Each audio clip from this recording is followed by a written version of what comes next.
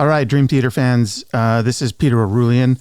I'm the guy who's been honored and fortunate enough to work with Dream Theater a couple of times to novelize big concept records that they've done. And, several years ago, I did a video where I walked through a little bit of the process behind the collaboration on the story element, and then did like a listen through of the album where I kind of added, layers where the story is intersecting with the record, and how what the record is doing in the lyrics and whatever story conversations I've had with John Petrucci in particular, and to a lesser degree, other members of the group have informed the development of the novel. And I got a bunch of requests to do that again. To be honest, this is mostly just for me. It's to kind of document the opportunity and to, while it's still fresh in my head, go through it. So up front, I'll talk a little bit about the process, which was covered in a really good stream that I did with John and James and Kim. I'm sure you all know. Couple of months before the novel was released, but I'll go much deeper. And I'll try and keep this organized. It'll be a little bit free form. I do want to say that there'll be spoilers in what I'm sharing. So if you don't like spoilers, you might want to wait if you intend to read the novel. If you never intend to read the novel, which is fine, by the way, and I'll get to that in a moment, then go ahead and watch it. Or I'll try and signal if there's something, and then you can mute during that part. But I want to say, and I said this in the stream, I don't think it's necessary for you to read the book. As proud as I am of the novel, and honored to have been, involved in this small way in the celebration of the 25th anniversary of the record, the record and the story and the experience is complete without this. And so I know many fans have chosen, they don't want to have anything to do with the novel. And I respect that because it holds a very dear place in many Dream Theater fans' hearts, as it should. It does mine. So this is not, any encouragement to go read the novel. This is really just for those people who have read it and are really interested in some of the background, me getting an opportunity to share that. But just to say again, the album and that story is beautiful, and it's compelling, and it's complete without anything that I've done with the novel. And in fact, the record is so beloved by fans that they have filled in the blanks that exist, or they've created additional, story to draw it together in their own minds. And so they have a good picture of what they think the story is for them. And John said, I think quite eloquently when we had the stream, that's great that, almost as many Dream Theater fans as have listened and adore the record. That's how many stories there are, because people kind of visualize it differently. Nevertheless, I got the sort of legitimized version of that in the collaboration to do the novel, and came out, a couple of months ago now. And so it felt like a good time. It's about to be the new year to kind of reflect. So I'm going to do that. So let me talk about the process. Some of this might be redundant with the stream that we did with Kim, so I apologize if it is.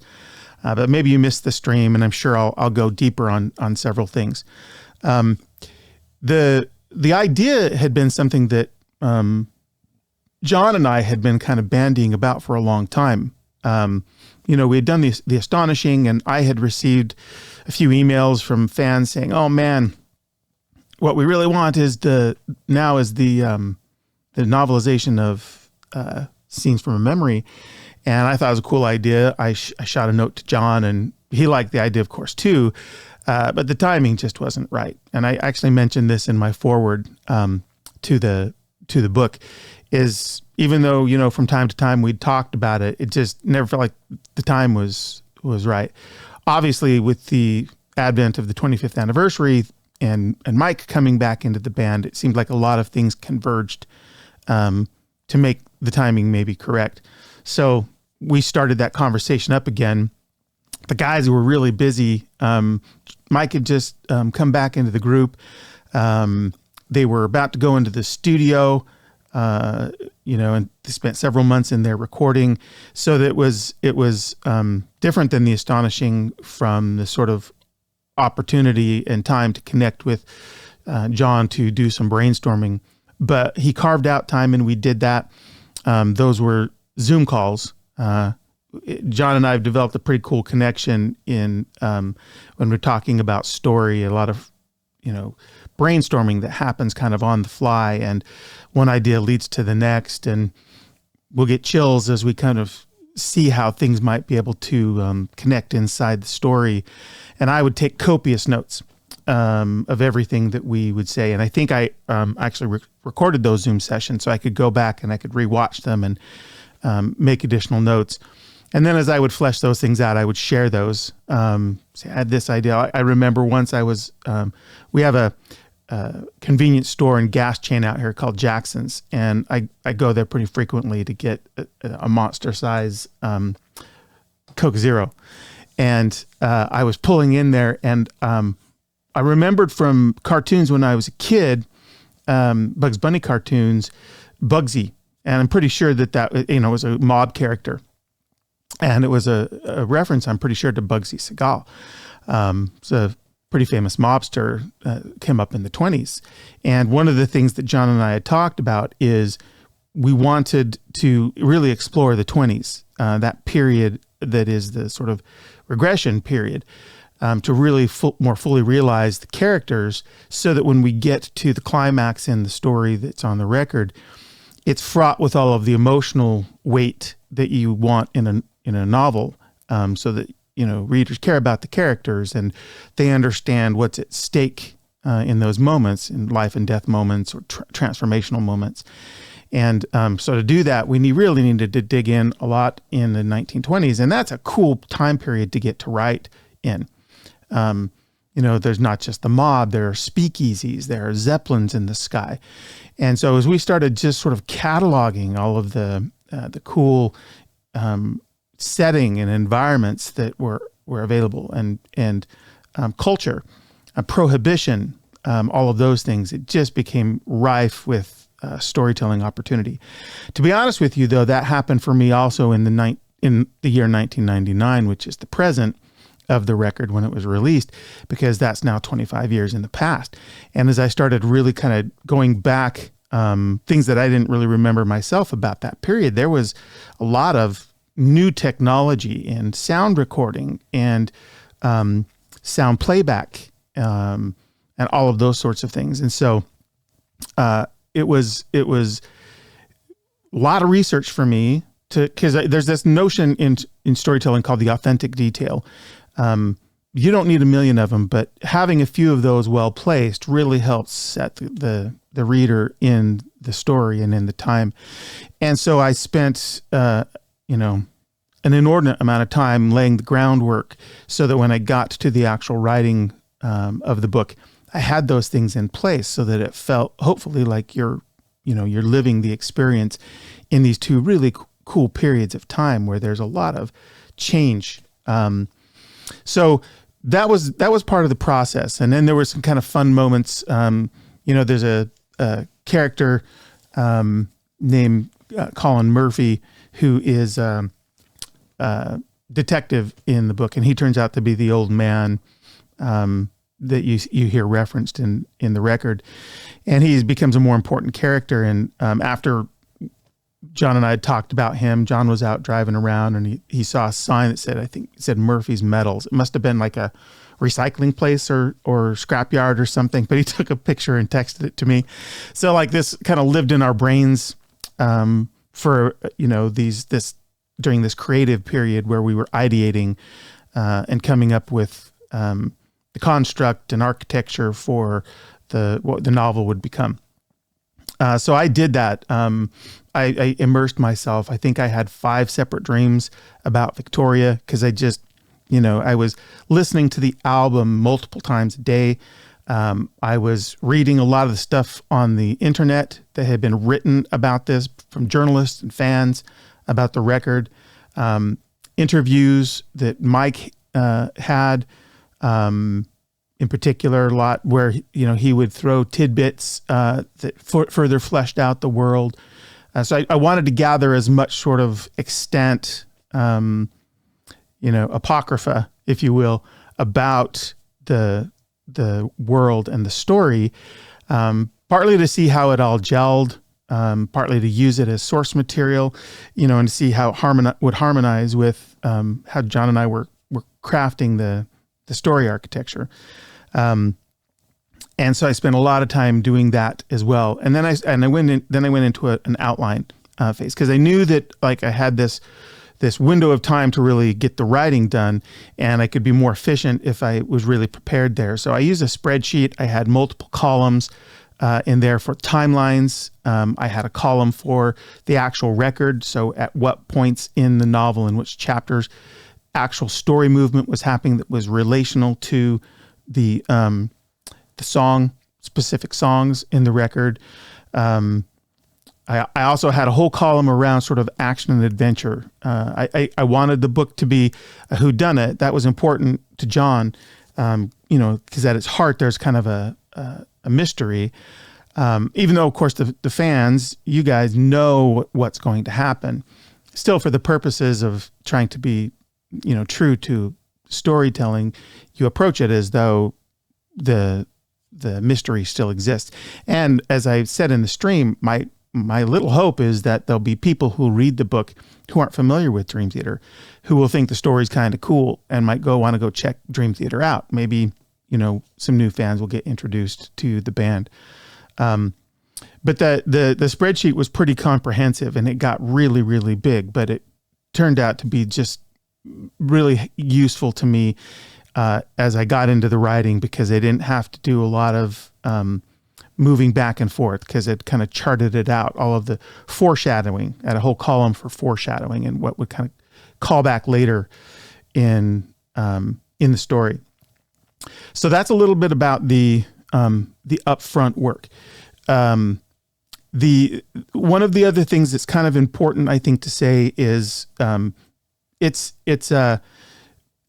and I kind of really got into this idea a lot of Metropolis as not exactly an intellectual property, although that's certainly a moniker that's apropos here, but as this fictional universe in the same way DC Comics or Marvel will do, where there's a universe, a place where stories get told. And so in that way, as many stories as the band ever wants to tell, there's obviously Metropolis Part 1. They have a relationship because they're set in the same place. And so having elements of Metropolis show up in, or create the architecture such that they could show up in other songs, records, written stories, was one that we really jammed on a lot.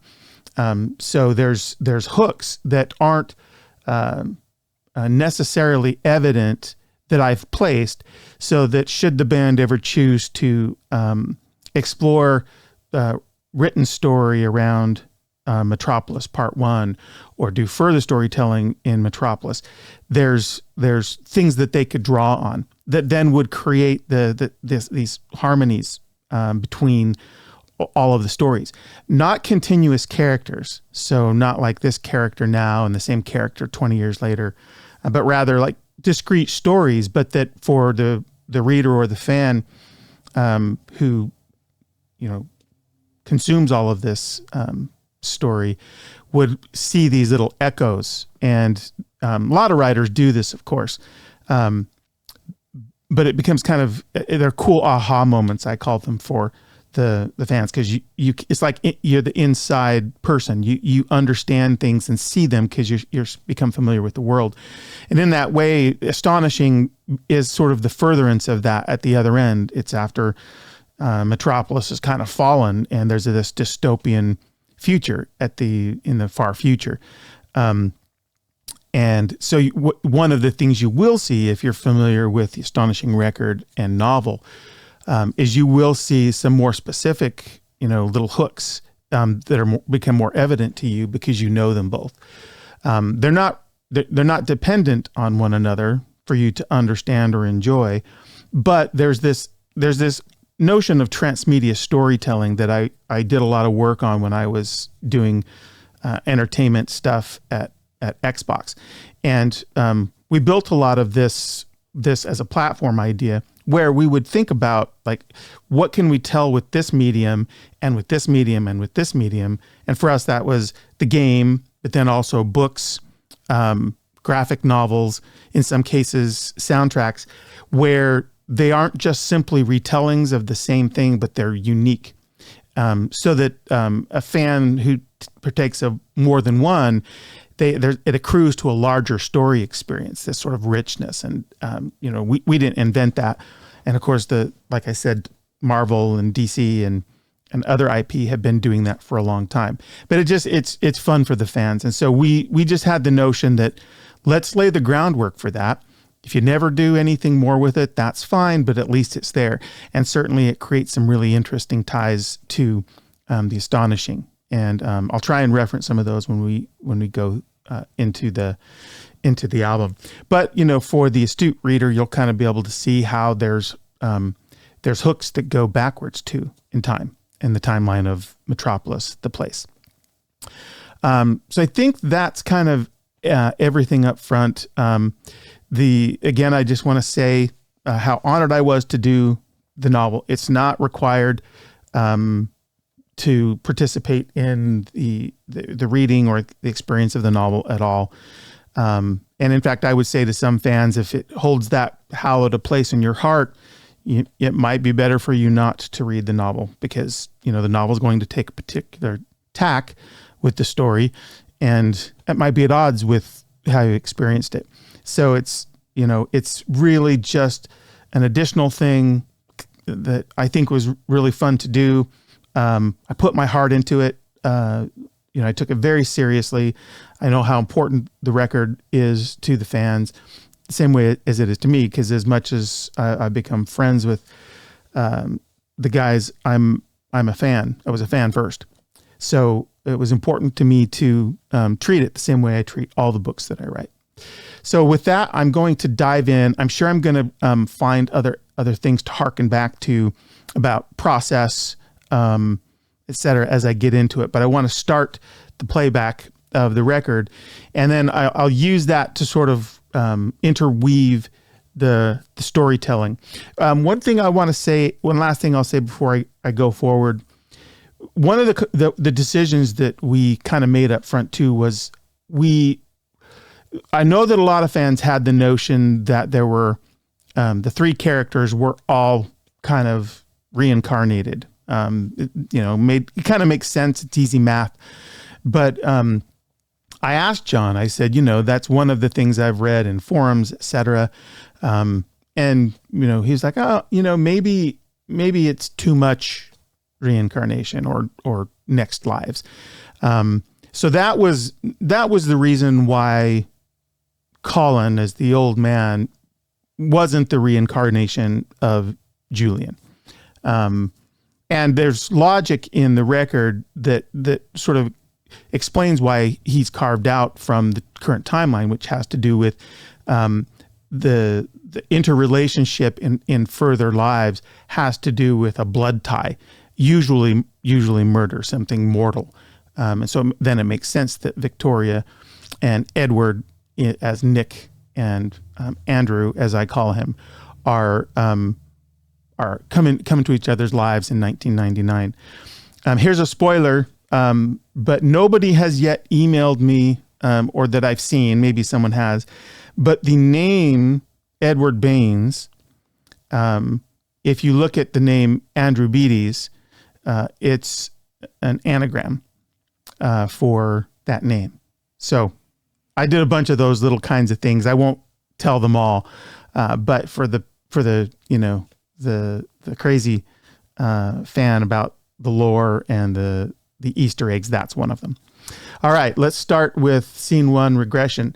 One of the decisions that I kind of made early on, and this really came out of my hindbrain as I listened to the record, is the sound that you hear, the tick, tick, tick. Oftentimes in sort of stereotypical storytelling around past life or regression therapy is that actually, I'm going to take one more callback. Sorry, before I get there. Where I was going with the thing on the worlds, an IP, is that while it is definitely a version kind of New York, right? Because it's definitely geographically how we thought about it. It's not exactly New York. So while and I'll give you some of these as we go through, but there are definitely places and streets that are exactly like they are in New York. There's also like an element of magic. For some, the notion of past life regression itself is, it's not a real therapy. And I don't make any opinion about that with the book, or for people who take that as a meaningful way for them to have treatment, et cetera, like that. But there were some fans who said, that's in its own way kind of a magic system because they don't necessarily believe in that. And that's fine. But there were other things that were sort of, subtly magical. One example is, we elected to make Nicholas a sound engineer, who does sound recovery, audio recovery. That's a real job. And I did a lot of research on that. And so a lot of that's authentic and as it is in the world. But I wanted to take that further. And so, one of the things that is not evident yet in that technology, although I think it might get there, I certainly don't, I think it's plausible, is the notion of audio signals, vibration being able to be picked up by something like a gramophone, even when it's not playing to a recordable disc. And that becomes a really important element in the solving of the murder later on. What is true is they do use these crazy microscopes to look at media and to find the vibratory patterns that exist in them by being able to look at how the stylus has gone through the media and created the pattern of the waves. That's all real. What I did was I just took it one magical step forward to posit the notion that you could pick up additional audio signals or vibration signals, even if it's not a recordable medium. And so the point being is that there's other subtly magical things about this. And that's very, the same thing that Marvel or DC does is you have some latitude to do some things that are fantastical, because obviously it's a piece of fiction. So I'll try and point some more of those out. But back to the first track on the record, Regression, I had always heard that tick-tock not as a stopwatch, or a pocket watch, which is often the case as you see it in Hollywood, et cetera. I heard it as a metronome, now, or maybe a grandfather clock. But the ticking just sound, it's a little bit more resonant. It's a little thicker, deeper than a pocket watch, at least in my mind. And I had this. I was aware that there are techniques in regression that use audio cues in order to create sort of pattern and piece in the person seeking the therapy or the session. And so because a lot of my lens for all of this is music, I thought, what would it be really cool is if this were an actual metronome. And I grew up with the metronomes that look slightly pyramidal, and you pull the hand out and it goes back and forth like this. So that was what was in my mind. And of course that becomes really important at the end. So as this opens in my head, that was what I was seeing. Now, sorry, there's so much work in this. A couple of more things that have just sprung to mind before I start the record. The record opens sort of in media res, as they say. That's Latin for in the middle of things, and which is the right way, a good way to start any story. And it begins with this regression session.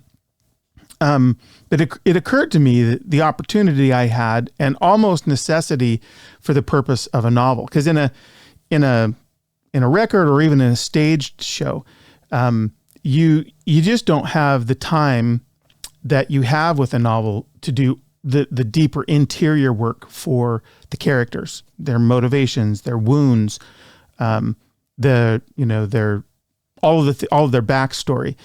There's just not sufficient time. And with a novel, you have that time. So one of the things that you'll find, and I think there have been some of the fans who recognize this, is that opening moment on the record comes at the very end of chapter 11. So that first part of the book is sort of establishing the characters, who they are, what they want, what they're struggling with. And then the other architectural thing in the book is that I wrote it in halves, alternating chapters between 1999 and 1928. So, and then I tried very hard to have those chapters have some relationship. So as you're moving in and out of the timelines, they sort of resonate with each other in interesting ways, and instead of being like sort of cold changes. So the first 11 chapters of the book are that setup, introducing you to those characters, what their problem is, because all storytelling begins with a character in a setting with a problem. So that it becomes that setup. So when the record opens is where we have learned who Andrew Beatties is, who Nick is, Nick's family, Jen and Billy, the Victoria, Edward, Julian, Cornelius, Edward and Julian's father. We kind of have these people as our cast. And then now we're going into the regression, which is where the fans are very familiar with, the basic story architecture beginning. So let's start regression here. So here we have, in my mind, the metronome. Close your eyes and begin to relax. Take a deep breath and let it out slowly. Concentrate on your breathing. With each breath, you become more relaxed. Imagine a brilliant white light above you. Focus in on this light as it flows through your body. Allow yourself to drift off as you fall deeper and deeper into a more relaxed state of mind. Now, as I count back from 10 to 1, you will feel more peaceful and calm. 10, 9, 8, 7, 6. You will enter a safe place where nothing can harm you. 5, 4, 3, 2. If at any time you need to come back, all you must do is open your eyes. So I may be having some audio issues, and I apologize for that. I'm not a professional podcaster. So bear with me. But I think it'll be fine. You guys know the record, so you don't need to listen to this to hear the record. The thing with Dr. Andrew Beatties, who is the character that we're hearing here, and I've sort of given him this name, and as I said, it's kind of an anagram for Edward Baines. I wanted a character that was a little bit pompous and full of himself, affluent, and who had this profession, but where there was subtext. It wasn't only about him trying to help. And obviously that's true because later we find out who he is. But one of the things that this led me to think about is, like, how would Edward Baines, reincarnated as Andrew Beatties, who is a past life regression therapist, how would he come upon Nick / Victoria in order to have the opportunity to kill her in sort of revenge in yet another life. And, for the purposes of a record or a staged show, you can kind of suspend a lot of disbelief and just say, could be happenstance. Or you could hearken to the logic I shared a moment ago around, hey, there are blood ties that exist between tragedy, like murder, such that those people are sort of doomed to, in their next life, come into contact. And that's inside the world of the fiction, that's a rational response, I think. And it's certainly that was logic we already built to create the reasonable belief in the proximity of the characters being reborn such that they could do that. And that's what the blood tie thing is about, for me and for the purposes of the book. But there's still there's a lot of, it's an amazing coincidence for that to happen. So with the book, what I had the opportunity is to try and lay the rationale for that. And that becomes that Beatty's, having been, Edward Baines, becomes sort of aware that there's this regression possibility. He begins to work with the government, and he lays the groundwork for him to be able to be pulled back into and made aware of his previous life before he even dies. So then when he is reborn, or his spirit carries on into the new body, which is Dr. Andrew Beatty's, he has a network to feed him back to his resources, and for him to then, in the same way, create a network to try and pull in Victoria once she is reborn or comes into her next life in another body. And that takes the form of these therapy sessions that Beatty's hosts in Metropolis for people with PTSD, because one of the things he learns is that this blood tie that is created between people in one life such that they will come into each other's lives in the next life creates a PTSD response. And so, he's aware that people will seek out help for that. Now, there's still some happenstance that has to take place, but it becomes a reasonable suspicion then that he could, lay this trap essentially for Victoria when she comes back. And that's how he finds Nick. We don't open with that. We open with Nick having these dreams and wanting to try and figure out what that is. But that's all some of the groundwork, the sort of pre-album start work that kind of brings you to this moment that we're listening to in Regression.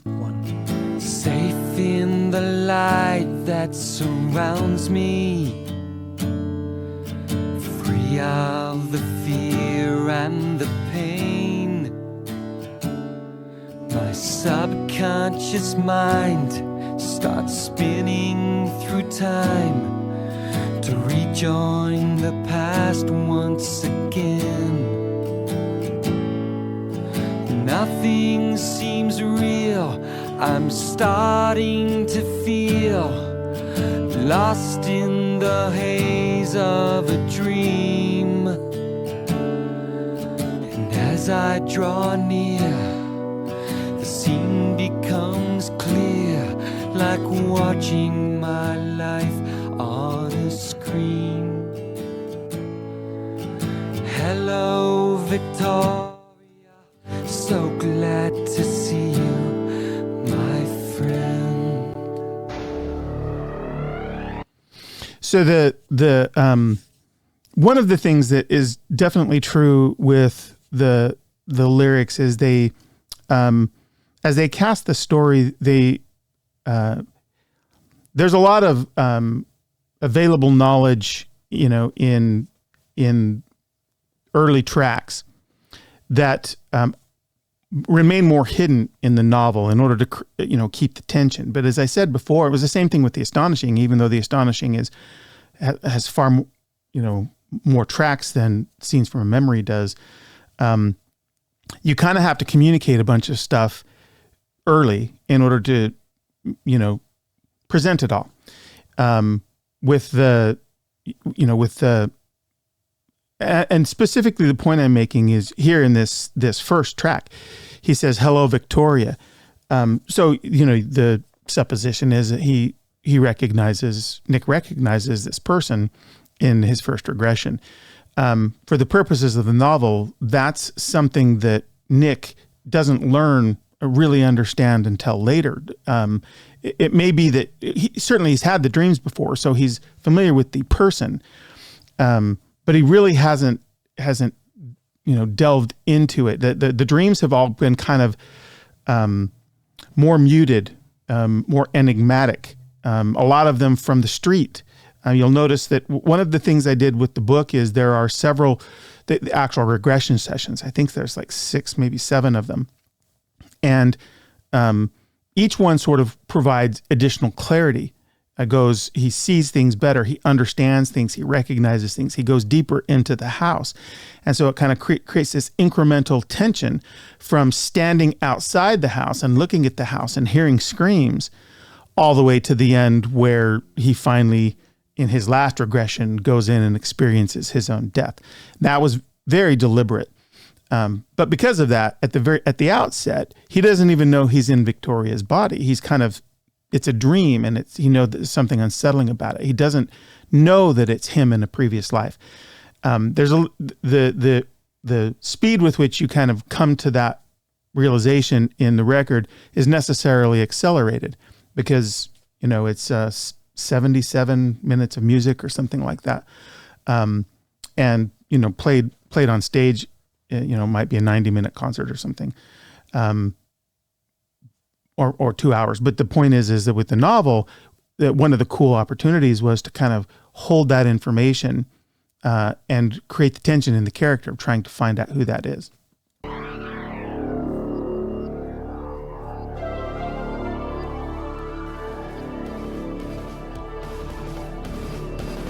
I don't need to tell fans some of these musical themes that echo back to Metropolis Part 1 or, throughout the record.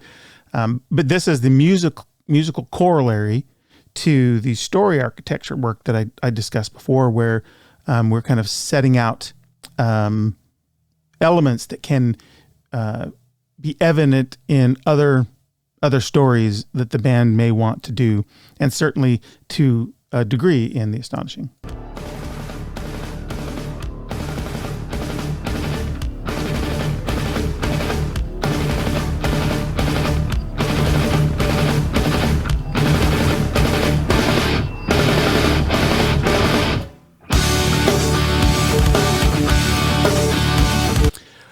That's sounding really loud for me. I apologize if my levels are off. Again, this is just me I'm not a world-class audio engineer.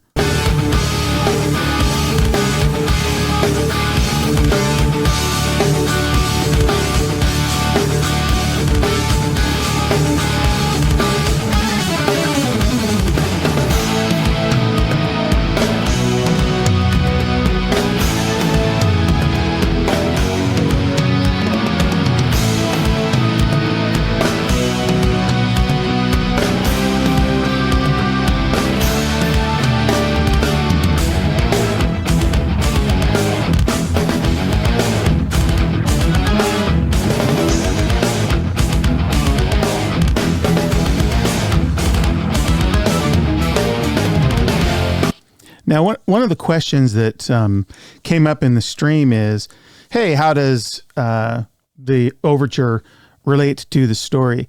It is. I mean, it's not obviously a one-for-one because there's no sort of information that can be communicated. But what I did do, and I discussed this a little bit, was I listened to this album, I don't know how many times, multiple times a day for months. So, had to be 150 times.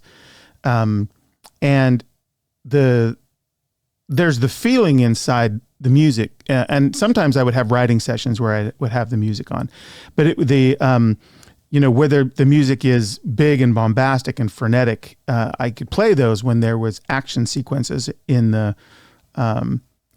book, and I would do that. And so it in a way it informs, if nothing else, it inspires me with movement and to try and keep the pace frenetic when it needs to be. And there's also sort of mood, the mood of it. That's an ineffable thing. It's hard to qualify or quantify that in terms of how it made its way into the book, other than things like pacing. So, for instance, when I was writing the scene where Victoria has to jump out of the Zeppelin and her parachute fails at first, or the train heist scene. Those things, like there's a lot of action and pace and momentum, and the many of the songs have that feeling inside them because the band's doing things that are frenetic, and so I would use those just to kind of create mood.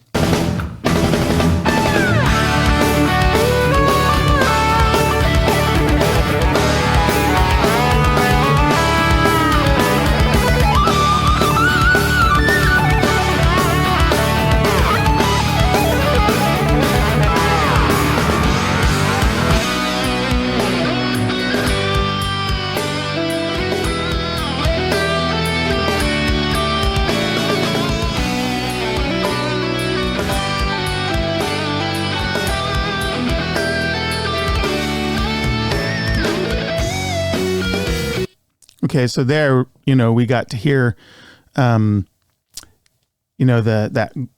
great line, melodic line from Metropolis Part 1, played by John. I think the fans delight in these audio echoes.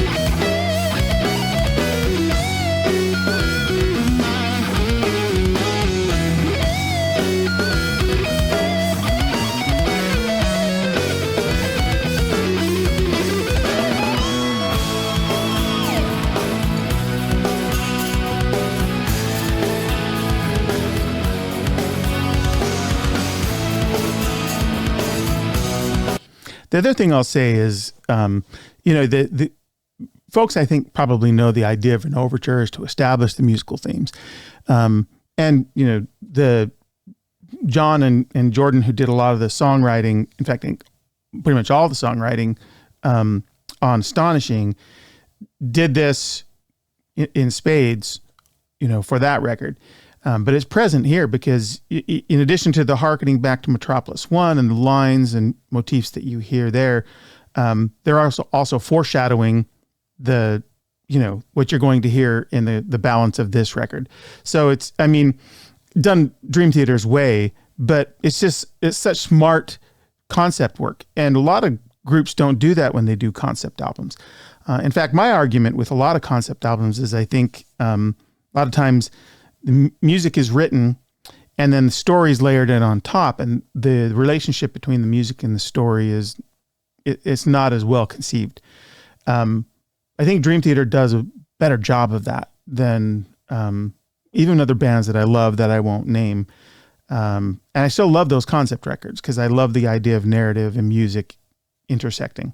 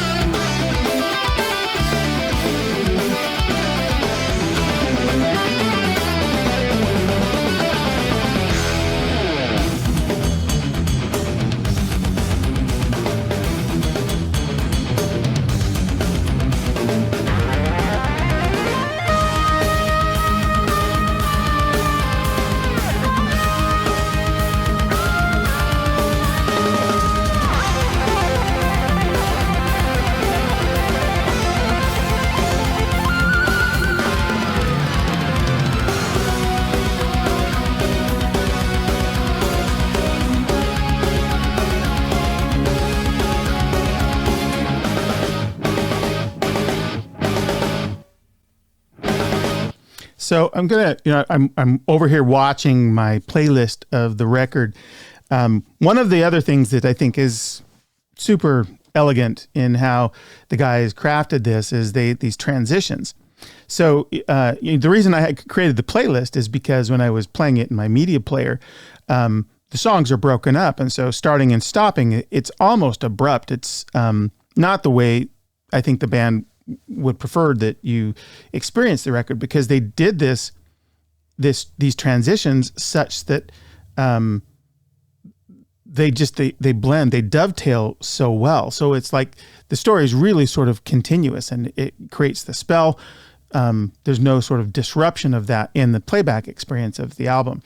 And I love that. Usually you don't hear that with concept records, even by bands you love. There's a more formulaic start and stop to the songs, which is fine. And that maybe works better for radio to the degree that progressive metal makes it on the radio very much.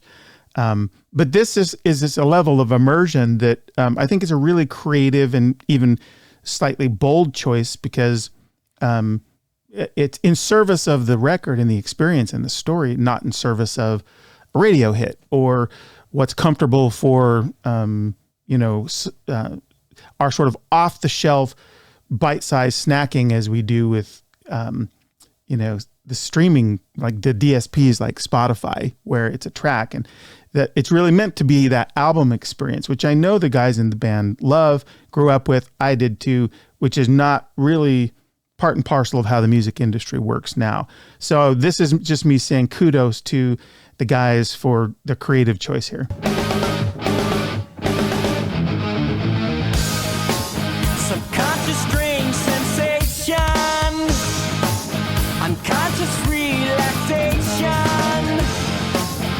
What a pleasant nightmare. Now, one of the things that I'm sorry, I'm going to do this sort of interruption as things occur to me relative to the novel. One of the things, the first chapter of the book ends with Nick having had a nightmare. He's disoriented. He rushes into his house because he's been out in his studio doing some audio recovery for a metal band. And as he goes in the house, he's still very disoriented. And his wife ends up actually rolling out of bed and comes up with a gun on him because he's blasted in there with a bat. And he's had this dream, and the dream is she has assumed, his wife has assumed, it's about their own daughter who has passed. Emily, I believe is her name. The point being that Nick has some trauma beyond just the nightmares.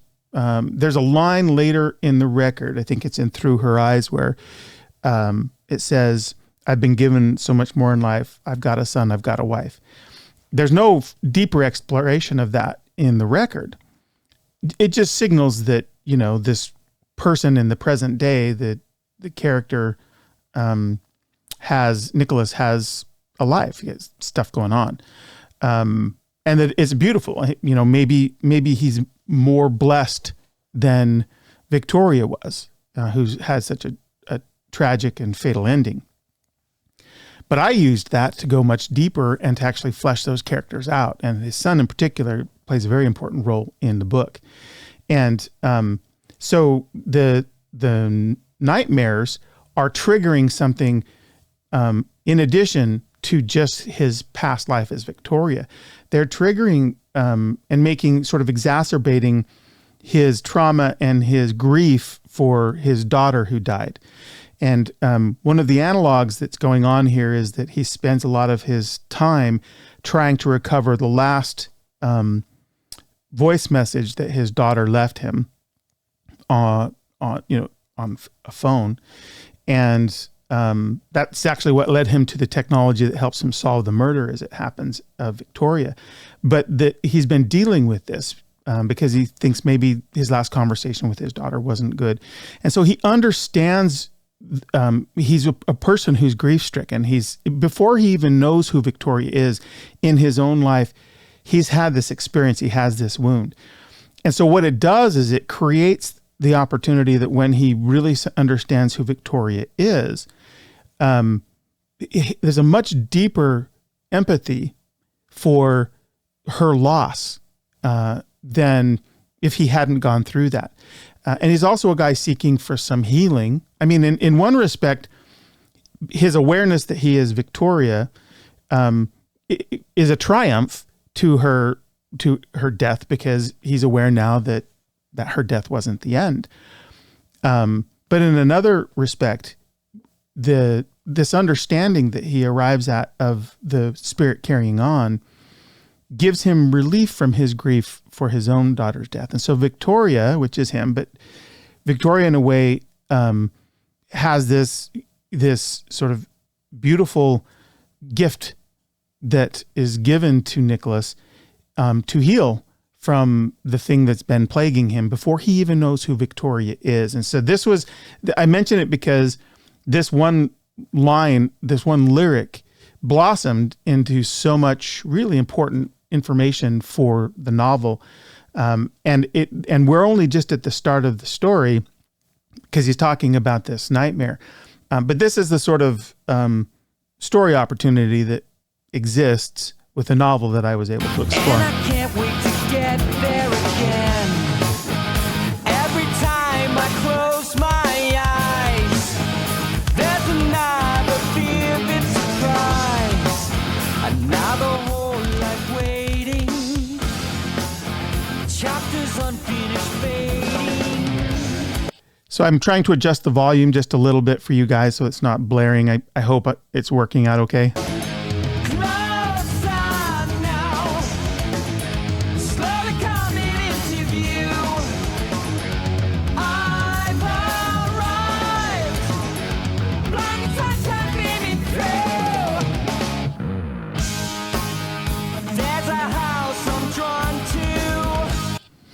Okay, so this was one of the other things when John and I were talking about the house. There's a line later where, Nick, as he's referred to in the book mostly, goes to the house that he's drawn to. And we'll talk more about that when we get there, but you can kind of see in Strange Deja Vu this sort of laying out of the setting, because even in the first Regression, Nicholas sees the house. He doesn't experience going all the way into the house, as I said, and experiencing the murder, but it lays out the house. And this becomes a way for Nicholas later to go and find it. Familiar settings, nothing new, and there's a pathway leading there, with a haunting chill in the air. There's a room at the top of the stairs.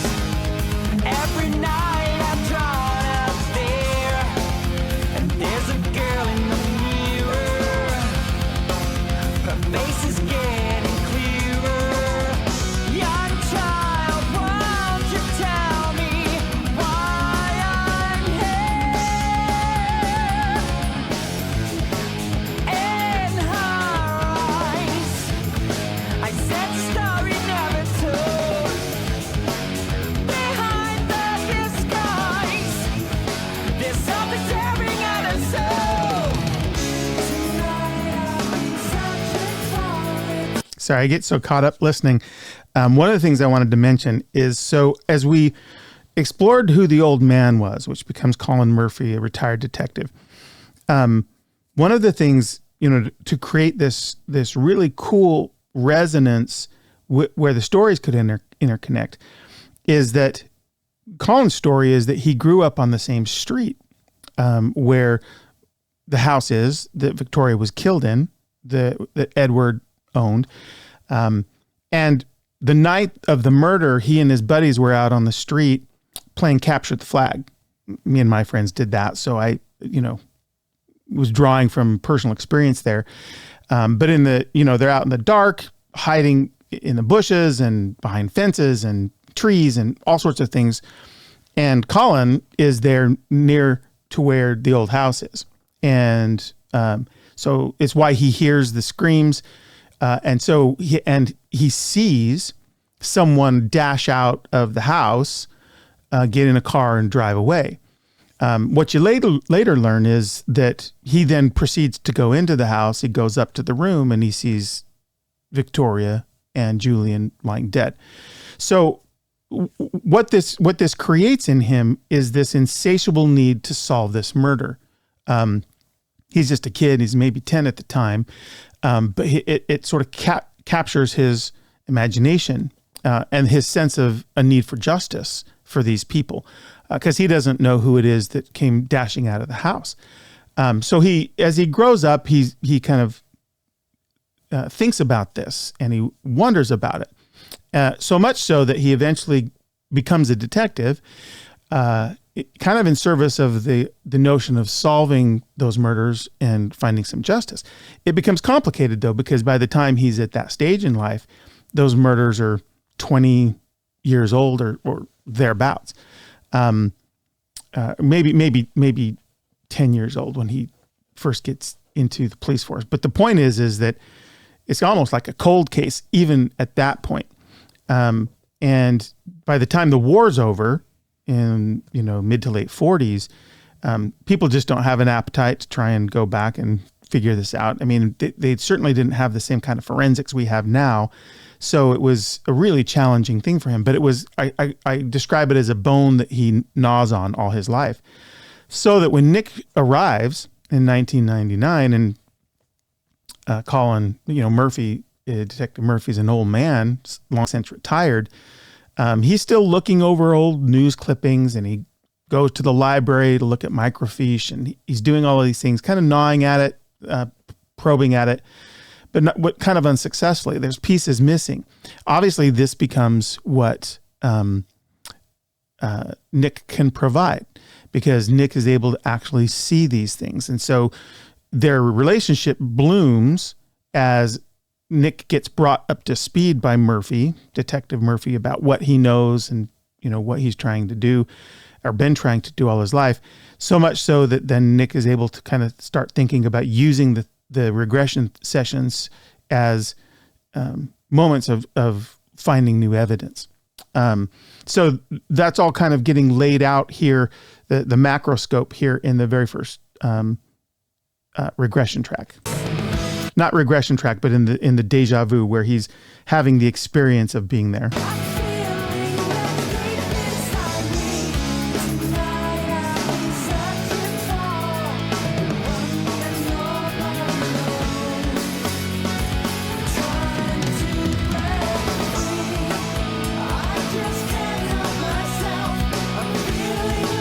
One of the things that, again, I did a lot of research on is, medication that's used for like nightmare suppression. And I think it's pronounced Pitocin, but it's an actual drug that's used for that purpose. And Nick doesn't actually have a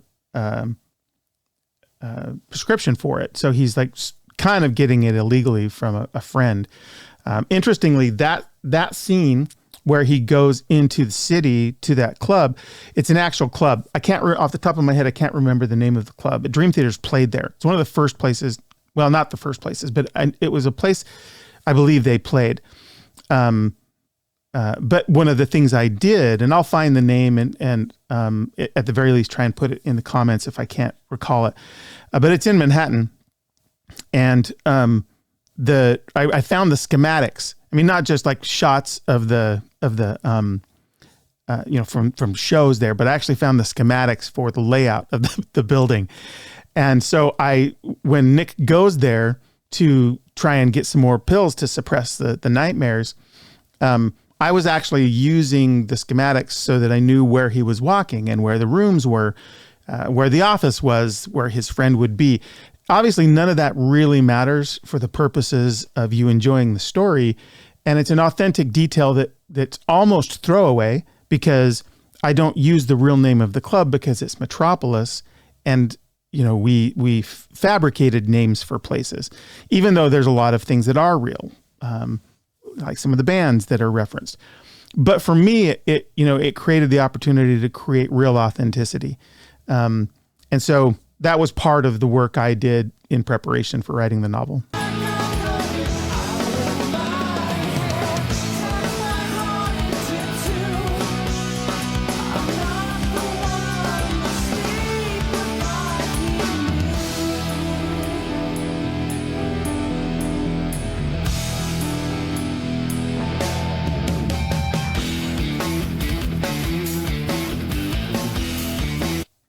Now, one of the things that I didn't really use is the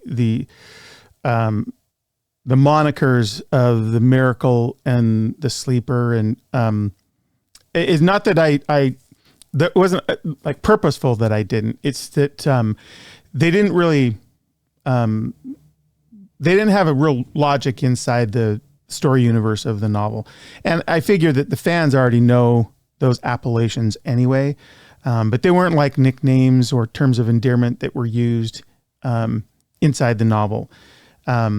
So those don't show up anywhere. But I figure that fans know who those people are, and they're able to kind of sleuth out based upon everything that you've heard from the previous track, Metropolis Part 1, and from the band Who's Who.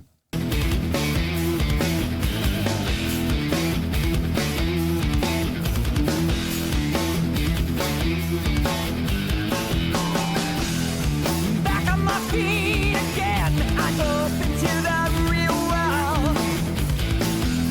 Metropolis surrounds me, mirrors shattered the gale. Why is this other light haunting me every day? I break through to the other side, if only I find the way. There's something from you, yeah. Feeling so hard to shake. Could I have lived in that other world? It's a leap that I'm destined to make. Still searching, but I don't know what for.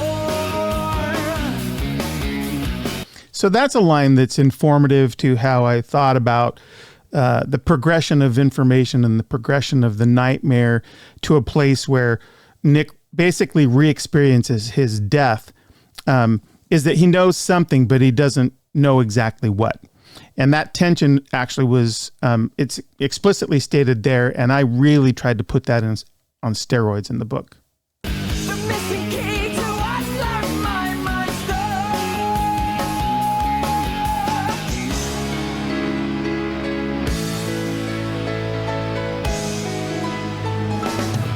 Today I am searching for it.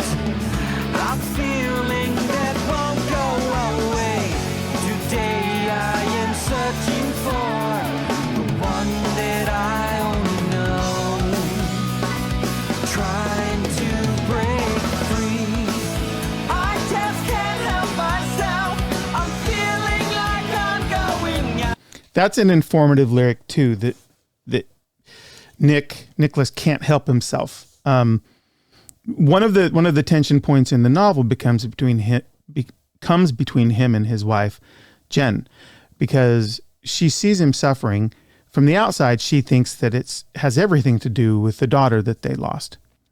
Daughter was killed. There was a couple coming down the highway where his daughter and her friends were driving and hit them head-on crash. So his wife, Jen, thinks that it has everything to do with their daughter. And she keeps kind of imploring him to let it go, to try and move on, because it's his obsession is creating problems in their family, distance in their family. And she begins to increasingly say, look, you got to figure this out because it's destroying us, and I'm not going to let that happen, essentially. But it's this obsession. He is obsessed with his daughter's death. That's a really important thing. But the thing that's beginning to become a compulsion is figuring out what happened to Victoria. And part of the reason for that, and why it became, to me, important to create this tragedy in his own life with the death of his daughter, is that he wasn't there for his daughter. Fathers, I'm a father, irrationally very often think that they should be able to do everything to protect their kids. At least that's an instinct or a desire. It's irrational because you can't do that, because you can't be with your kids all the time. Nevertheless, I know fathers, and I've done this myself, hold themselves accountable for things they really aren't accountable for, and they feel a sense of deep guilt when their children suffer, where they think they should have been able to prevent it or wish that they had been there. And so part of Nicholas's obsession is he wasn't there for his daughter, and it's torn him up. He's self-aware. He knows that's true. But maybe he can be there for Victoria, not to preserve her death, right? We know that, of course, but to give her justice, because his daughter's death was senseless. It was, a couple of women were high and hit them in the crash. For Victoria, it was, it was still senseless, of course, but it was premeditated. And it was tragic because, I guess all deaths like that are tragic. But the point being, he wants to try and be able to do something for her. And he has this instinct that Victoria's, these nightmares have a lot to do with him maybe giving her some peace, making sure her story's told and there's accountability. One of the things that one of the really cool suspensions in the record is that Nicholas is killed at the end, right? No spoiler there. You guys know that. So we don't really know if there's any accountability or justice for Nick, of course, but for Victoria and Julian, which is part of what Nick was hoping to do. And that sort of suspension is a really cool sort of cliffhanger. It's like a suspended chord at the end of a song where there's just this something slightly unresolved. But for the purposes of books, most often readers kind of want to have some sense of closure. And so one of the decisions we made was, we'll have an epilogue, and we'll put a capstone on some of this stuff. And that became like really great purpose for Colin Murphy, who's in the story as the old man, but also has his own story, which is his sort of having been plagued by wanting to have justice as well for this girl that he saw after she was killed and her lover, to be able to finally do that. And that's what happens in the epilogue. So again, so much of what's being telegraphed here became leap points for broader storytelling.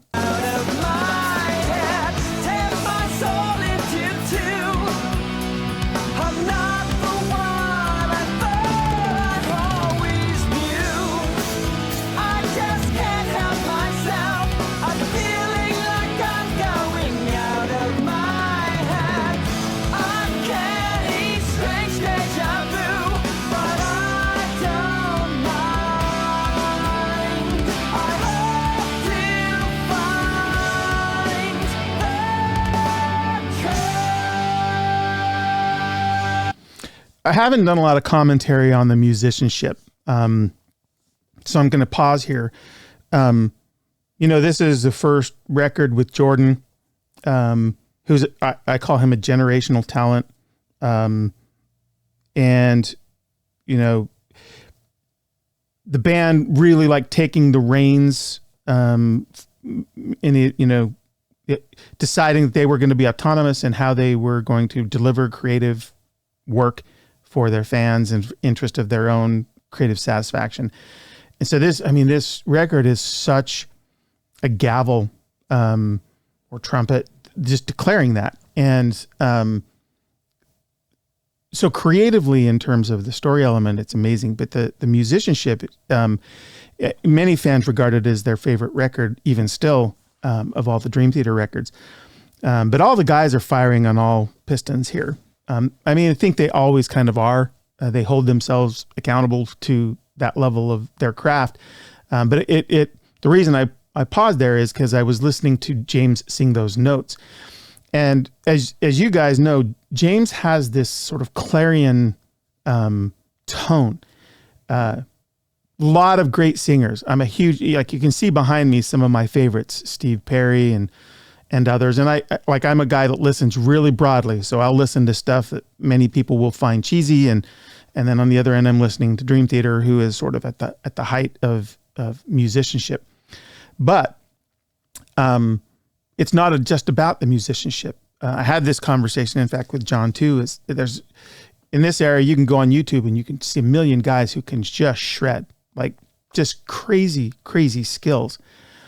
And that's fantastic. Way better than I can do. I can play a couple of power chords. But being able to use all that facility to write a song is a different level of musicianship, at least in my opinion.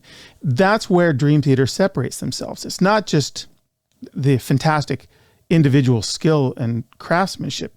It's songwriting. And this song is such a powerhouse in that regard. And when I listen to James sing here, he uses this clarion tone, which is unique to him.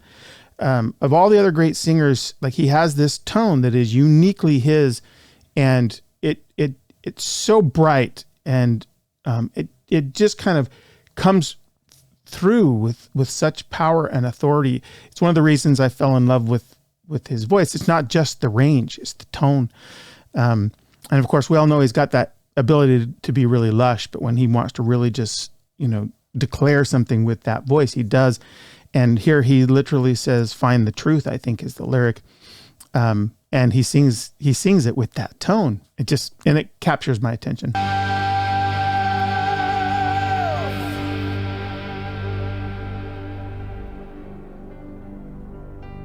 Hear that transition again, just like you're watching the story, listening to the story take place. No interruption.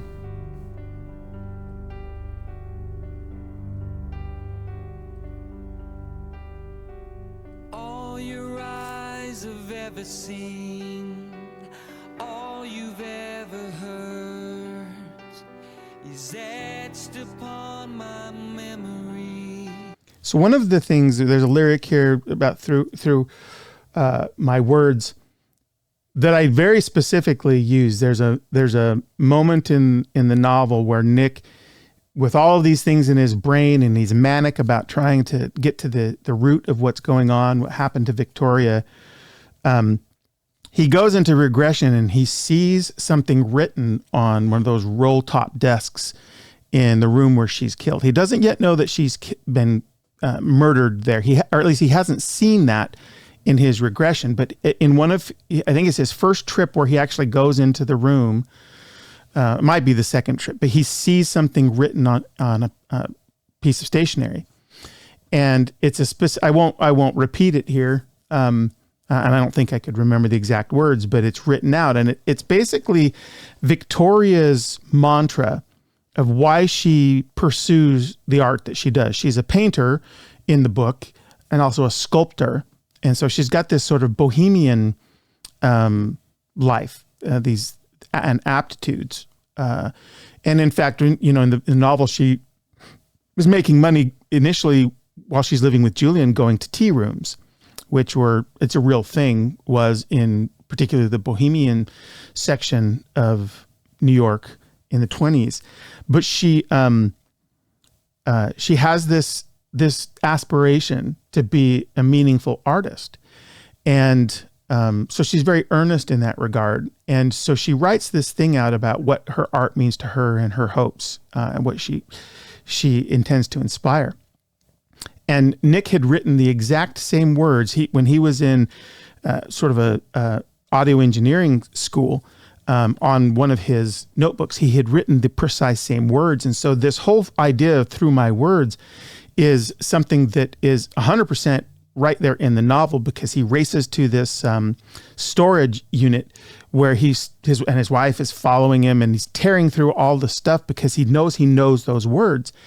And he finally finds this old binder, and it's verbatim, so here's the connection again. He wasn't really sure, but there it is. So the sort of relationship between who he was as Victoria and who he is tightening, and that this idea of through my words, I wanted an explicit example of that in the book, and that's what that is. Spoken through my words, all that I take with me is all you've left behind. We're sharing one eternity. One of the things on the music, maybe this is part of that songwriting comment I was making, but as I listened to it, I just got a chill. I get it a lot when I listen to Dream Theater music, and it's there's this in this track. There's this kind of haunting sadness, as you know. James is lyrically exploring the relationship between who Nick was and who he is now, and the words are sad. There's intent in them, I think, in trying to discover the truth of what happened to Victoria. But it's just so apropos of the story. This is a moment where the band again found a relationship between the music and what they were communicating with the story that is in perfect harmony, not like musical harmony, but like idea harmony. And part of what separates this concept record, like I looked at no end of lists of the top concept records ever written as I was doing this, just to kind of see what the world, you know, how they regarded this record. And it very often is on that top 10 list. But I think the things that I'm describing here separate it even from those that people might list ahead of it, because I think the band either instinctively or deliberately or some combination of both married the story to the music in a way that I think a lot of groups, they don't do quite as well. Living into minds, linked by an endless thread, impossible to break. There's also something I'll say about Jordan here. If you haven't listened to his early solo work, and I'm sure many of the Dream Theater fans have, he's got some work that is, it's not the shred stuff that we maybe know him more for. Some really reflective stuff. Really reminds me of some of the early Wyndham Hills artists. And that's new age stuff. And I'm not apologetic for the fact that I love a lot of that stuff. David Arkenstone and Mannheim Steamroller. I love that stuff. And some of Jordan's work there, some of the work I've listened to the most, like that I'll go back to, is that stuff. And it's present in a track like this, which is the perfect audio complement to the story.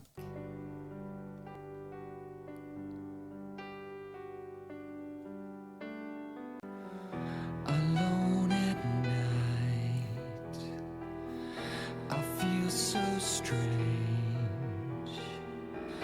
I need to find all the answers to my dreams.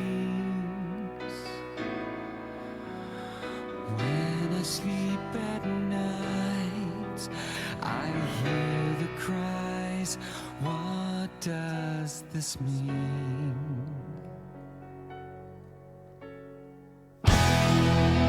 So before we get into Fatal Tragedy, he hears the cries. So one of the things in the progression of his regression sessions, again, there are at least 6 or 7 of them, is initially he hears the cries, but the full experience of it is something that kind of has to open up to him as he's willing to see it.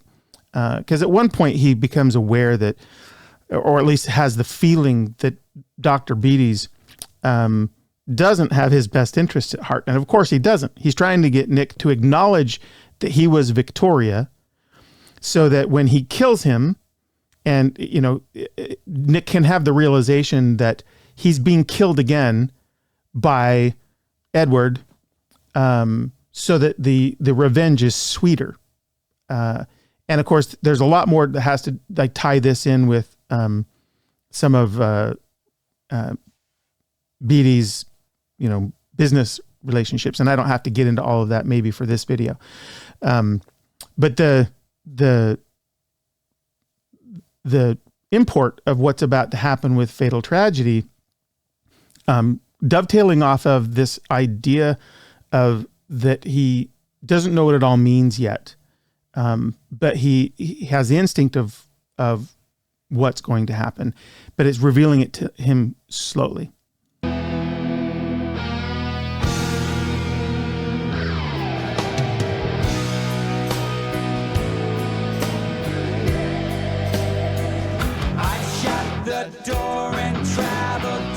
another home.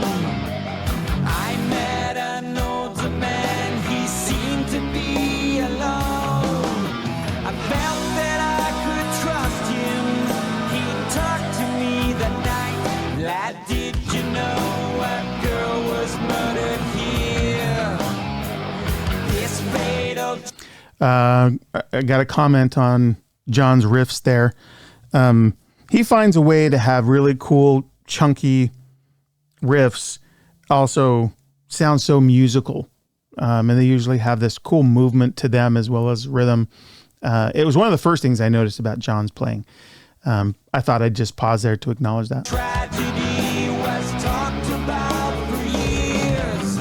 Victoria's gone forever, only memories remain.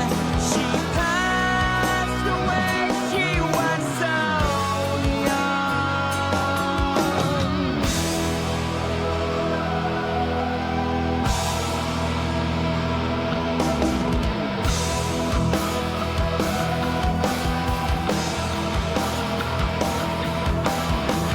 Without love, without care, there can be no turning back. Without faith, without hope, there can be no peace of mind.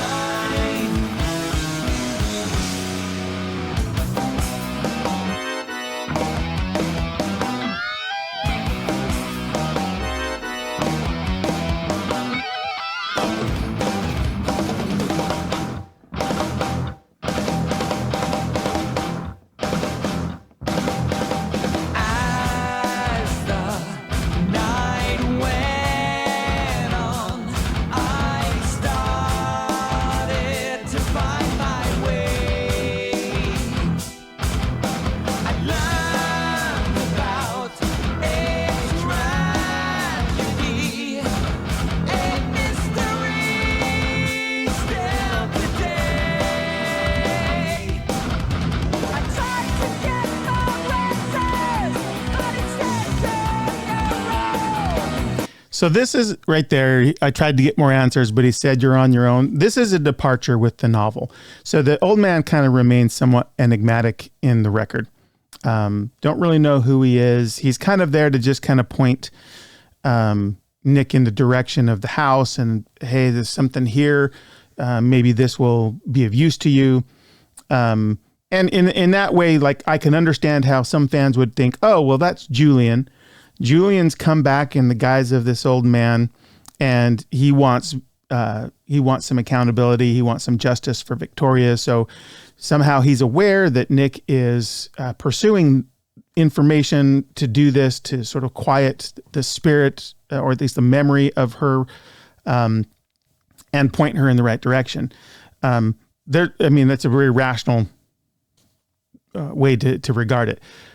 John and I did talk about it, and we elected to go a different direction. And once we started sort of riffing on the old man, we, as I mentioned before, I think we elected to have him not be a reincarnation of Julian. And then I said, the idea I had is that, what if he is an old detective and has been trying to solve this murder all his life, and that just snowballed into all of the stuff I shared before. So then in that way, from that moment on, and I think that's about chapter 16 or 17, where Nick finally goes to the house. From there on, Murphy is a very important part of the story. And in fact, he's the epilogue. They turned away and left me as I sat there all alone. He set down the trail as the future days unfold.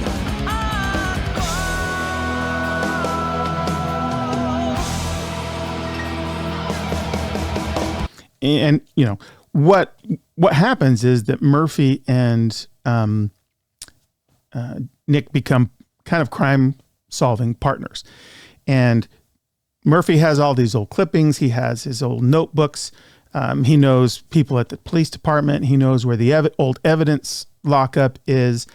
And he's been studying the case forever. Nick has these feelings. He has these visions, these dreams, and this this obsession too, to solve the case. And so they become partners to try and do it. So he doesn't kind of depart. The old man doesn't depart. Murphy, who is the old man, they actually strike up a friendship. And we'll get to more of that here in a minute.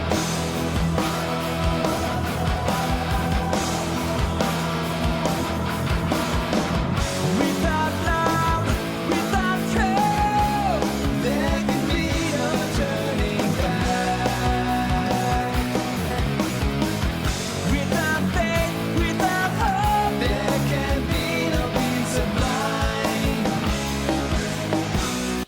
Now, one of the things that I did weave into the novel, I didn't go far with it, certainly not to the extreme of being doctrinaire, but it is true that Nick's wife is a believer. She's an observing Catholic. There's a point at which she's heading to church with their son.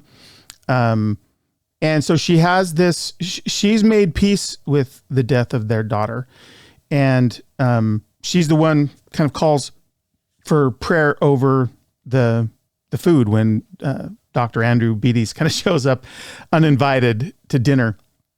And she has some harsh words for him when he sort of tries to manipulate their son, because he's aware that Danny, I think it is. I'll have to look, sorry. Having visions, like he's seeing things in sort of sentient way, a clairvoyant way of what's going on. He's drawn some pictures. He's heard some things. Anyway, the Dr. Andrew Beatties is, he's trying to insert himself, and his, Nick's wife is aware of this. She has this sort of, she's a very smart woman. She's very intuitive. And so in the same way that she intuits that, she recognizes that one of the things that's, at least from her perspective, that Nick's struggling with is this lack of faith. She has a faith in a higher power, but he's sort of lost faith in everything. He's living in the past, literally. And it's part of what Victoria frees him from at the, in the end with Finally Free. In the context of the book, we're able to sort of add layers to that. And in this way, Nick or Jen helps Nick to see that part of what he's got to reclaim is some faith, some belief in something. It doesn't have to be God in particular, but his obsession with the past is sort of precluding him from being aware of the present, living in the present, having faith in the people and the life he's got, if you want to put it that way. And so these lyrics about without, faith and hope, it helped inform this layer of meaning for that character, and for this sort of untethered or this unanchored feeling and life that Nick is living, because he's so grief-stricken that he's not moving forward. He's not placing any sort of faith or emphasis on the relationships in his life, the people that are still around. And this was actually one of the moments I wept a couple of times, when I was writing. And one of them was the graveyard scene, and the first and the second one, where Nick realizes that he can feel confident again because the spirit carries on. And that was it was a real release for me, because I was writing this character who was tortured by the death of his daughter, now tortured that much more, understanding that he died before, and the tragedy of the life he lived and the death that he had experienced. And he reclaims this faith. So that was sort of a long ramble to get to that point, but he reclaims this faith. Again, it's not specifically in God, but it's in the notion that death's not the end. And that's a very liberating idea. However, you want to contextualize that either for yourself or in the context of the story. And so those lyrics, as I listened to them again and again, it seemed to me the fatal tragedy gets answered or has a resolution in hope and faith. However, wherever you want to place that.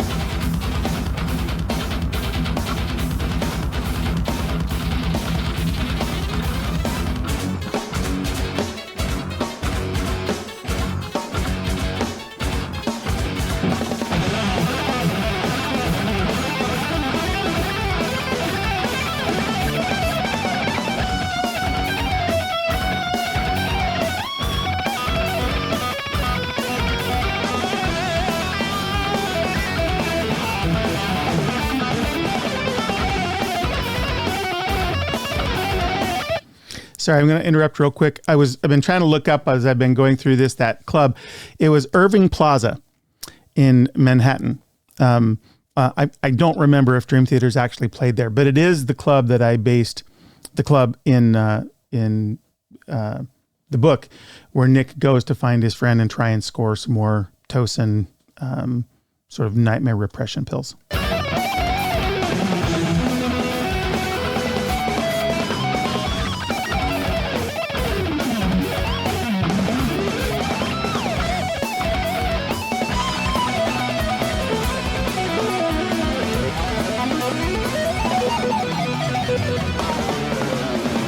So one of the things I'm reminded of here that I love so much about Portnoy's drumming is he has this uncanny ability to play with this sort of fierce technique and just to drive the beat and drive the rhythm, and then fall into a groove that is just so musical. Like, I mean, it's something that, and the thing is they always seem to be, they feel so intuitive, but he finds them coming in and out with, and I don't know how to describe it because I'm not a drummer, but the transitions in and out of those things always have them flow.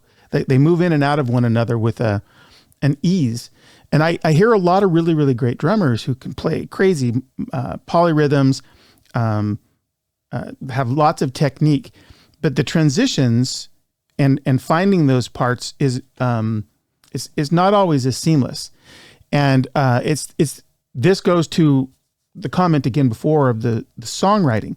I love watching drummers on YouTube who just shred. It's just crazy things they do. And covers are awesome. But covers are covers. I've done covers and it's fun to do them, but it's a very different thing when you're finding those things with such intuition as a songwriter. And Portnoy has that in spades. And I believe that's the reason he wins so many awards. It's not just technique. It's technique in service of songwriting. And, so cool that he's back with the group and we've got Parasomnia coming.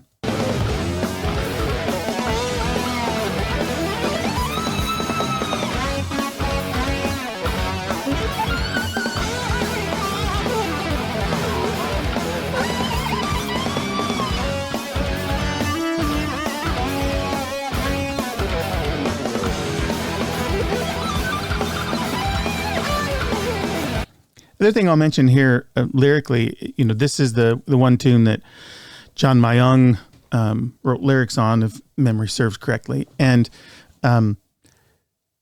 whenever Myung puts pen to paper, so to speak, I don't know if he writes that way, but whenever he writes the lyrics, he always seems to inject really important, big thematic ideas like faith and hope. Learning to Live, which was the first one where I sort of marveled at Myung's insightfulness when he writes something. I think, there have been more than enough people who talk about sometimes they feel like we don't hear enough of John Myung in the mix. I feel like I always do hear him in the mix. I don't know, I'm looking over here. But what he does is I said this before, but I want to say it again. I had a vocal instructor who would say to me, the art of the art is the art that conceals the art. And I know it sounds kind of cheeky, but what it's really trying to say is, and it goes to this songwriting idea, the ability to do what you do and not necessarily, and do it so well that it doesn't draw attention to you, but it's in service of the music or the experience that you're trying to communicate. Whatever the art is, that's the art in the art. It would be very easy for these guys to only go for bombastic stuff, right? Just to put their skills on display. And there's some, in transparency, I think that there are people who think that's what they do. I think those are people who probably don't listen to a lot of progressive metal or progressive music in general. But what Myung does so well is, with all of his ability, he makes what he writes always is so seamlessly integrated into the music that it's part of the whole. And that's not easy. It's not, just you could ride the root notes of those chord progressions and it'd sound great. But he doesn't do that. He finds this a way to, have the art of the art conceal the art. But we of course regard him very highly. We know him, but listening to the music, I wanted to take a moment to explicitly call John out, because what he does, is so part and parcel of the music that sometimes it can go without remark.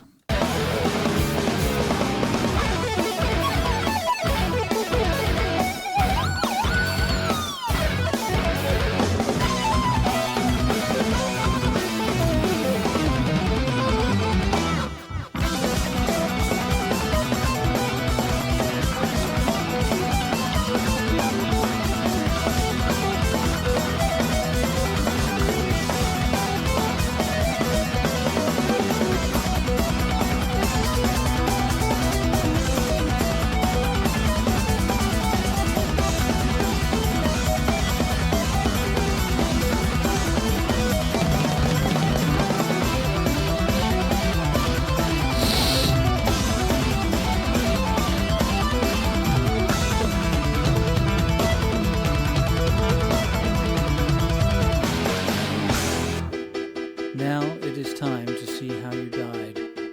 Remember that death is not the end, but only a transition. So there, like we are, as I've kind of said before, the narrative is compact and very sort of hard hitting with the record. In the novel, there are multiple regression moments, so that it's actually, I think, the final regression where Nick sees how he dies, because it becomes this moment where he becomes fully aware of the fact that he moved on, like that he was Victoria. So, for the purpose of this, we're on Beyond This Life, which is track 6 of 12. So kind of halfway through the journey, so to speak. But this moment in the novel comes, I would say, about, probably 75, 80% of the way through the story.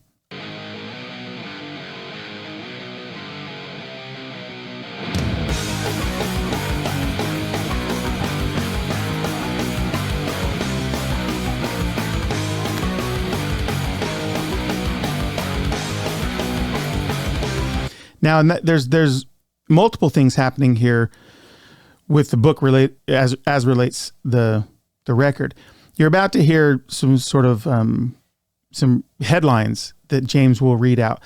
These actually come when in the book when Murphy and Nick go to the library and they're looking at some microfiche, and they're, trying to look for additional clues now that they've partnered up.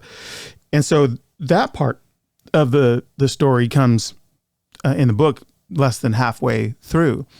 But the realization of him experiencing his death and knowing it comes later. So it was me sort of taking in the whole story and then finding the sort of information distribution for the purposes of a book that wound up being 99,000 or 98,000 words, which is a pretty healthy amount.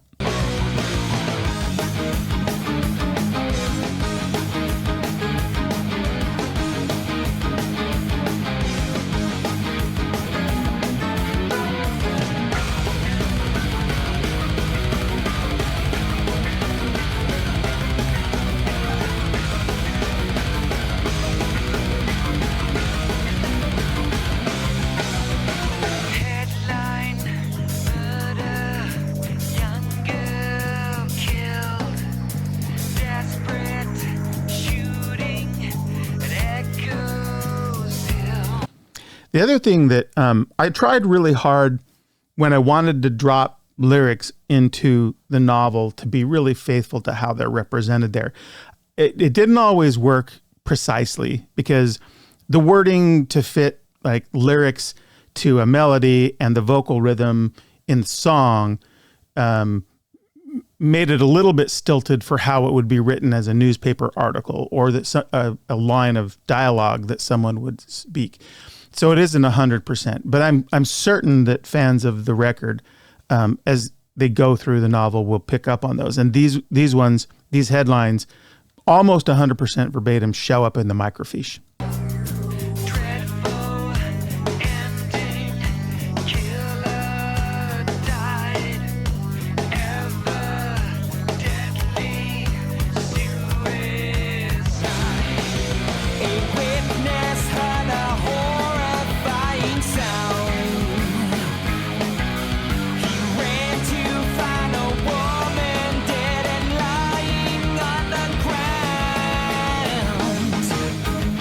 Now, I mean, the source in the context of the story for this information is the killer. It's Edward Baines. In the way I cast this in the book is that, still the source, but undisclosed. He was running for office or had been someone who'd run for office, a public figure. More than that is it was concealed because he had ties, powerful ties, not just in government, but to the mob.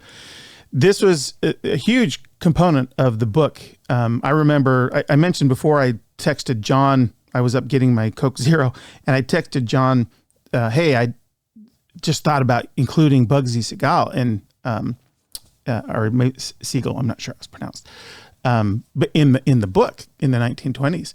He said, oh, and he texts back, I love it. And so that relationship between the mob and Edward is one that really expanded. I don't think it's really present in the record, but it certainly becomes pivotal in the book because his sort of power relationships lead to all kind of disaster for Julian, for himself. Ultimately, he reestablishes that rapport, but it led to cool scenes like the shootout in the tailor's shop at the very beginning of the novel. It led to the scene at the Broad Street subway exit.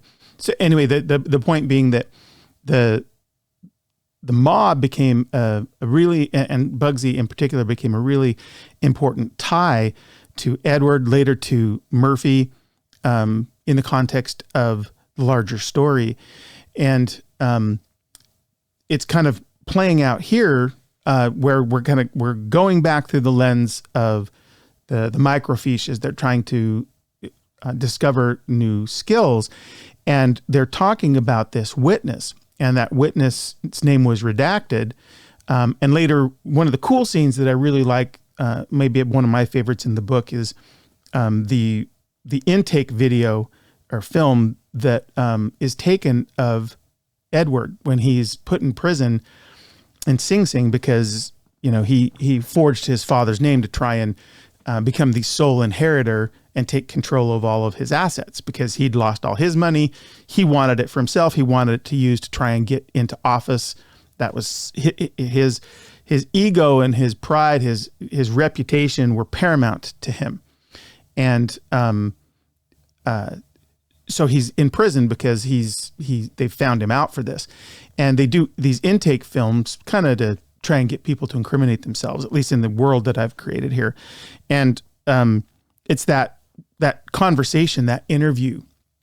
I really like that scene a lot. And it becomes a major part of the revelation at the end of the book because he sees Murphy, when he watches that video that they have to break into prison to get, that film rather, they have to break into prison to get it. When he's able to sort of get it cleaned up and look at it, he's able to find some writing samples that have been evading him all his life to try and tie the author of the suicide note to the actual murderer. That's part of the puzzle anyway. And of course, the Baineses, with their influence, had been removing that from public record, so he hadn't been able to turn any of that up. So that was one of the cool little puzzle pieces that comes in later. But it all drafts off of this this sleuthing through the past, and it all drafts off of his relationship with the mob, and at the end, his partnership with his partnership with Nick to solve the murder. And we'll get more to that in a minute.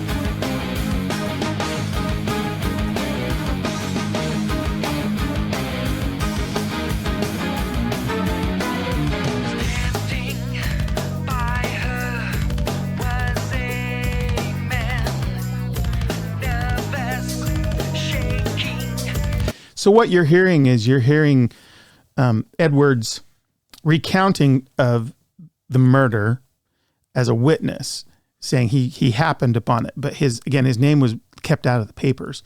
And so they have this information, the police have it, but by agreement, it wasn't disclosed.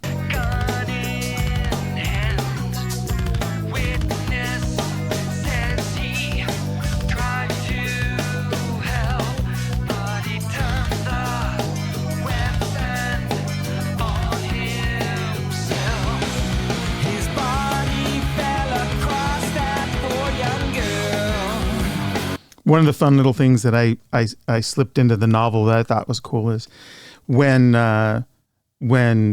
Murphy is sort of laying out his case against Dr. Beatty's in the epilogue, he says, here's the official record is that,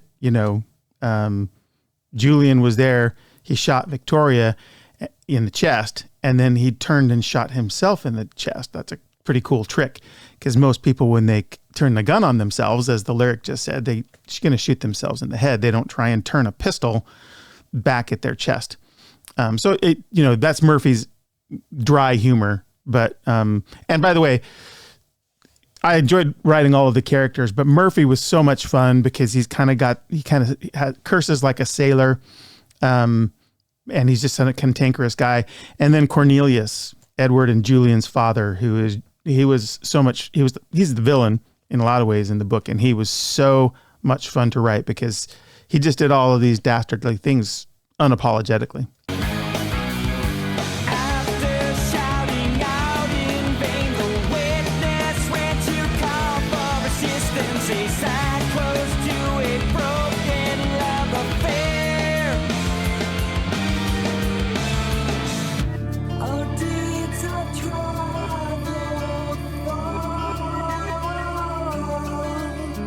See how the music there, when they invoke the language of dreams, they drop into something dreamy. You can hear a little bit of some effects that are placed upon the guitar in particular that gives it this sort of this ethereal sound. That's just great songcraft. What we are building is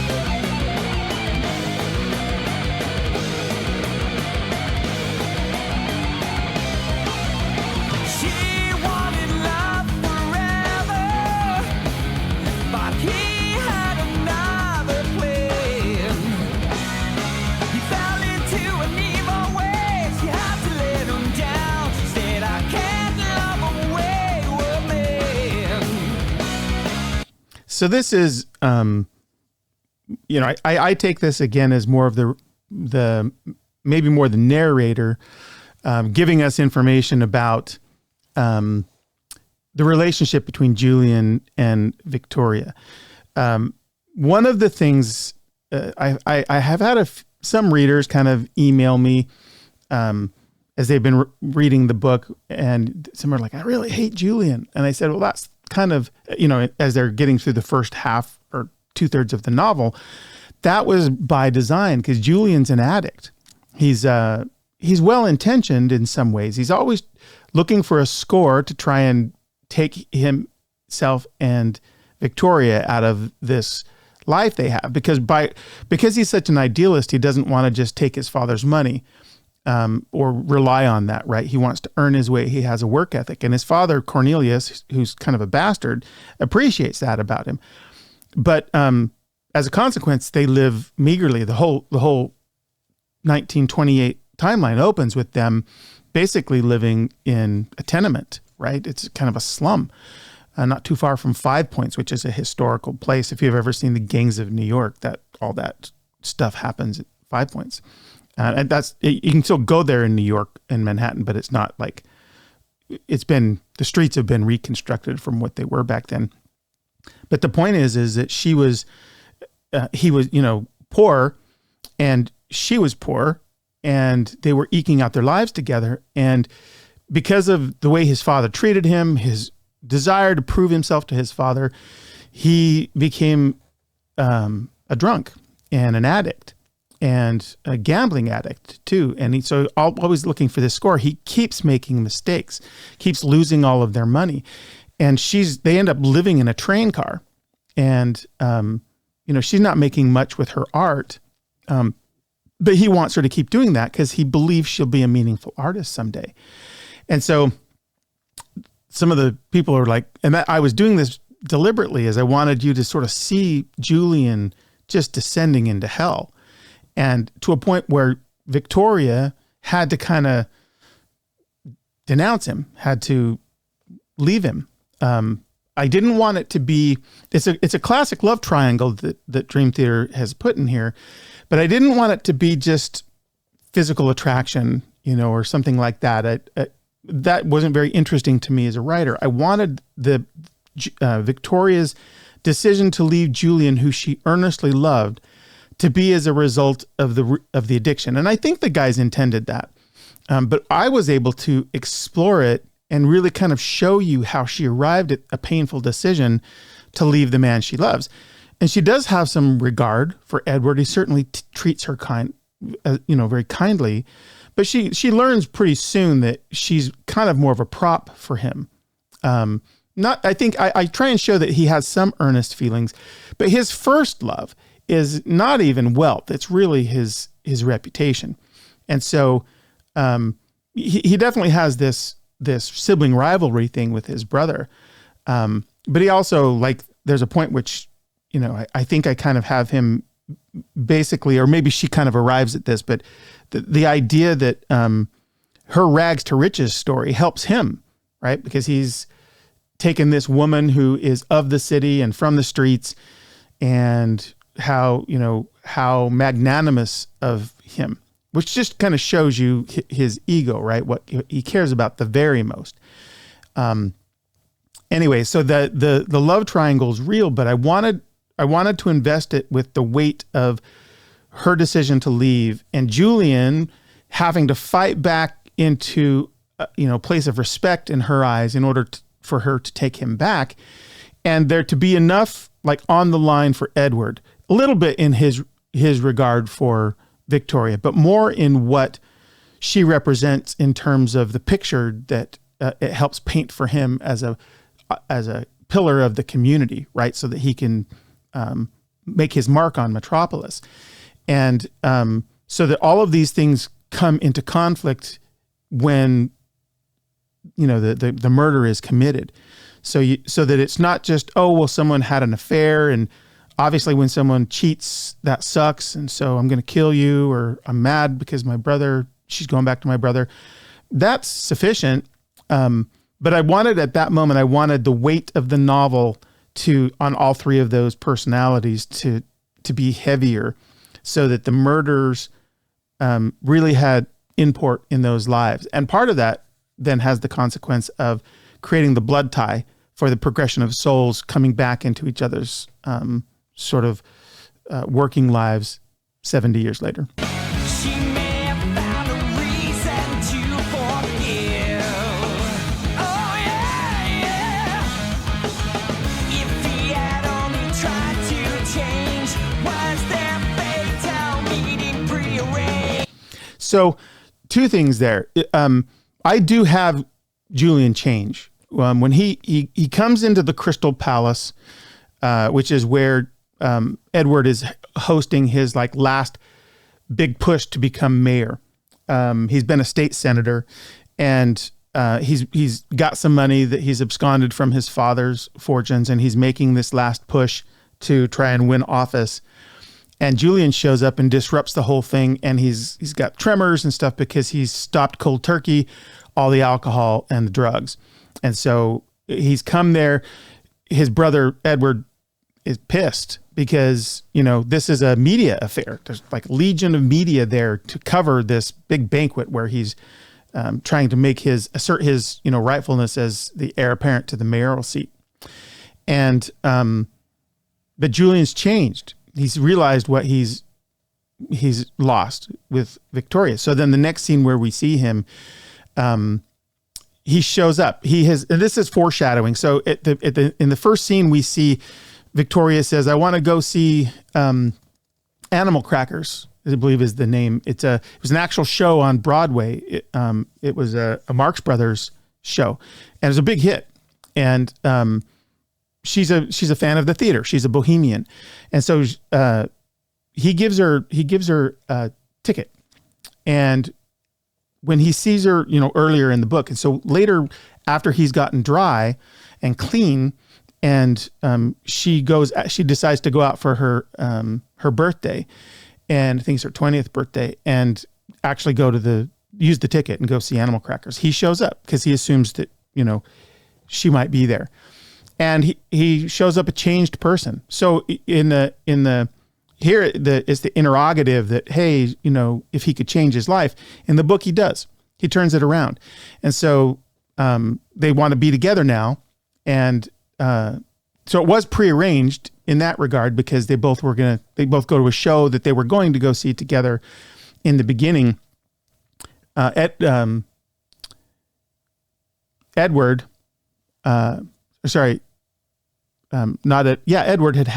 was having her followed. And because he's a paranoid guy. And so there was someone there who knew that Julian and she had gotten together and discussed, coming over to the house, getting her stuff so that they could run away together.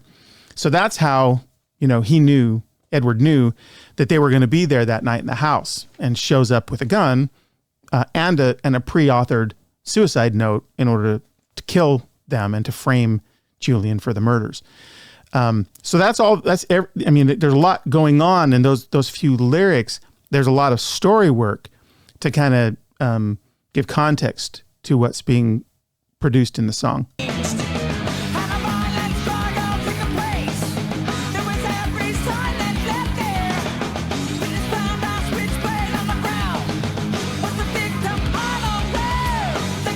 So the switchblade's interesting because I wanted to work it in, and I did. I gave it, it was Julian's switchblade, but you see Victoria use it a couple of times in the book to do kind of remedial tasks. So then it makes sense that in the end, in the tragedy scene, in the murder scene, it's there.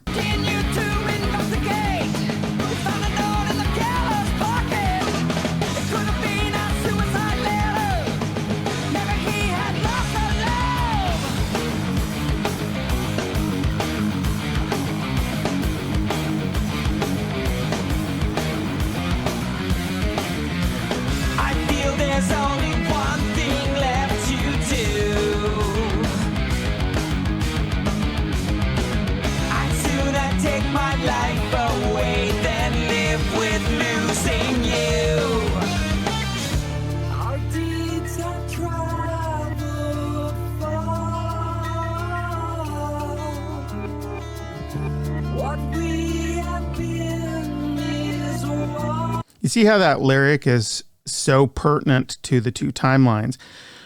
What we have been is what we are. Their deeds, these, in particular, the murders, they travel. They come forward in time to 1999, and they inform the people that are living, those spirits that are living in new lives 70 years later. Our deeds have traveled far. What we have been is what we are. All that we learn this time is carried beyond. See how that part, all we have learned this time. There's a shift in the song that's slightly more hopeful in terms of the chord and the picking that Petrucci is doing, and it suggestive of this idea that the past doesn't just inform the future but can make it better. And one of the things that I draw out in the book that Murphy learns as he's studying past lives, because he gets a book, he wants to try and understand this Dr. Andrew Beattie's and his work better, is that sometimes the blood ties isn't just tragedy. He talks about, hey, there are some fathers and sons who come into each other's lives again and have these really great relationships where they were more tortured relationships in the prior life. And so there's this idea that the spirit carrying on presents the opportunity for a betterment of the person, of the life that they live. And this is precisely what Nick is, in some ways, is going to happen for him. Through understanding what happened to Victoria, his own life is going to get better. Certainly, he's giving release and peace to the spirit or to the unresolved nature of Victoria's death. But what he learned by understanding who Victoria is and her tragedy, and by extension, the reader, through everything they see from her prior life, he becomes a better person in the present. And he has Victoria to thank to this. He has his previous life as Victoria to thank for that, because as he understands the preciousness of love and the people in our lives that matter, he's able to refocus on his wife and son, who are the people, and Murphy now, who are the people in his life. And it's not that he'll forget either Victoria or his daughter Emily, but it is that he will live with brighter hope and faith and conviction in those relationships, and not deprioritize them, to extraneous obsessions or addictions. This life, all that we learn this time is carried beyond this life.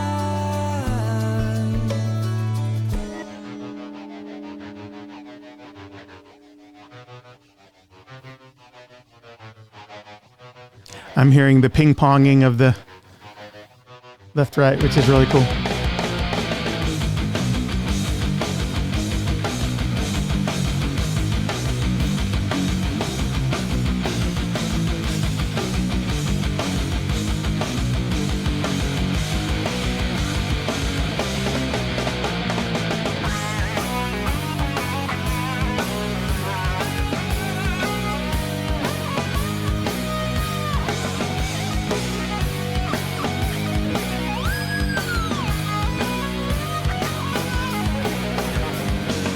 By the way, I'm very aware that this video is long, and it's probably more for me to document like the experience of having done this. So if you're still with me, that's cool. I hope it's fun and informative for you.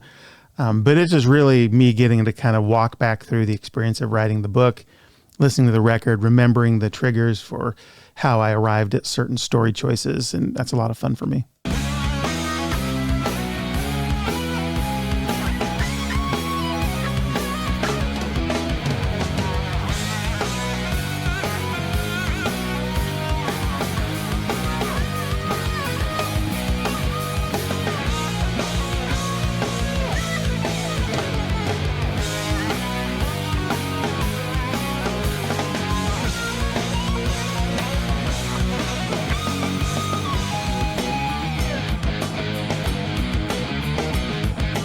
That's one of those things, again, where like you're just going along, you're listening to really great music. And then, at least for me, I become really aware of how much Portnoy's drumming influences my enjoyment of the music. Because he finds these rhythms and this sort of musicality on the kit that elevates it from, timekeeping or technique.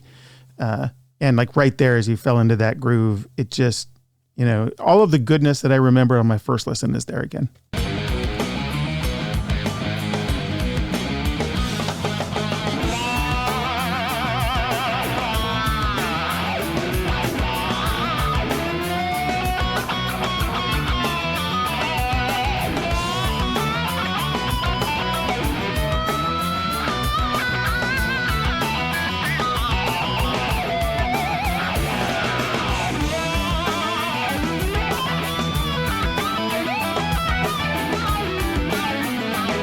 And see, we all know Mike can play the hell out of the kit, but he's making choices here for in service of the song, and that's the songwriting gift, to like know when to do that and how to do it. And I think maybe some of that you can learn, but I think a lot of that is inborn.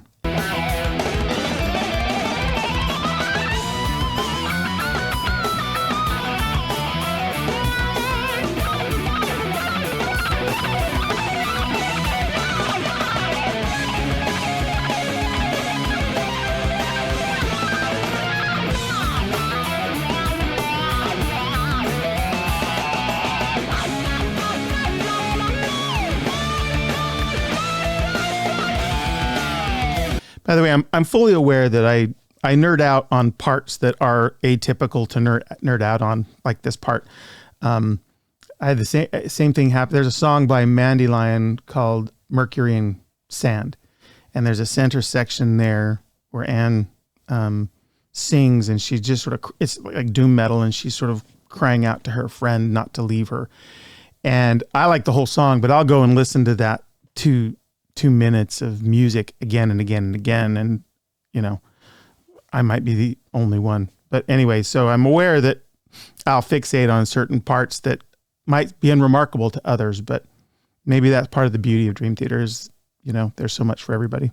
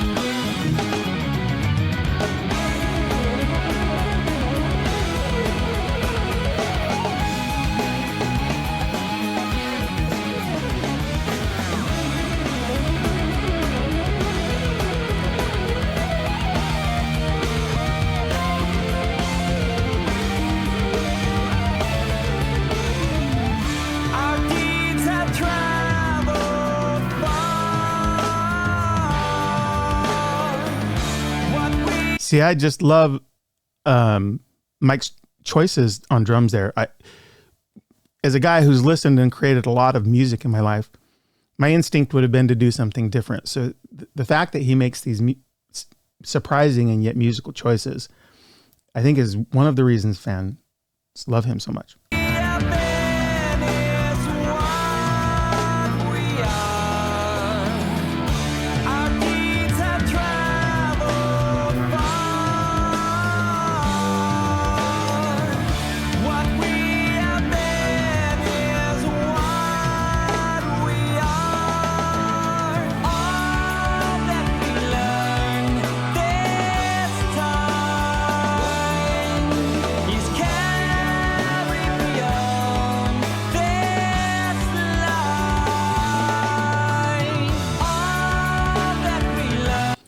So one of the things I love about this album, and I don't think I'm the only one, but I think this maybe isn't true for everybody, but implicit in the story is a hopefulness about, this life not being the whole of existence. And I very much am a believer in that. And I love the treatment of that as an idea here, that the things that, we learn here, they carry forward. They have an influence and a relationship on the future. Now I hear an echo, at least in my personal music experience, to Change of Seasons, which has to do with, of course, movement through life from innocence to experience to death. And another time I probably will do a listen of just that song. It's always been, if not my most favorite Dream Theater song. It is now 100% my most favorite Dream Theater song, but also just my favorite song. And that has a lot to do with some stuff that I've gone through in the past couple of years, and a person very close to me has gone through mortal stuff. And it makes you pause and think. And so the music is otherworldly on that tune. But what Mike did with the lyrics hit me in the chest and got me through some really dark days. I just wanted to say it while I was here, because treating the idea of this life not being futile and that it having value beyond our own death. Scenes from a Memory has to do with the spirit carrying on into another life, another existence of that spirit in a body to live again, and that it'll be better or can be better.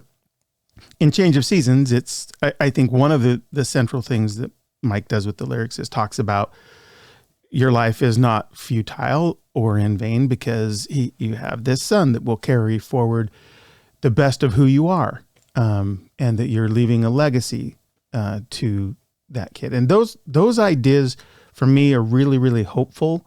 Dream Theater, of course, has treated those in other music, but it's one of the things that I hold in high regard with this record. Is there's this tragedy in the past, this murder, and there's this trying to come to an understanding of what that was and why it happened and who it happened to, which is the thrust of a lot of the story. But there's this hope that is central in, I think, the album, and really kind of comes to the fore in a couple of the songs later in the record. Spirit Carries On for sure, and Finally Free, but Spirit Carries On, which is so anthemic that, that's the hardships of this life, the trials, the anguish are not in vain. And I know I'm in a little bit of a soapbox here, but I think it's one of the reasons this album, it's got great music, it's got great lyrics, great performances, great songwriting, but for me, at its heart, one of the things it does is it trades on the notion of the value of life as it pays forward into something more than just this time that, this life is allotted. And I think that's a big idea. I think it's treating it with a story concept like this is really cool. And it's one of the reasons I think it resonates with people, because when you get towards the end of the story and you're talking about the spirit carrying on, there's this release. Yeah, there's been this really dark moment that we've all just sort of experienced in the record. And that's what I was trying to do with the novel. I was trying to sort of take what the guys had done and faithfully treat it, but just kind of give it more context and more backstory. And then, of course, the one thing I added at the very end, for sure, was the epilogue, where we get to see a little bit of justice, and that's just because, in movies and books, usually you want that capstone.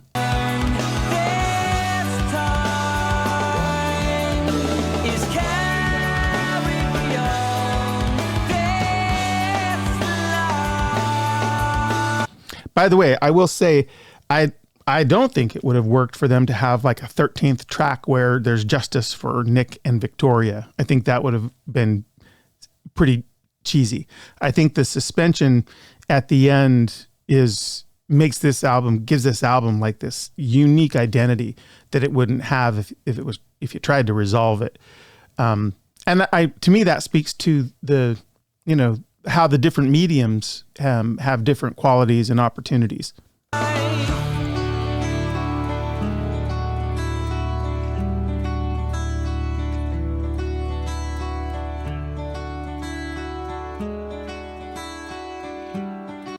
So John's got a number of places where he plays this just, these beautiful acoustic parts.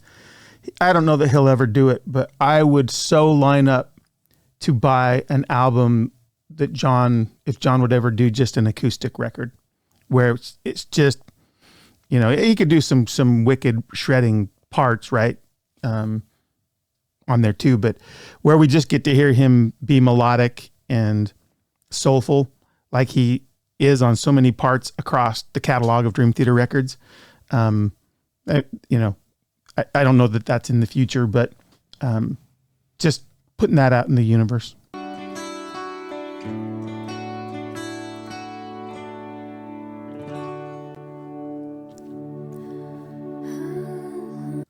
So before we get into this one, I'll say in the conversations I had with John, one of the things he said multiple times is that this song, Through Her Eyes, is a really important inflection point in the story.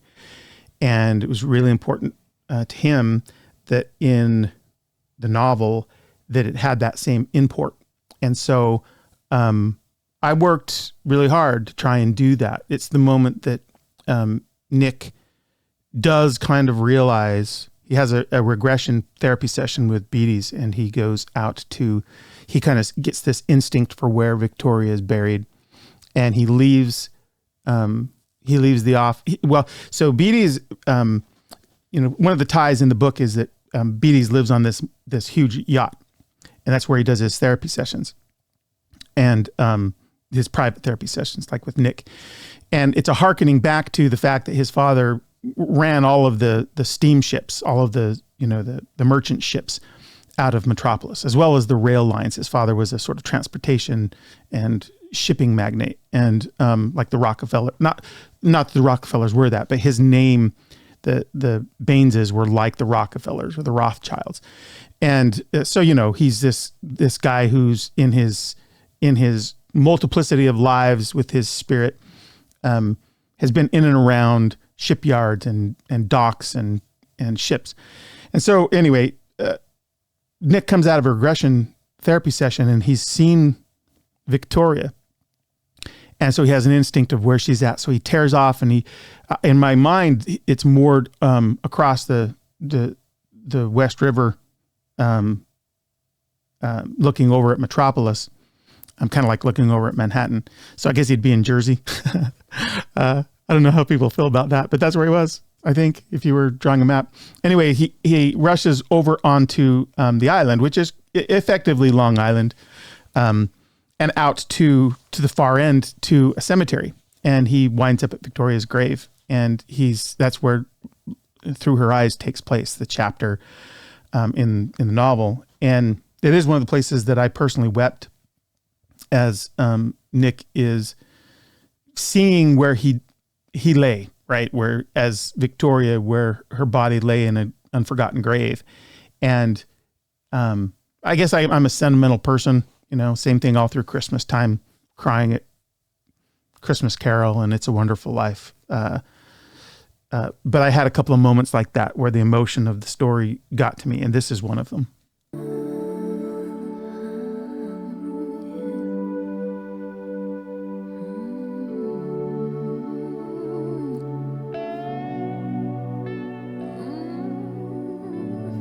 You can hear this sort of gospel in this with the organ and the John's very sparse stylings there, sort of a bluesy a little bit, and of course the vocalist,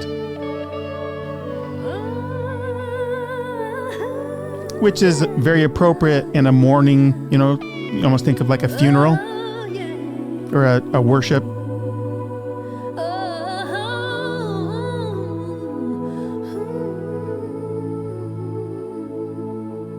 I'm getting chills.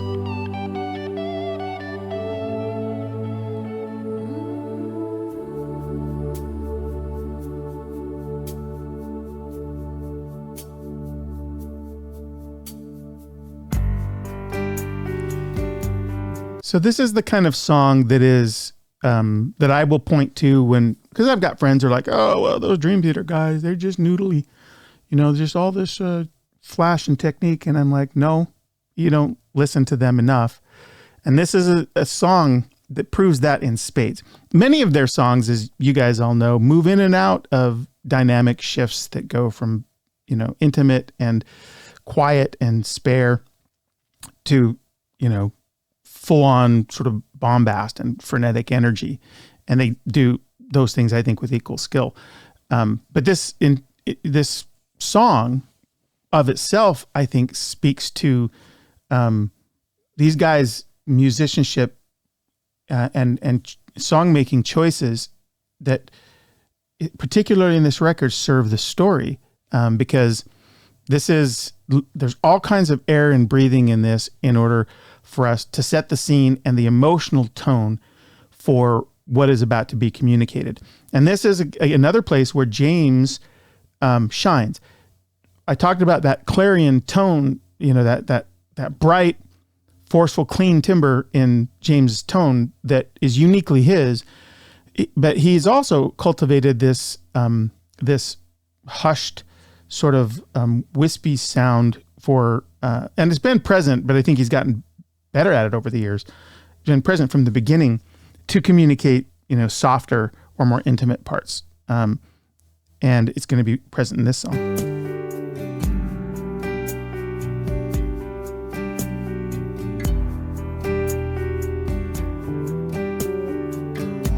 You hear that line, Myung? Just all of the sudden, this tasteful bass line that just is so musical. I mean, so much regard for him.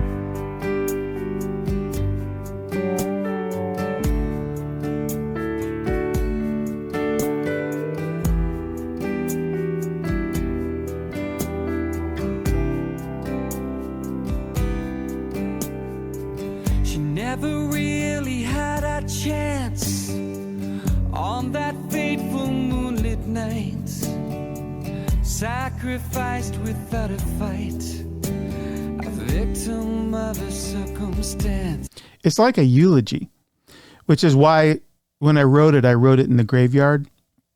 And it is one of the pieces of art that we decided to render in the collector's edition of the book, because it's such a powerful scene where Nick's, kneeling over her grave and grieving. Now that I've become aware and I've exposed this tragedy, a sadness grows inside of me. It all seems so unfair. I worked really hard to try and demonstrate that in the book. This the tragedy is the unfairness of Victoria's murder.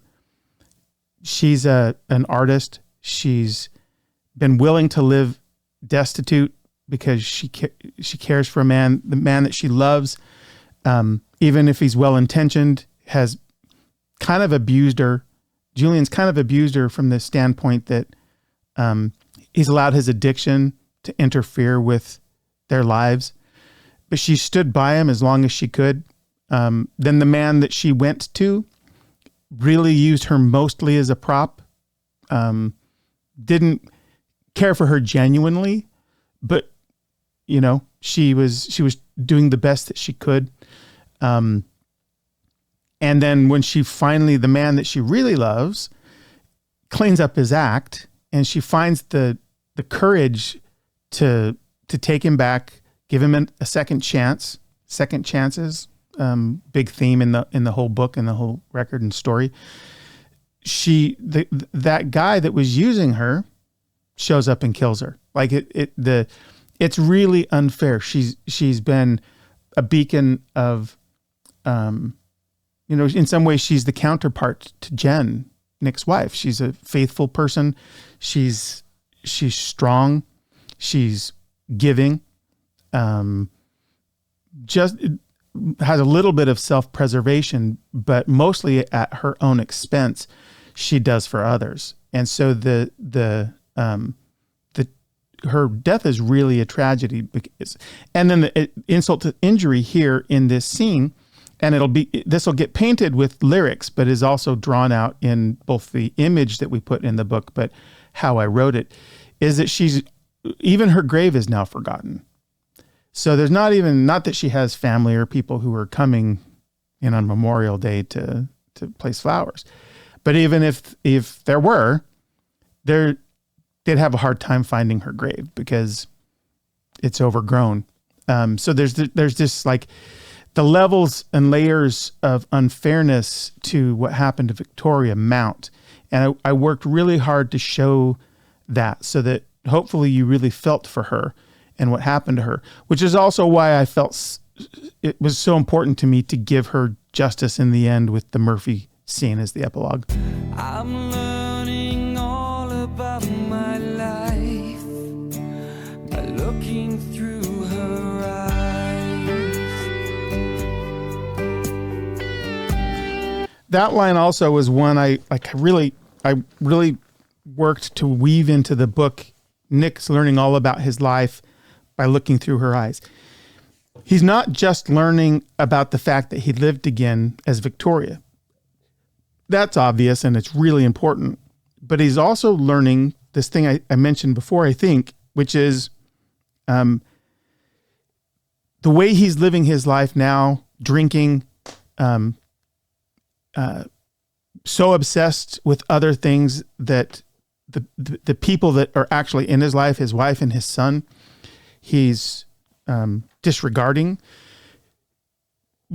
Understanding Victoria, the unfairness of what happened to her, is allowing him to understand the life he's in right now.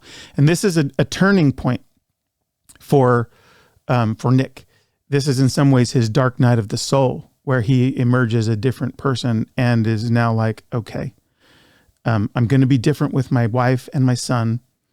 But part of that is I'm also going to give Victoria peace.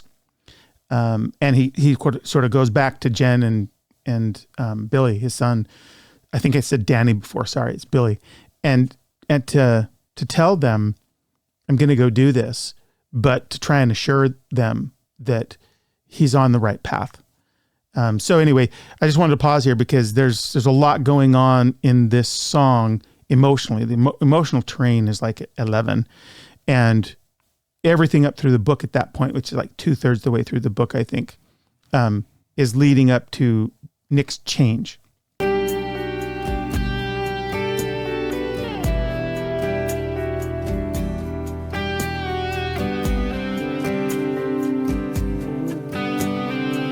Just beyond the churchyard gates, where the grass is overgrown, I saw the writing on her stone.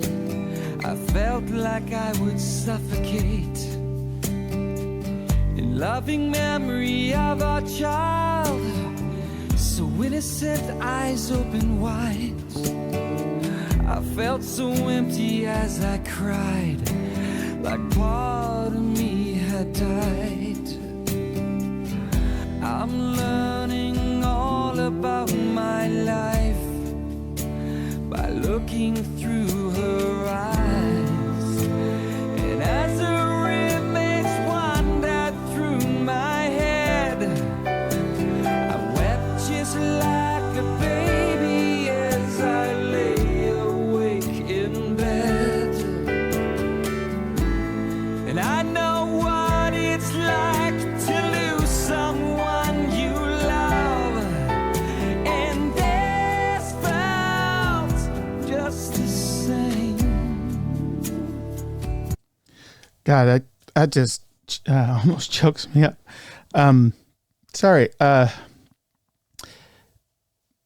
There's a second. So,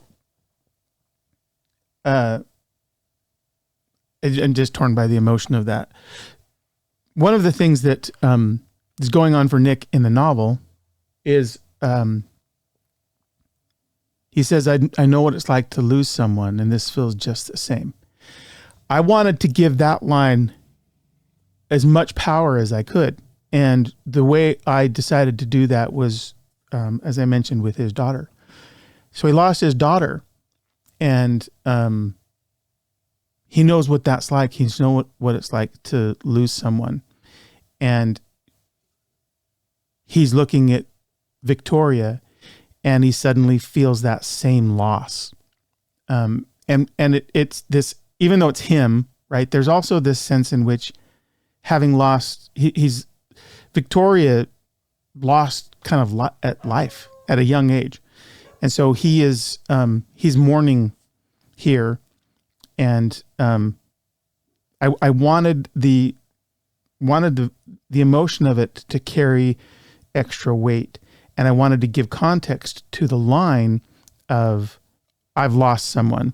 I wanted that to be something that the reader could identify. And again, that's the opportunity that's given in a novel, as you have the space and time to do that. She wasn't given any choice. Desperation stole her voice. I've been given so much more in life. I've got a son, I've got a wife. So I mentioned this before, but that lyric led to Jen and Billy and that whole part of Nick's life that, you know, there's just not time for on the record to go into all of that stuff, but that lyric allowed me to an inroad into the life of Nicholas that I could explore. I had to suffer one last time to grieve for her and say goodbye, relive the anguish of my past, to find out who I was at last.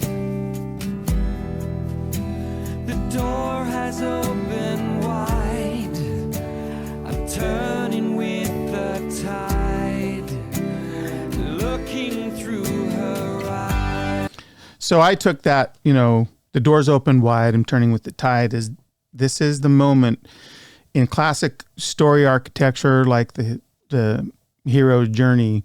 There's this dark night of the soul where, you know, you emerge a different person. And this is the moment of that for Nicholas.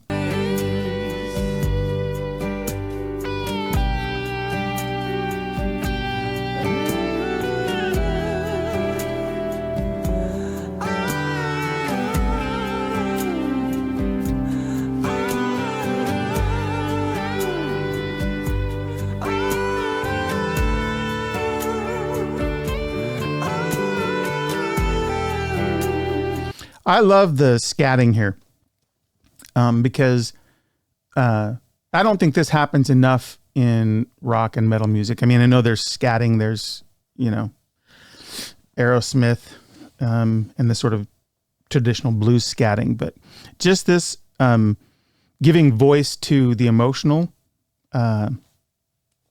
feeling inside the song without having to give it a lyric. I mean, at one level, I've read some articles on this. At one level, there's one of the powers in music is that, for the most part, we can all experience a sound the same way. And it's not cluttered by the connotations that words as signifiers have. And, signifiers have multiple connotations, and so it can be misinterpreted. There's something, I think, at least more pure and uncluttered about music as a language to communicate feelings and ideas. And there's a real place in that for me where it's just the voice without articulating syllables and words and language, just giving voice to the emotion. And I love that, particularly in this song, James does this.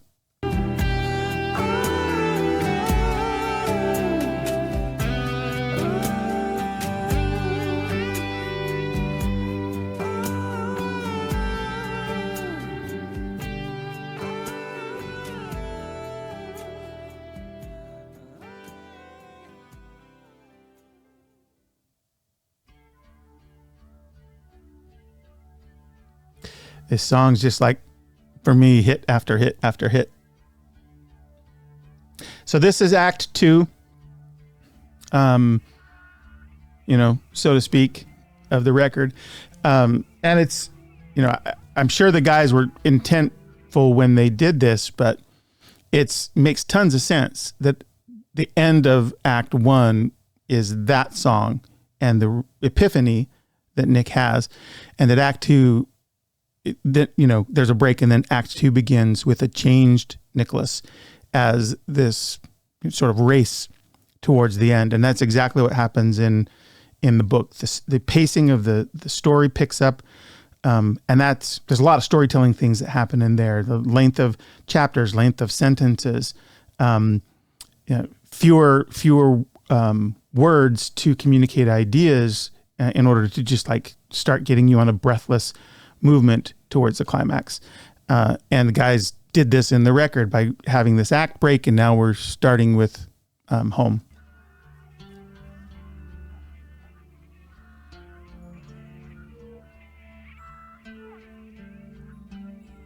Longest track on the record, I think.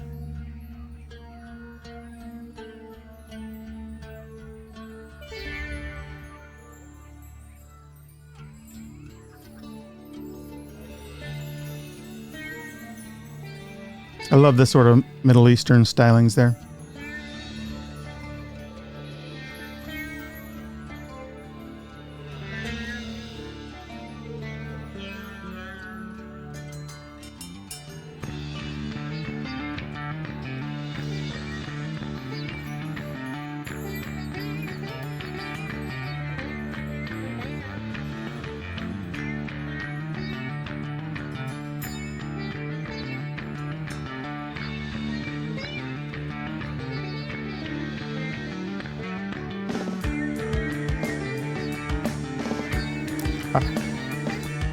I love it when Dream Theater does these slow builds, because especially once you've listened to the song and that there's going to be this amazing moment of release and just where things just get turned up.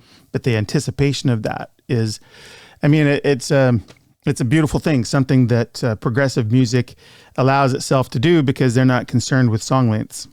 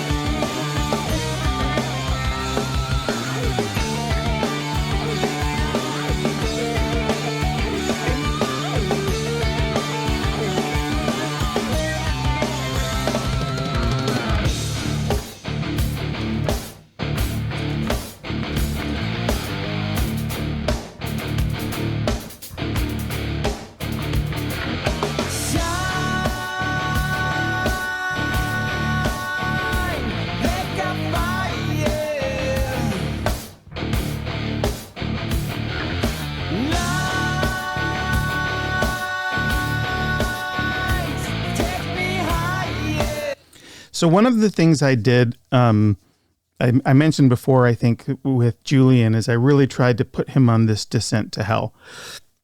And part of that is his addiction. Obviously drinking alcohol, but I give him basically a Coke addiction. And I show you as you read the book, him participating in that.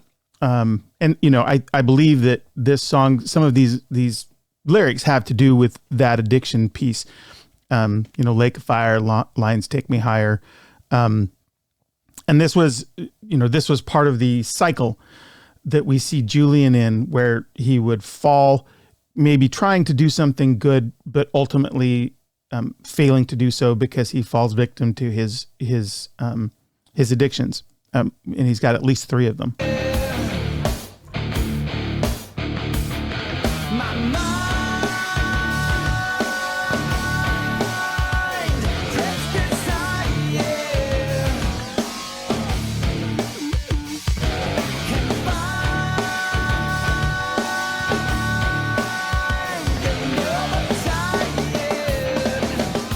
So, I mean, a lot of these lyrics are very much apropos of what Julian goes through. He feels trapped, confined. He works his tail off, like as an expressman. This was one of the really cool aspects of the novel that I enjoyed, was exploring. Expressman's a real job. Like they were in the original sort of stagecoaches in the West. Expressmen were the ones that would take cherished goods and convey them from one place to the other, as kind of guarding them. Later, with the advent of railroads, expressmen would be in the train car where the safe would be, and obviously that plays out in the book too. And that's the job that Julian has.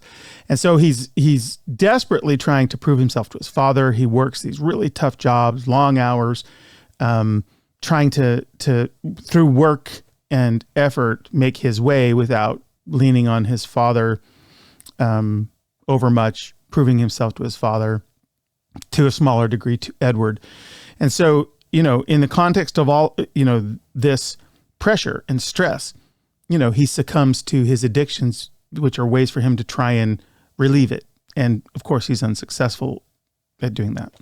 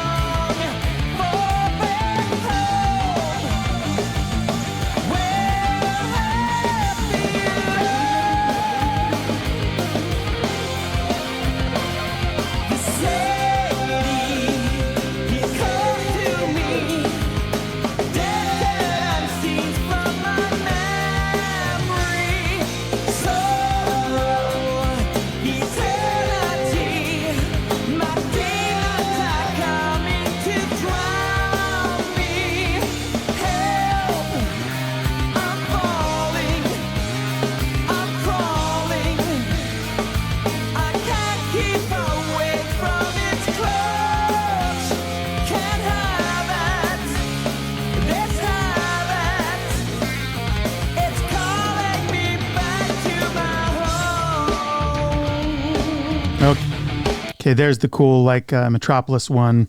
And home, I think in this context, he talks about the city. So Metropolis is that. The thing about the lyrics in this one is they're apropos of 2 lives. They're apropos of Julian, as I said before, but they're, and maybe specifically in this song, apropos of Nick. So Nick's an addict. I wouldn't say he's an addict to the degree that Julian's an addict. But I do show a progression of that. Because I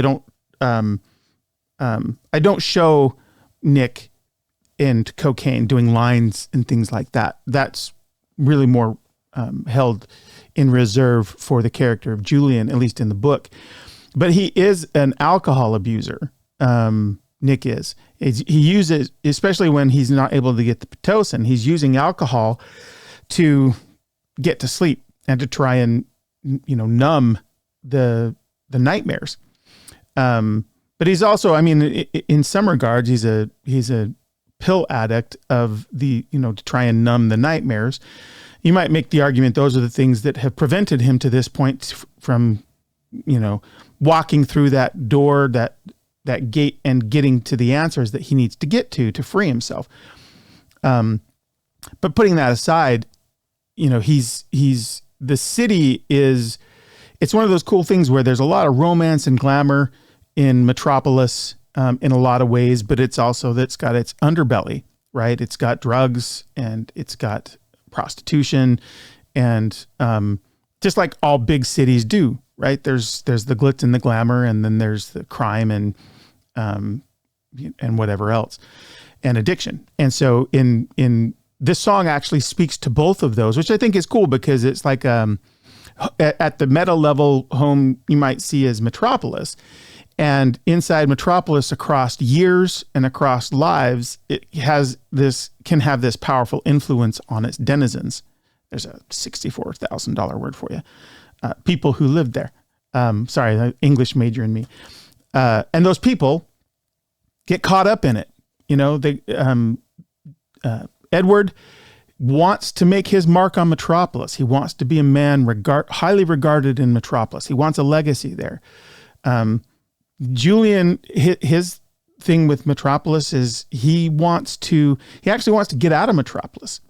Part of his wish is to get enough resources that he can take Victoria away from there, because he's seen what it's done to his father, what it's doing to Edward, what it's done to him by creating like this condition where he is only trying to escape it and falls victim to these addictions: gambling, cocaine, alcohol. And with Nick, Nick's mostly he's had a pretty good life. He's got a family, but these nightmares are getting worse. And it has been the place that he's gone to find his version of escape from, the things that terrorize him at night, his nightmares. The song, I guess my point is, the song speaks to the larger themes that are explored here around home, being able to represent different things to different people in different times. And this story allows us to do that because it's got the timelines and different characters who have different relationships with what home is.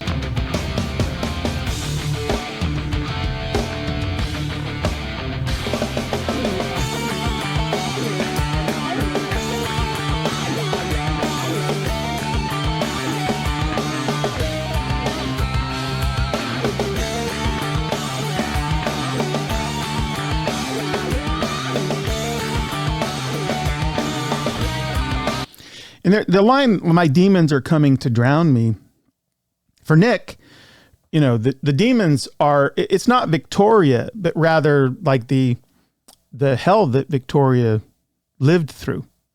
And those things have been made more manifest to him as he's gone through this regression therapy.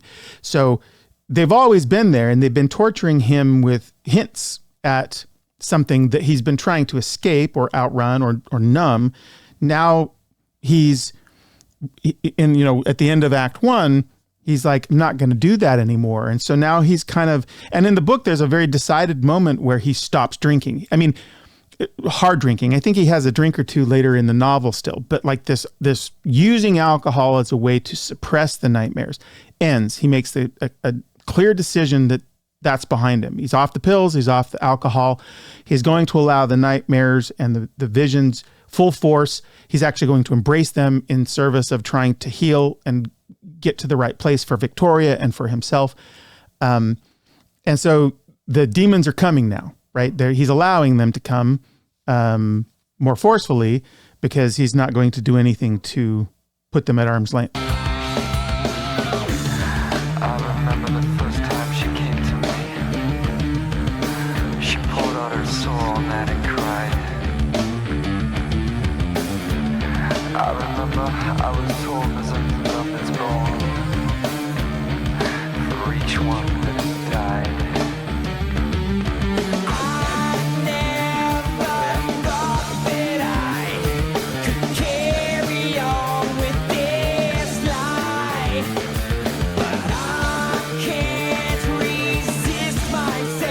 I don't know if you always catch it, but in those lines that are spoken and they're mixed a little bit lower, one of the lines is, I remember I was told there's a new love that's born for each one that has died. So obviously a callback to Metropolis Part 1. But I think it speaks to this hope idea that I was discussing before that I think is present in the whole record, at least my experience with the record.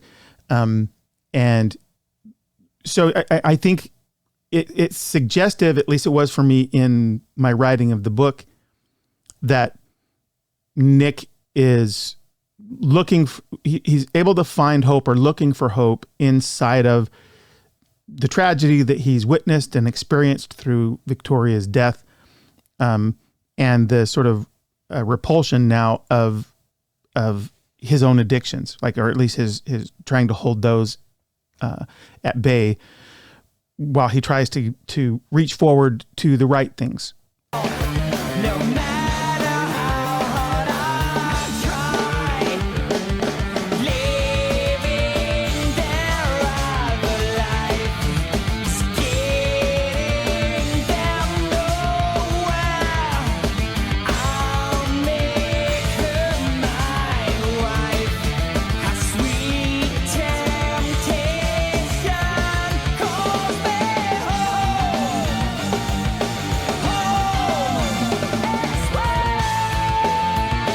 So the thing that I think is at play here is as I was talking about how I think the song is exploring the notion of home from different or is pertinent to the multiple characters and their relationship with home. I think this last verse helps us kind of see that as it relates Edward, because Edward is he wants to make Victoria his wife. Now, I think there is some earnestness in Edward in that. I think he certainly desires to have a real family because his father's been such a bastard to him his whole life, and he lost his mother. But I think it's more than that. I think it's for him. He wants to be this pillar of the community. He wants to be a man who is remembered in Metropolis history, and so home in this regard is calling to him, and part of his plan for that is to have a wife. And if that hurts Julian, so much the better, because it's Victoria and he's taking Victoria from Julian.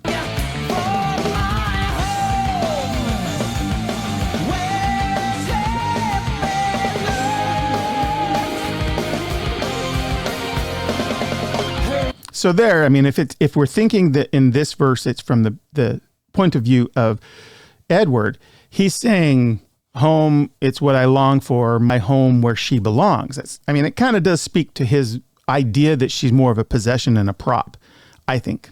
Ecstasy means so much to me, even deceiving my own blood.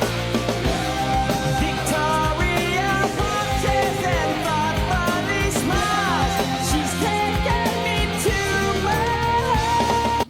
It gives me chills, man, when I hear James hit those notes with just such clarity and his tone. But of course, I think these lyrics absolutely further the point of view of Edward, because her ecstasy means so much to me, even deceiving my own blood. So even deceiving Julian.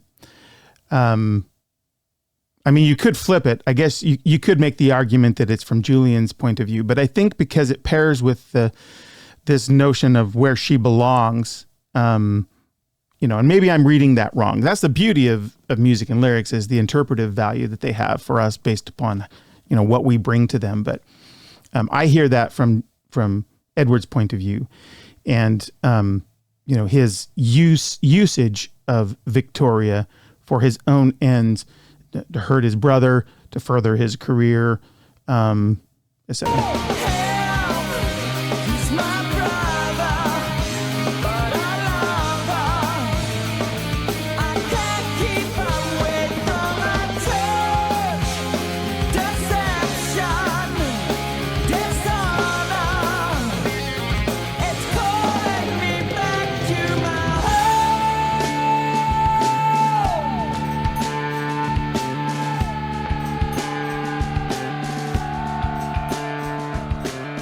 I love that descending scream.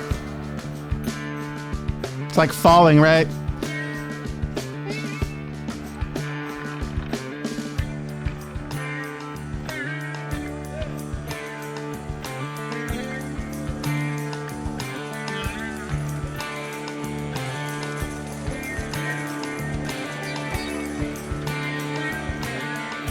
It's a really pretty masterful job of lyricism here by Portnoy. I mean, this is my read, so you know I might be wrong, but the way I read it is he's kind of from these various perspectives talking about what the context of home for all of these different people, and all hearkening back to Metropolis, which is the title of the record. Like as I just am thinking about it out loud, going through it, it's like really well done.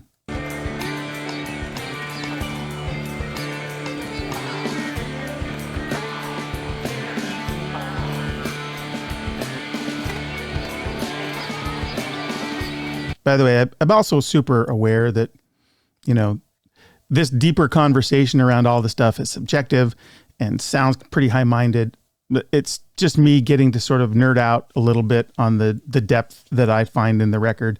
None of my ideas or perspective are necessary for the enjoyment of this album. But this is just me doing my read through. So I appreciate the indulgence.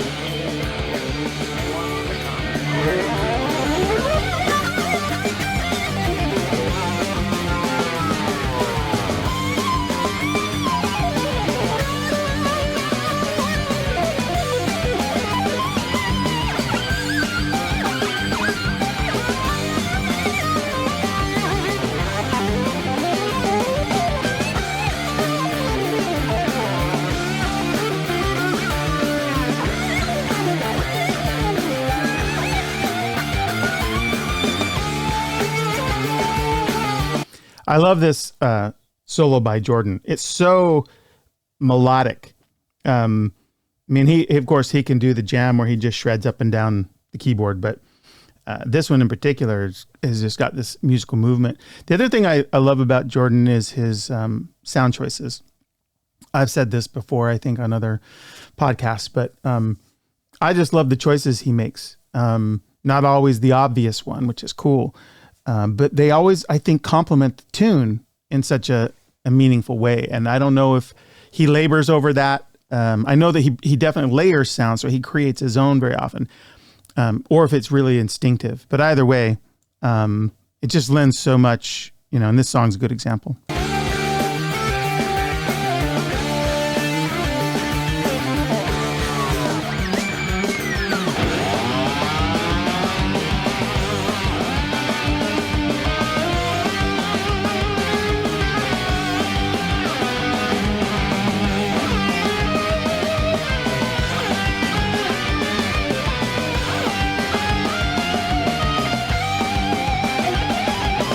This is another one, this sort of protracted instrumental section where obviously there's nothing lyrically advancing the story for me to latch onto, but there's so much ambiance. Like you heard a lot of the audio design as a precursor to this section. You could hear tinkling glass and you could hear voices. In my mind, like I could imagine speakeasies, right, where people are getting liquored up and they're gambling and they're rabble rousing and that sort of thing. So there was always like in the music and in the places where there wasn't necessarily lyrics, there was signals to me as a storyteller, and the music itself would set a sort of pace and a tone that would create images in my head. A lot of times the storytelling I do it will be sparked by something that I will see, in my mind. And then I'm able to sort of flesh that out. And the music in not just this section and other places, but this is a good example where it evokes something that informs the story, even though right here, there's no lyrics.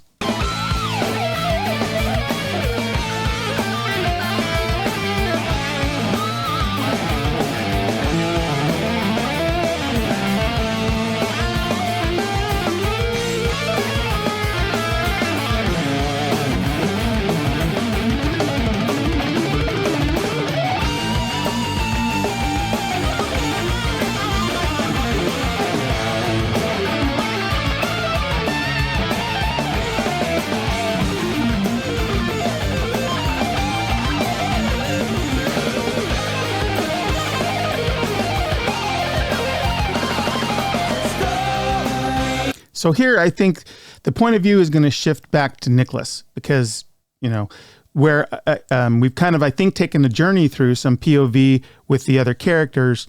I think it's almost like a frame because I think it probably did begin with Nicholas, and then we got to see a little bit of what home could look like in the Metropolis context for the other characters in the past.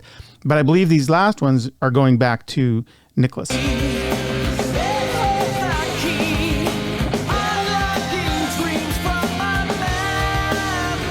mean, it obviously is that, right? Because Nicholas is going to unlock these dreams.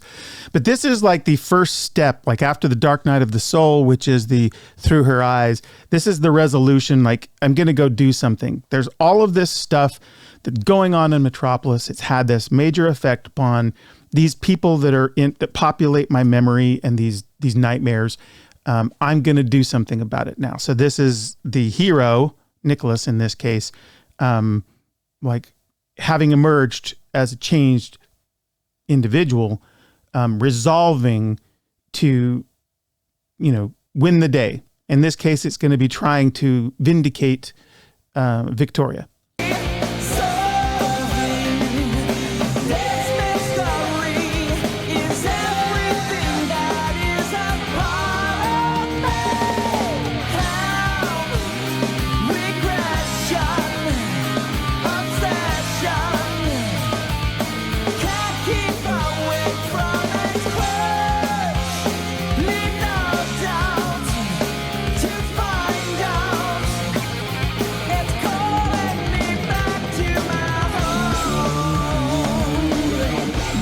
So one of the things I played with here with the home thing is Nick's studio is sort of an outbuilding at his home.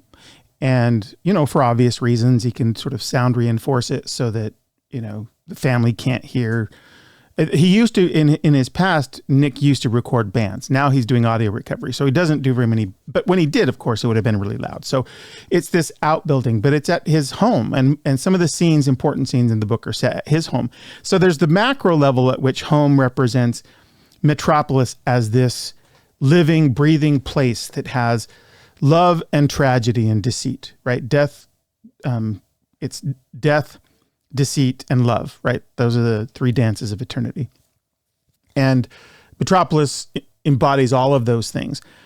But in a more microcosmic way, here as this song concludes, one of the things I was thinking is Nick wants to come home. One of the things that happens in the book is Child Protective Services kind of get called on him.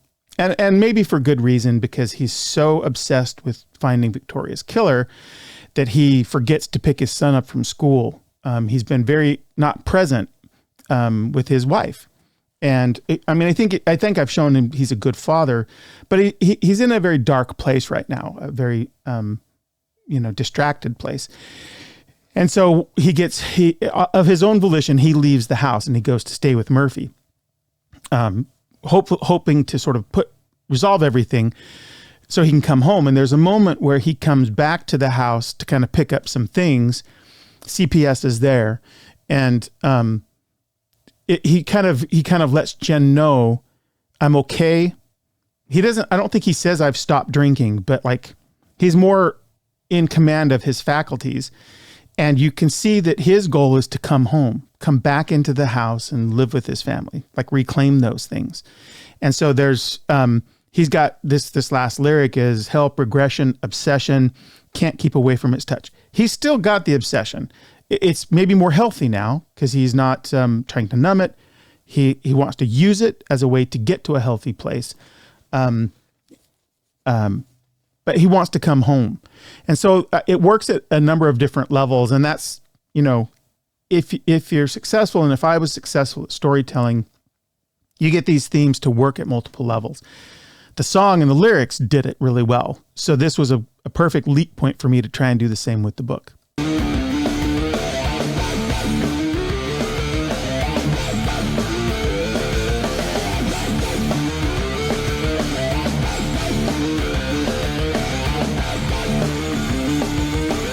And by the way, all in the context of amazing music, right? I mean, this is the beauty of this record, is that there's this just amazing music, and it's married to this really wonderful story.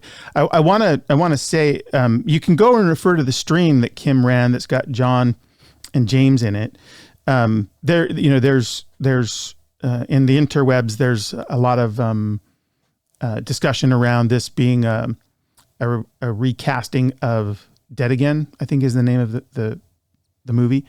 I can tell you that John said that's not the case. I can also tell you that I've had it happen to me in my life as a writer where I wrote an entire novel. Like when I was a senior in college, I wrote an entire book on where the conceit is that vampirism is genetically coded for. And it wasn't great. It was an early novel of mine, and I kind of put it on the shelf, or in the trunk, as we say as writers. And it was about a year later that my favorite writer, a guy by the name of Dan Simmons, wrote a book called Children of the Night, which was very much the same book. Dan's a superb writer, so he wrote it better than I ever could. But those ideas obviously existed in the ether at the same time, because he would have had to have been writing that book when I was writing that book. And of course, I put mine in the shelf because I was a novice writer, or in the trunk. And he got his published because he was a successful writer, and it's an amazing novel. If you like horror, Children of the Night by Dan Simmons is amazing. So the idea that these guys had this notion for a regression story concurrent with when Dead Again would have been a movie, 100% believable. Every writer I know has stories like that, of novels or stories they've written that existed other places that they didn't know about. So there's that. There's also, though, I can say I had never seen the movie, but I once I started doing some research to write the novel, I became aware of the movie, and I think I'd heard back in the early 2000s about the movie, but I'd never seen it. And I think it's Kenneth Branagh that's in that, who I'm a big fan of. But I deliberately didn't watch the movie till I had finished writing the book, because I didn't want any, even subconscious influence. And so once I had this crazy deadline I was trying to hit, I hit it. And that very next weekend, I was going to a family reunion. So I rented it on the flight and watched the movie. And I mean, it's 80s. I think it's 90s. Would have been 90s. Yeah, it would have been 90s. I don't remember when the movie came out, but it's got the trappings of that era. So it's a little cheesy in places. But I can tell you that, past life regression as a mechanic for the storytelling, of course, is in both, but that's in other movies and books too. But the novel as it resulted is very different. And so, for what that's worth, I think that we wound up in a far different story place than they did with that film. And it's not that I disliked the film. I just, I don't think it was executed very well, even for what it was. That's my opinion.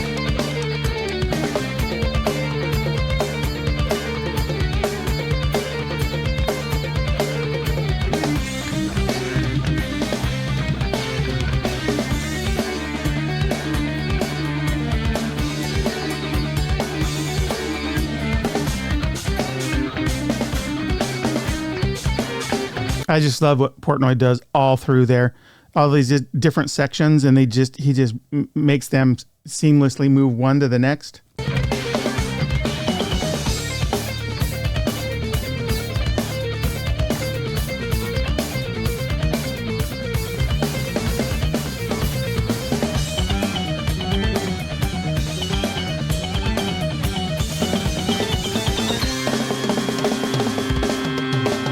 And a lot of that frenetic, like the different time signatures and the movement and the counterpoint, Portnoy's rhythms, all that stuff has this sort of this, like you're at the bazaar. Like even some of the Middle Eastern stylings have that feeling, like you're at the bazaar and there's commotion and there's haggling and there's noise and there's miasma and all this stuff.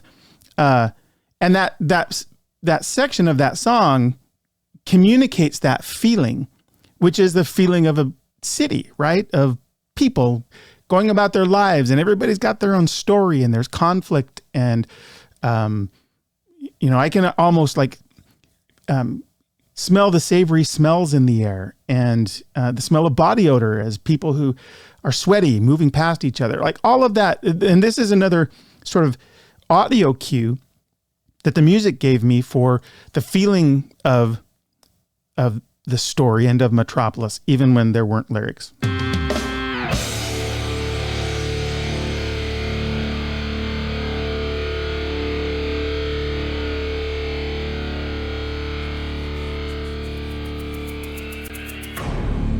You hear that little Metropolis callback?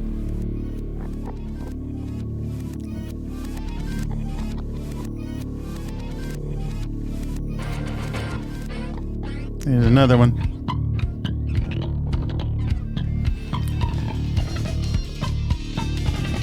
Here we are, Dance of Eternity.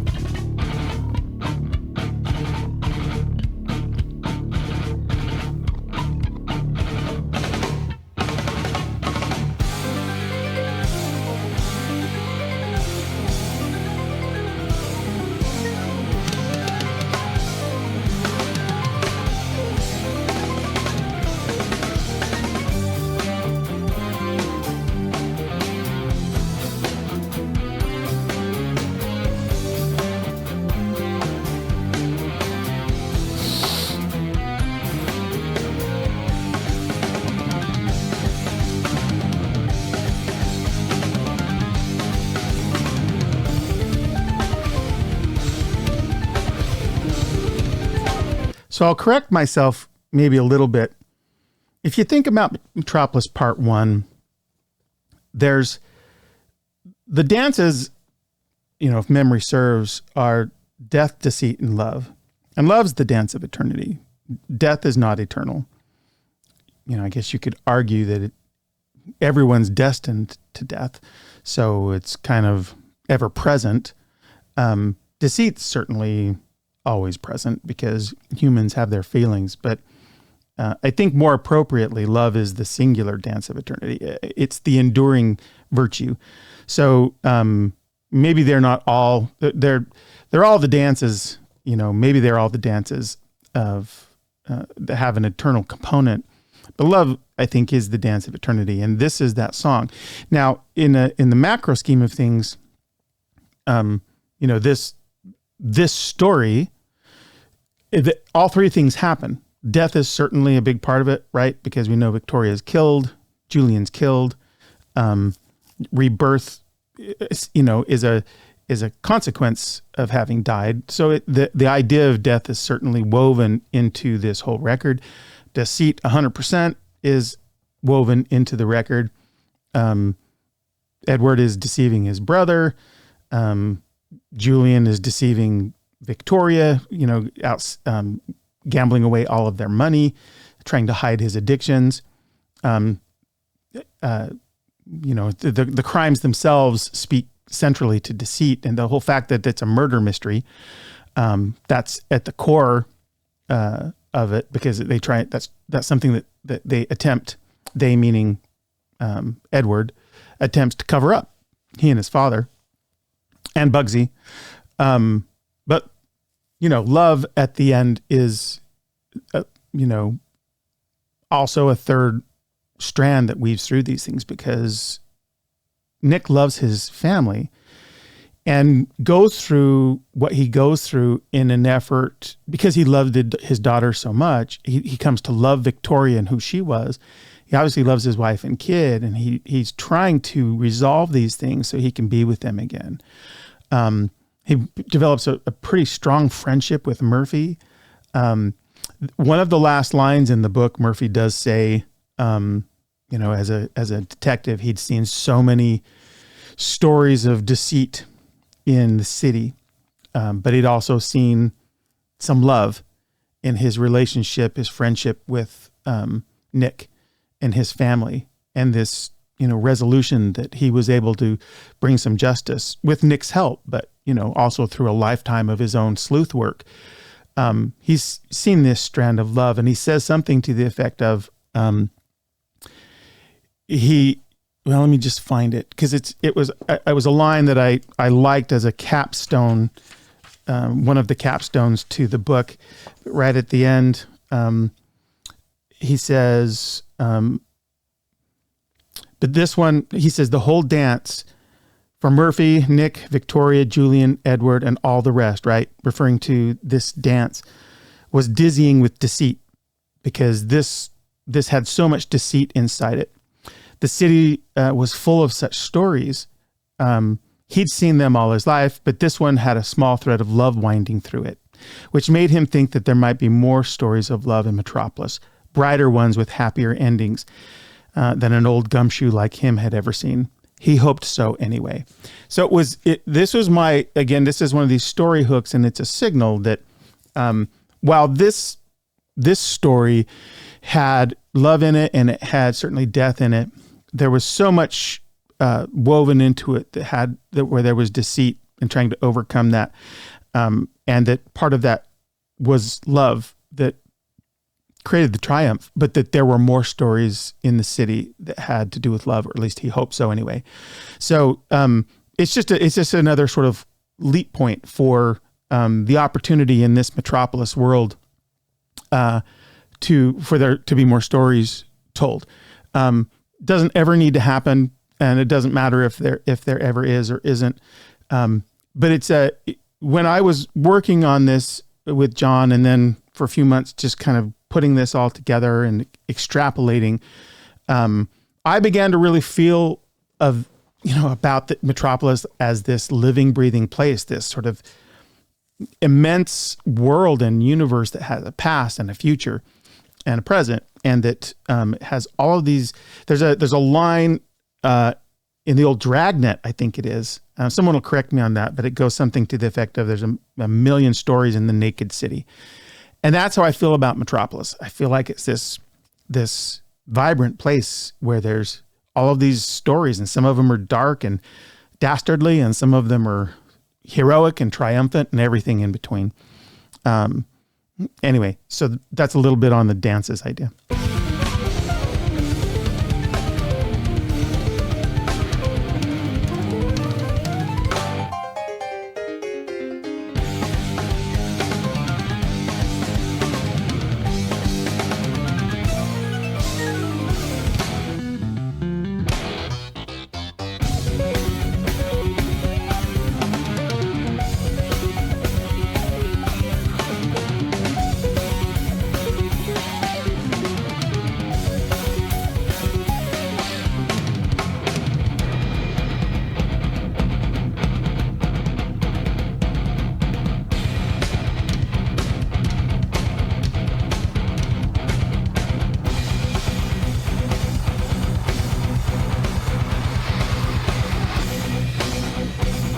You can totally hear all the echoes from Metropolis Part 1 in this.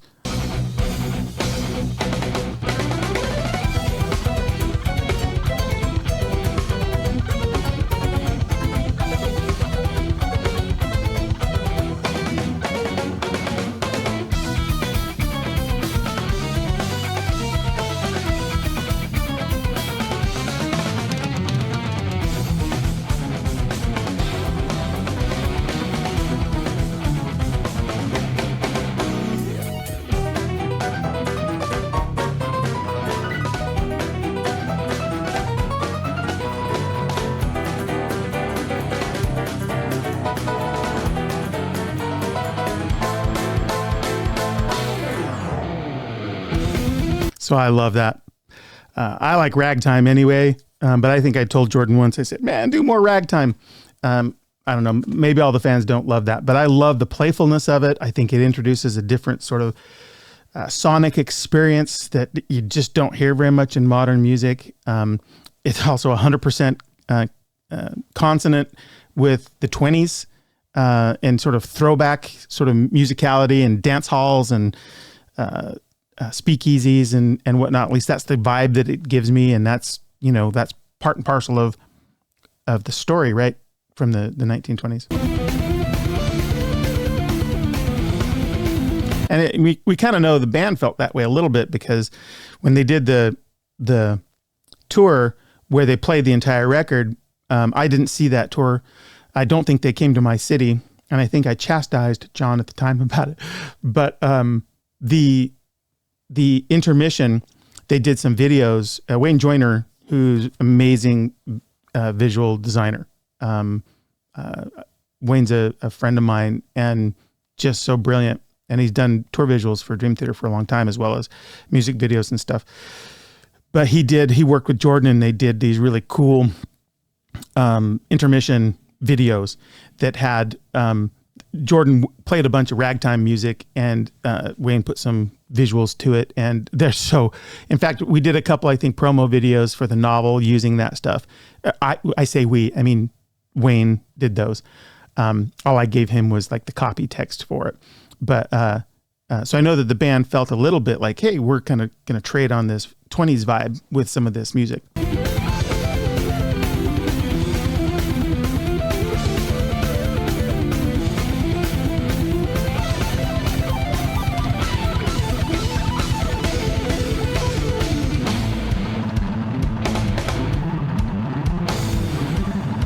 I love that. It sounds to me like he's got some distortion on the bass there. So cool. Just gives it a little bit of grit.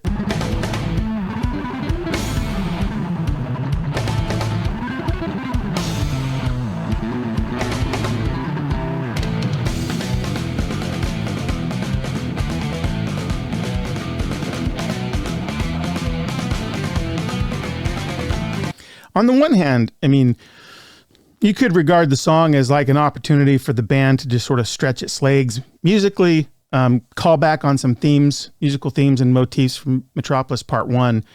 And that would be, I think that would be tenable.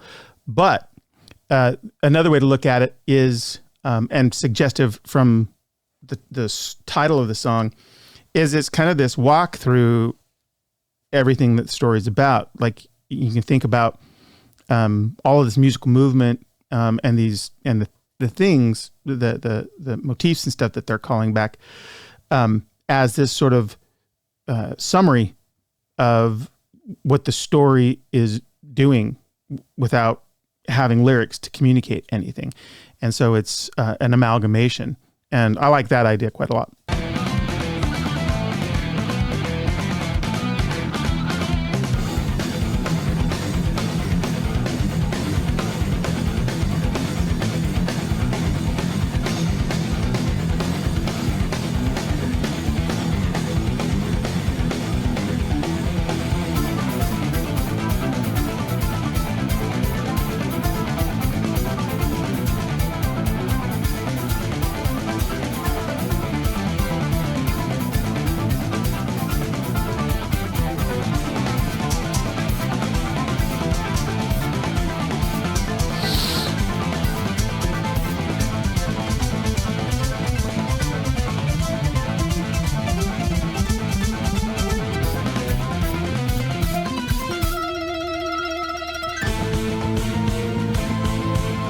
That part reminds me of Dragnet just a little bit. If any of you remember Dragnet.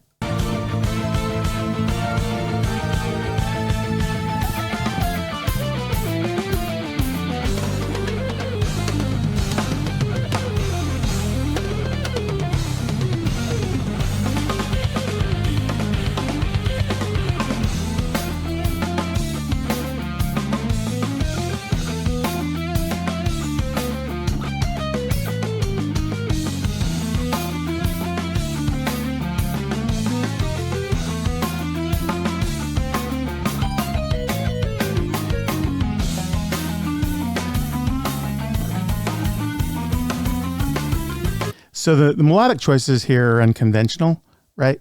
But I like that, right? I think a lot of Dream Theater fans do, the unpredictability of where they're going to go with some of these melodic choices, keep it fresh.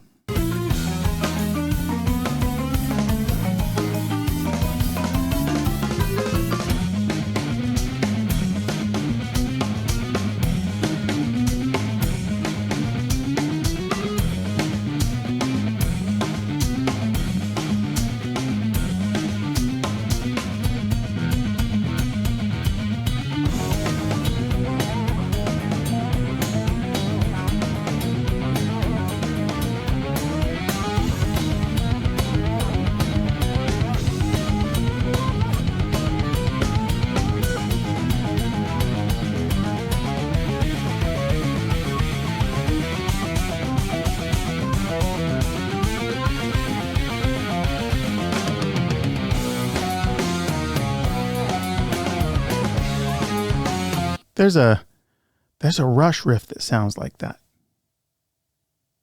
Oh man, it won't come to me.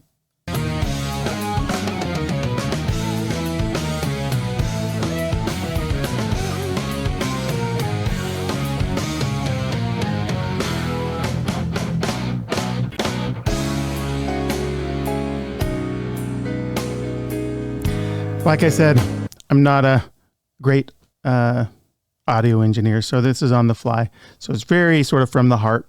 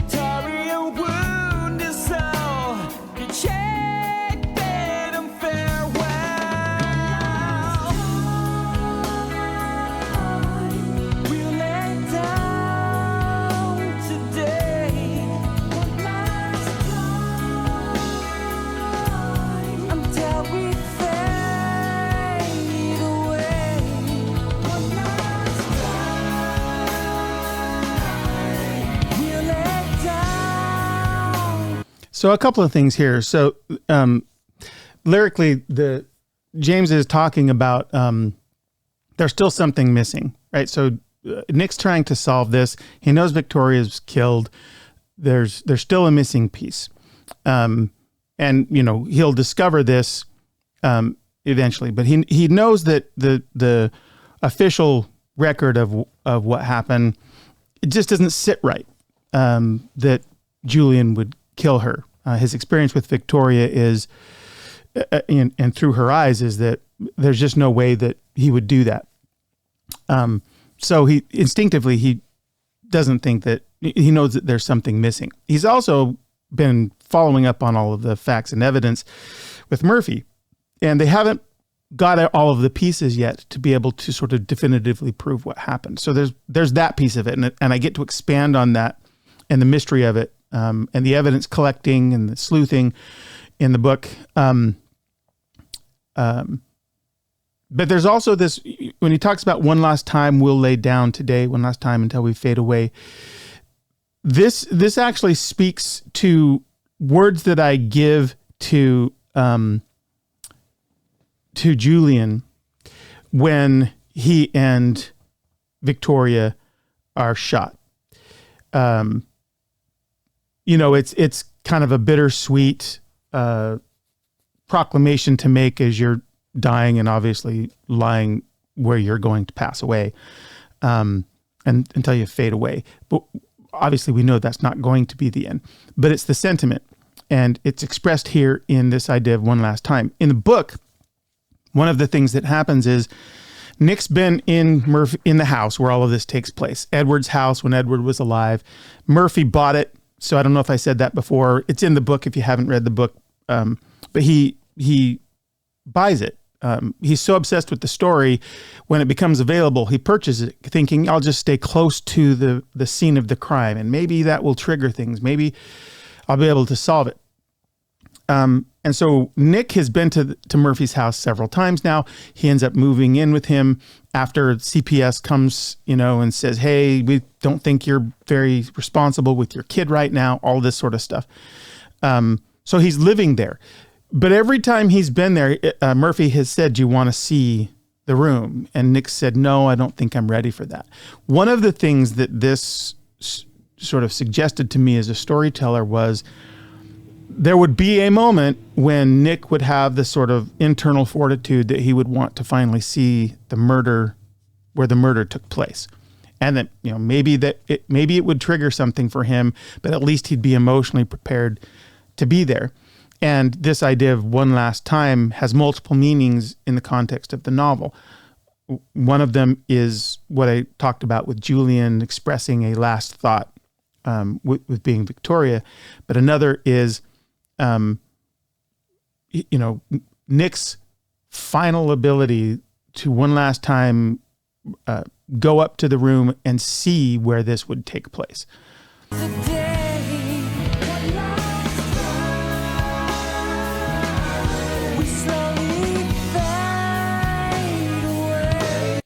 And this is, there's also, you could read the lyrics here as multiple point of view shifts, because one last time we'll lay down. That's obviously in the present, in the 1928 murder scene in the room in the house.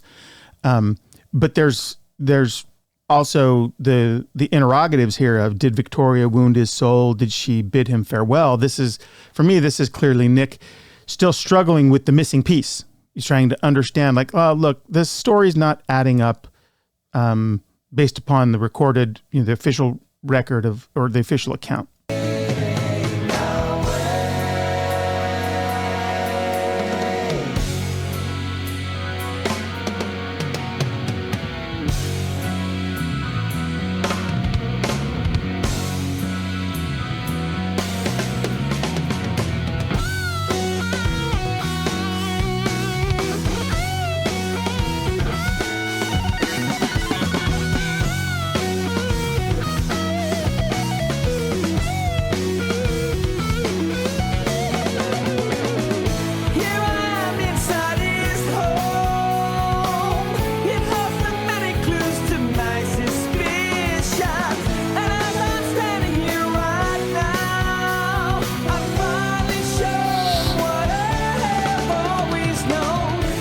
Okay, so, there it is expressly, which is, hey, Nick's finally gone up to the room. He's standing right there.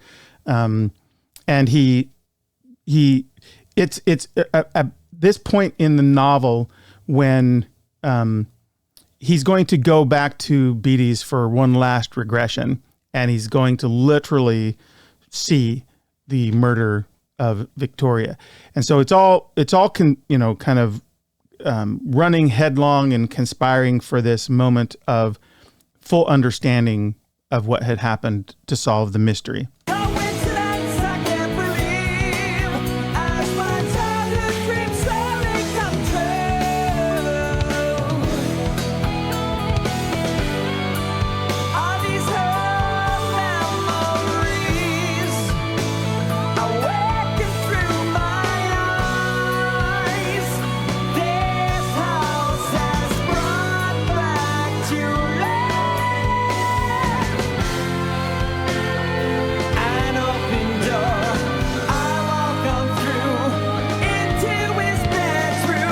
So this is a moment in the book where when Murphy asks, I think a second or third time, inviting Nick to go and see this place, and Nick finally says yes, just getting up and going up the stairs, and there's this long hall that goes down to the door to the master bedroom where the murder took place. It's a challenging thing for him. He's I believe he's sweating and he's breathing hard and he's anxious because of what he, assumes he's going to see, this moment of death of his former self. Feeling as cold as outside. The world is a pale as some woman who's screaming out that please forgiveness. His words I cannot hear.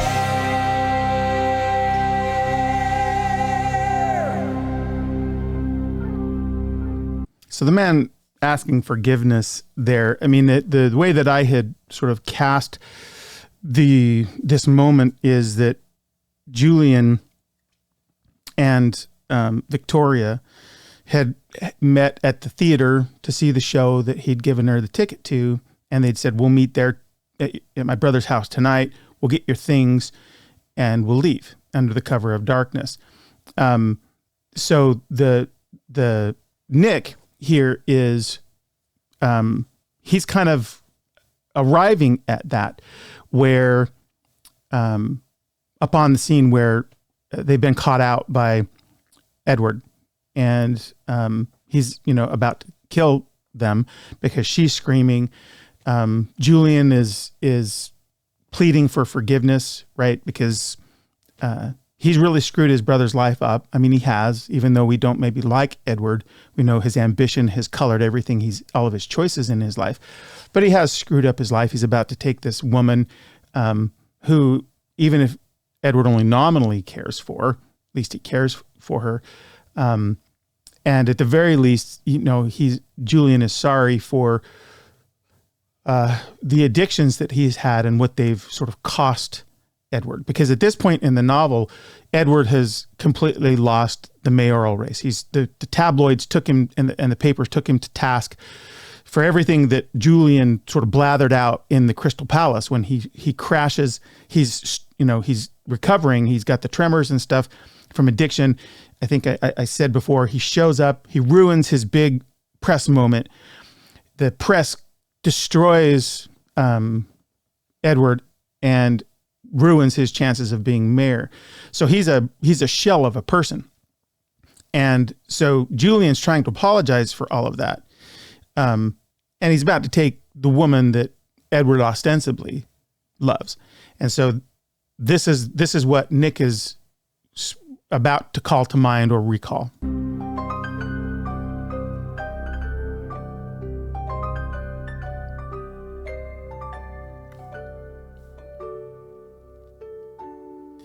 And so the information flow is a little different in the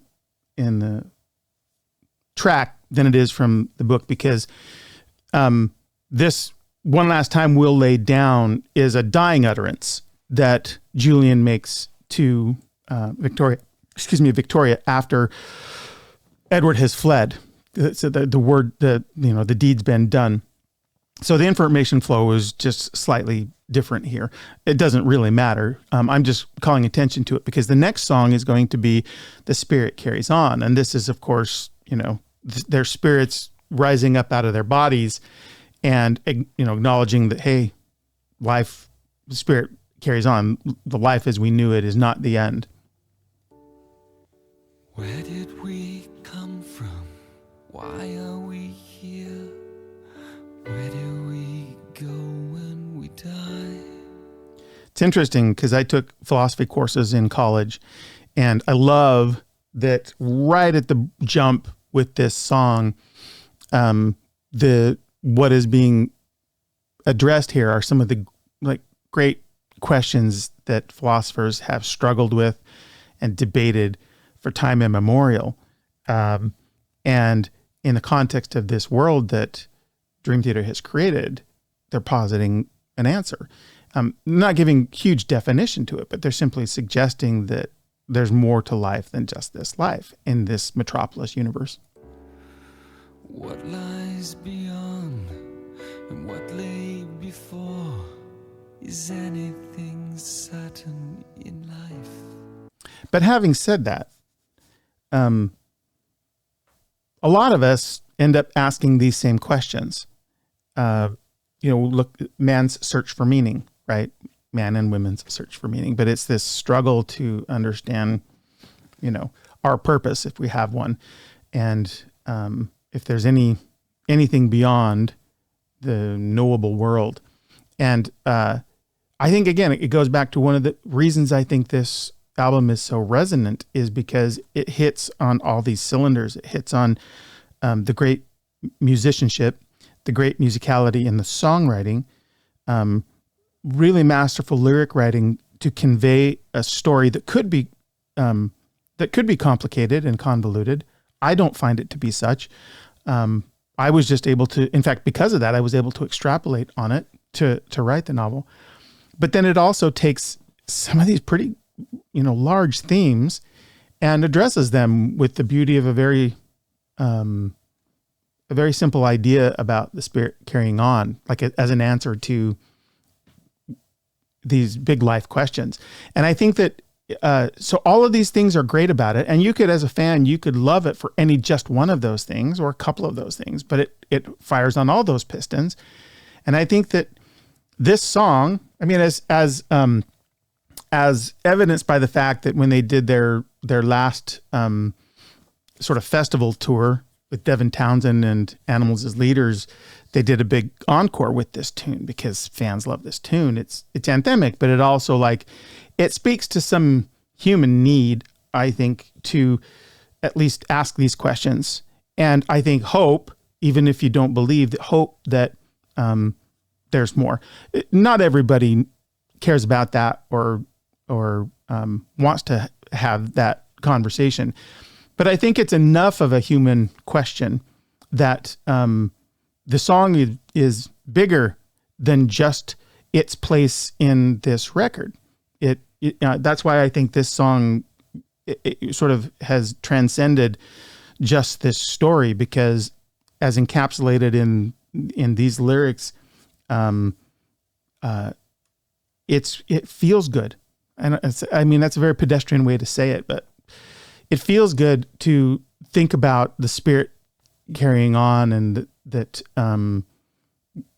suggesting that there's meaning to life, right? That the things we did weren't futile or done in vain, that our life mattered. And that's, music at its pinnacle.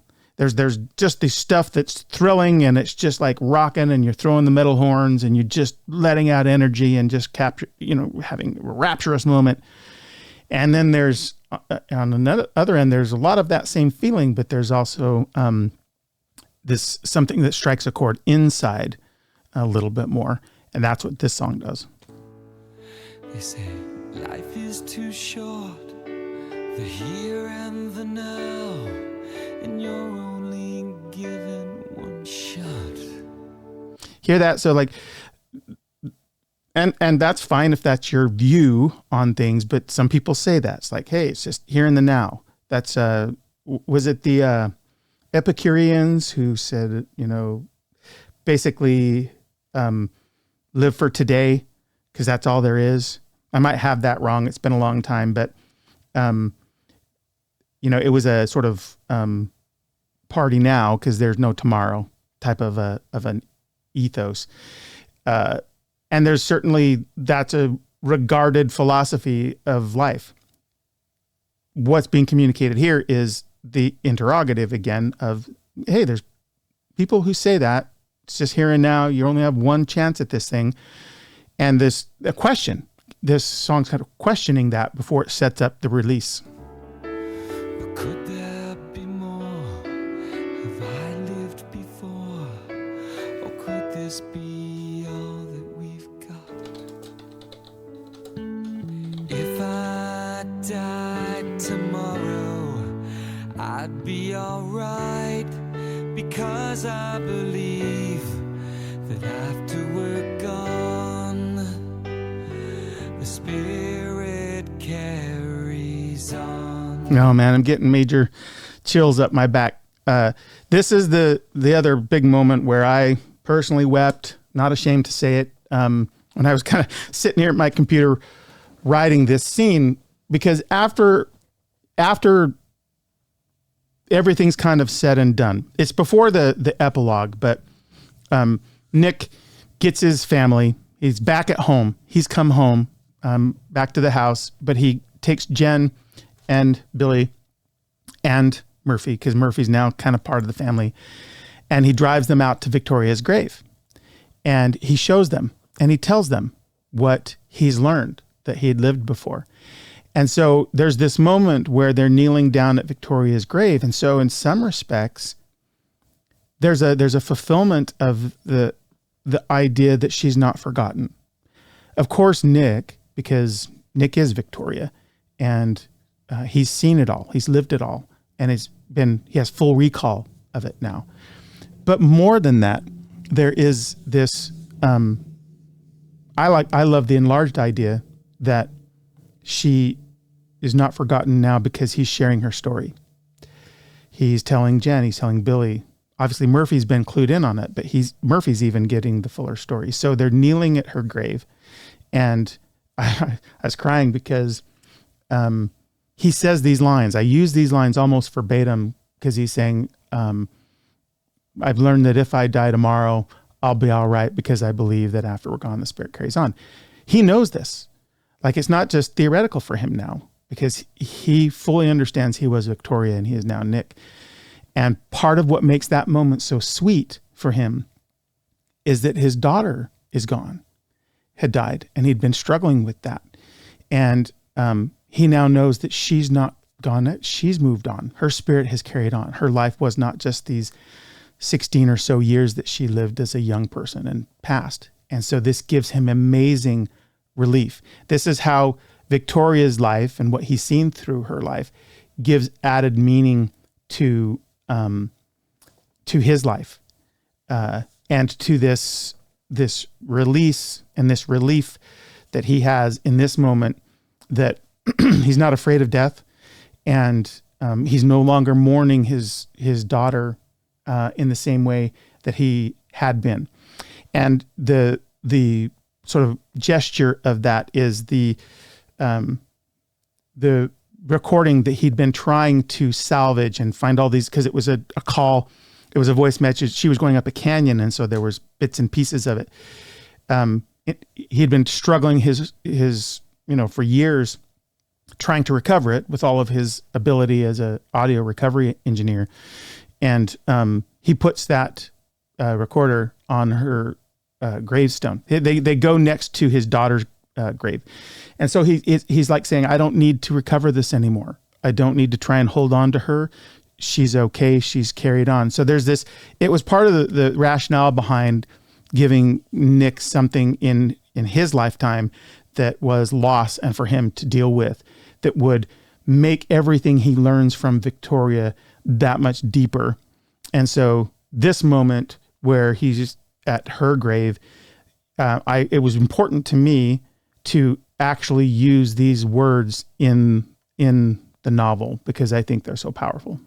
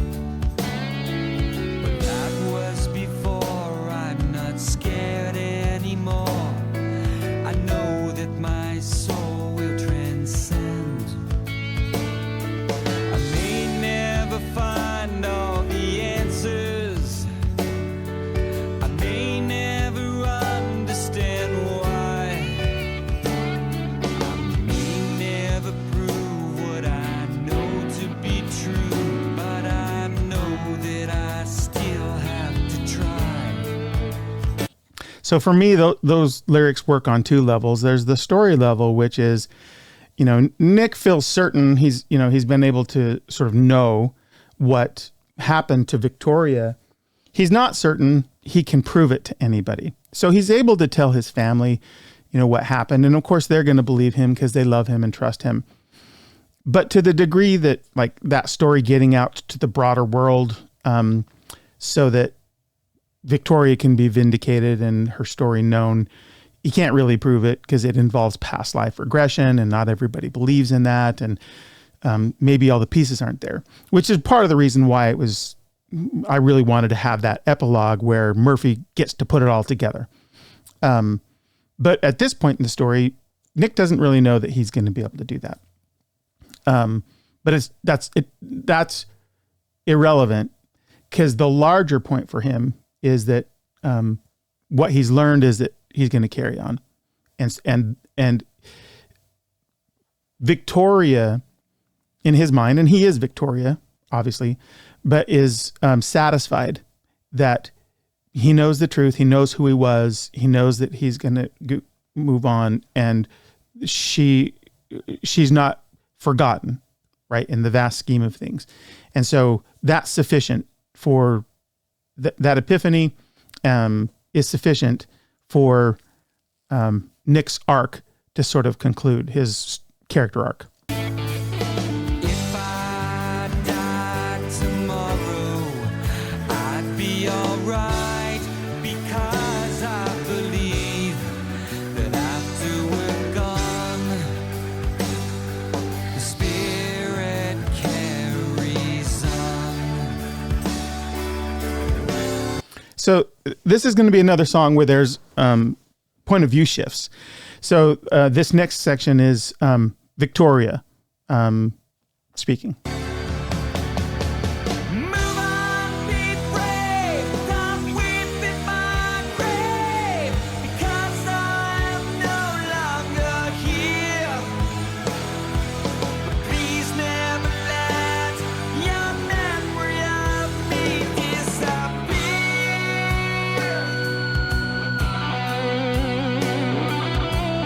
It's kind of an interesting dichotomy there, because Nick is Victoria. But for the purposes of storytelling, and I think, for our minds to make sense of it, we think of them as separate. They certainly were separate lives. And so, Victoria, you can imagine sort of an ethereal Victoria talking to Nick, even though his spirit really is Victoria. But it's more like the memory of her, right? Don't let the memory of me disappear.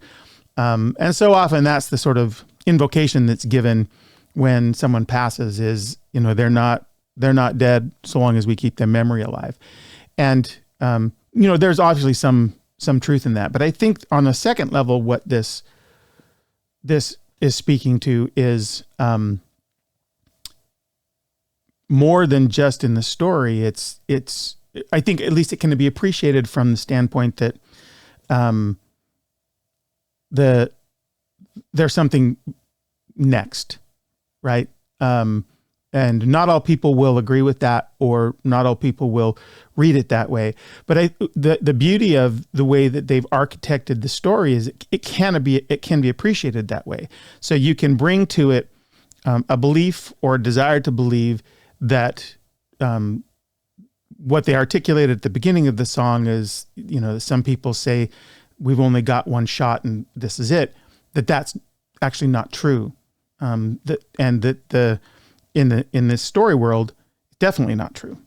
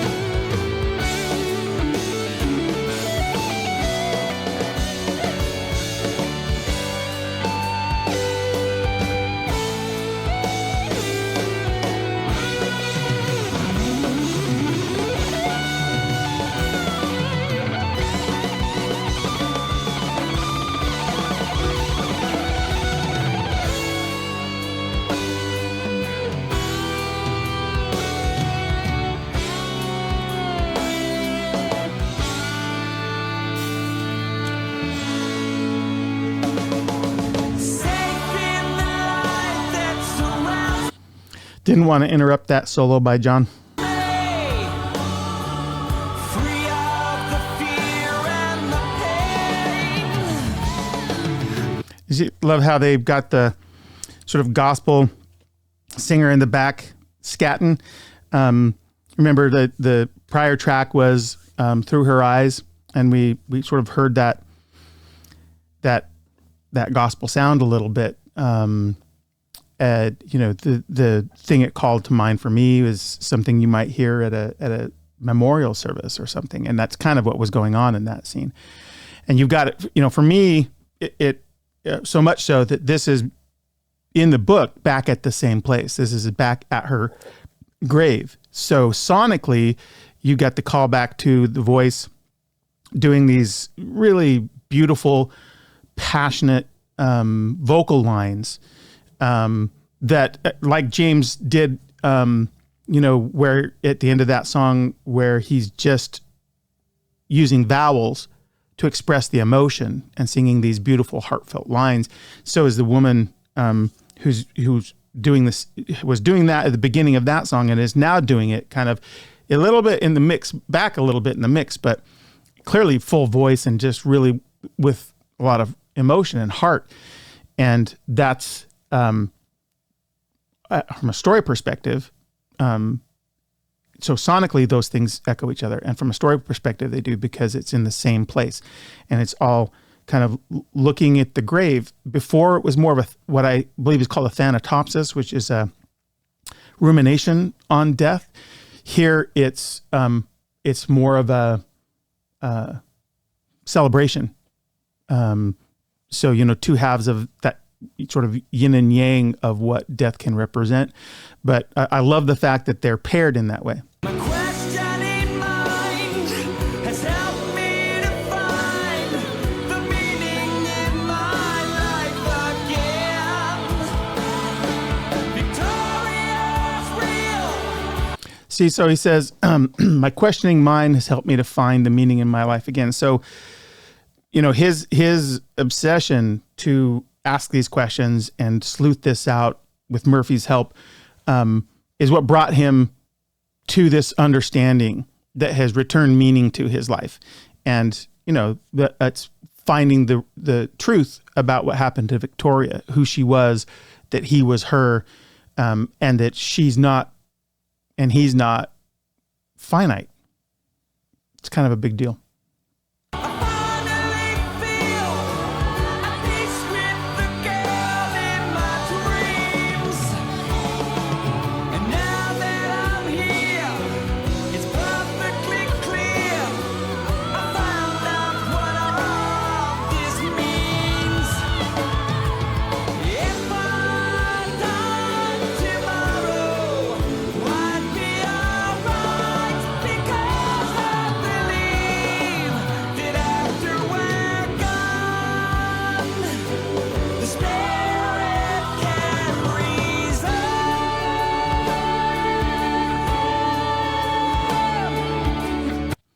It's an interesting thing because, if you didn't believe there were anything next, right, or that the spirit carries on, there's no reason to fear death because you're not in any pain. So being finite is kind of immaterial. It might have more to do with like the idea that, if you think about your own life and your death, that you're aware that in consequence of your death, there's a lot of people who are going to grieve and they're going to suffer the way, Nick has grieved for Victoria. But he doesn't, in my mind, what part of what this song communicates is he's not grieving for Victoria anymore. He doesn't need to, because he knows she's moved on, and he knows that because he is her. But the larger idea is just that because spirits don't have an end, there's no real reason for fear or for grief. Obviously, it's a human thing. We do that when people pass. But I think part of what's profound in this, and what not everybody, but some fans find, is just the idea of transcendence, that, whether you're the person who doesn't fear death because, hey, maybe there's something more, or you're the person who's had someone pass And the idea of the fact that they've moved on, that it wasn't finite. Both of those things relieve Sting of its death, right? I think, for me anyway, I think that there's a pretty substantial subtext in this. And even if the only way in which you decide to experience that is in the context of the story, I think that that's beautiful and powerful. But I think there are some fans, and I'm one of them, who find that idea transcends even the song.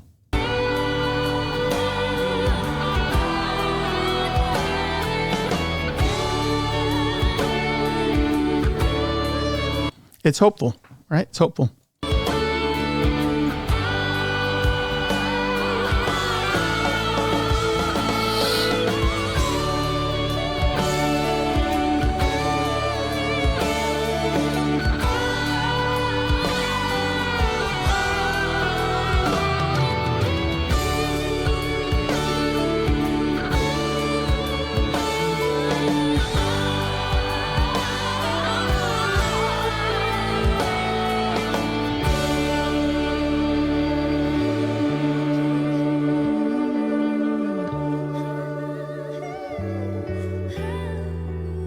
One of the things I love about Myung, and it reminds me, having just listened to this last bit, is he's so unafraid to play bass parts and melodies and notes sort of higher in a bass register, where they don't cut through as much, but because they lend themselves so much to the song, he makes those choices.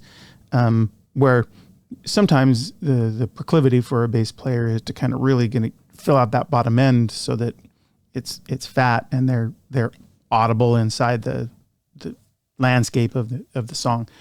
I just think that speaks to Myung as a contributor to Dream Theater's unique sound. So let's keep going.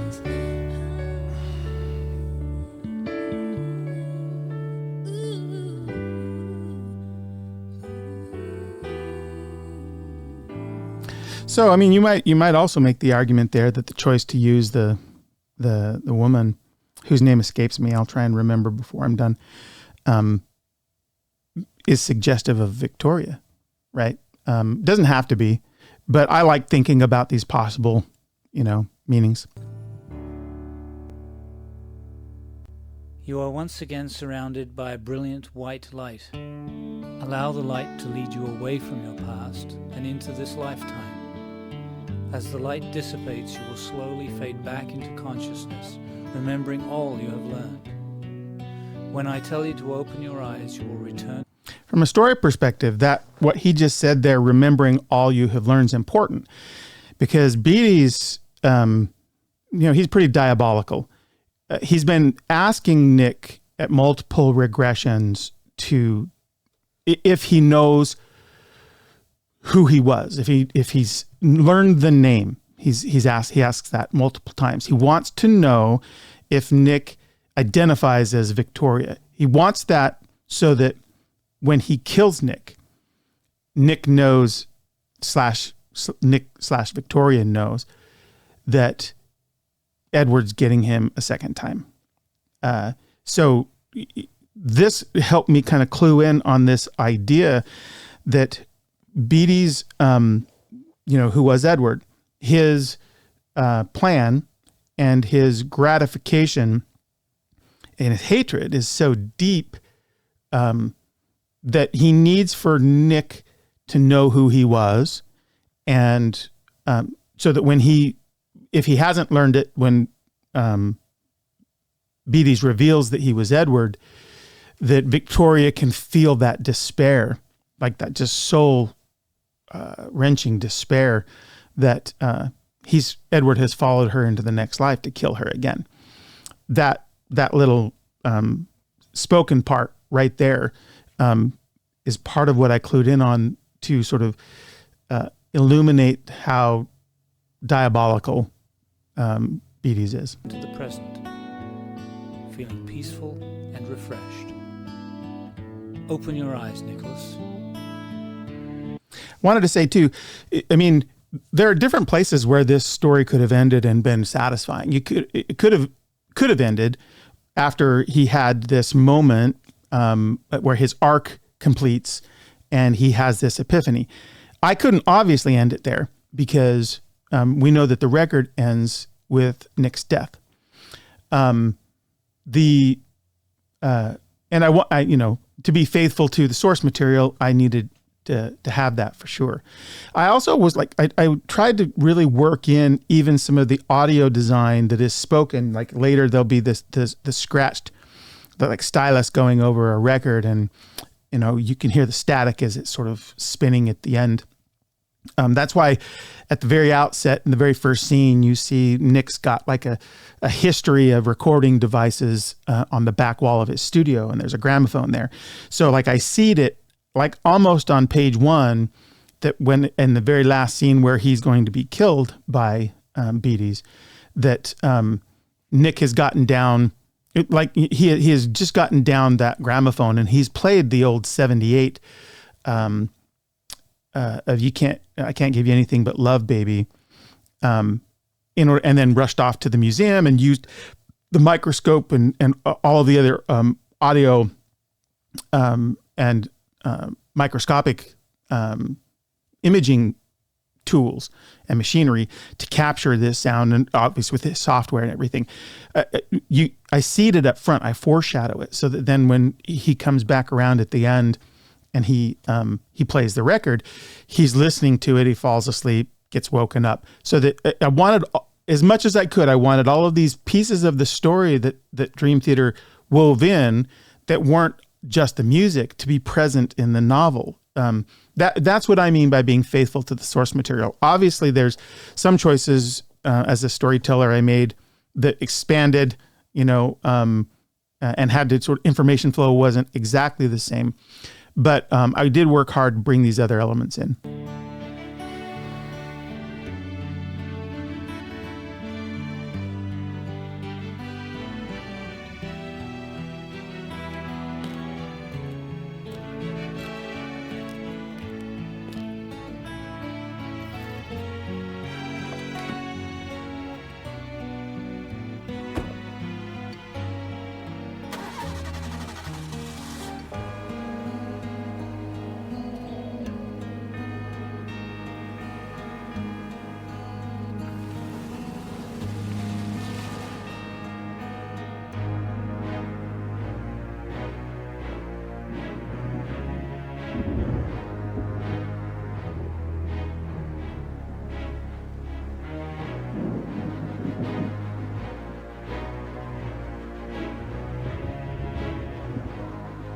That's a good sort of brooding, scene-setting music there.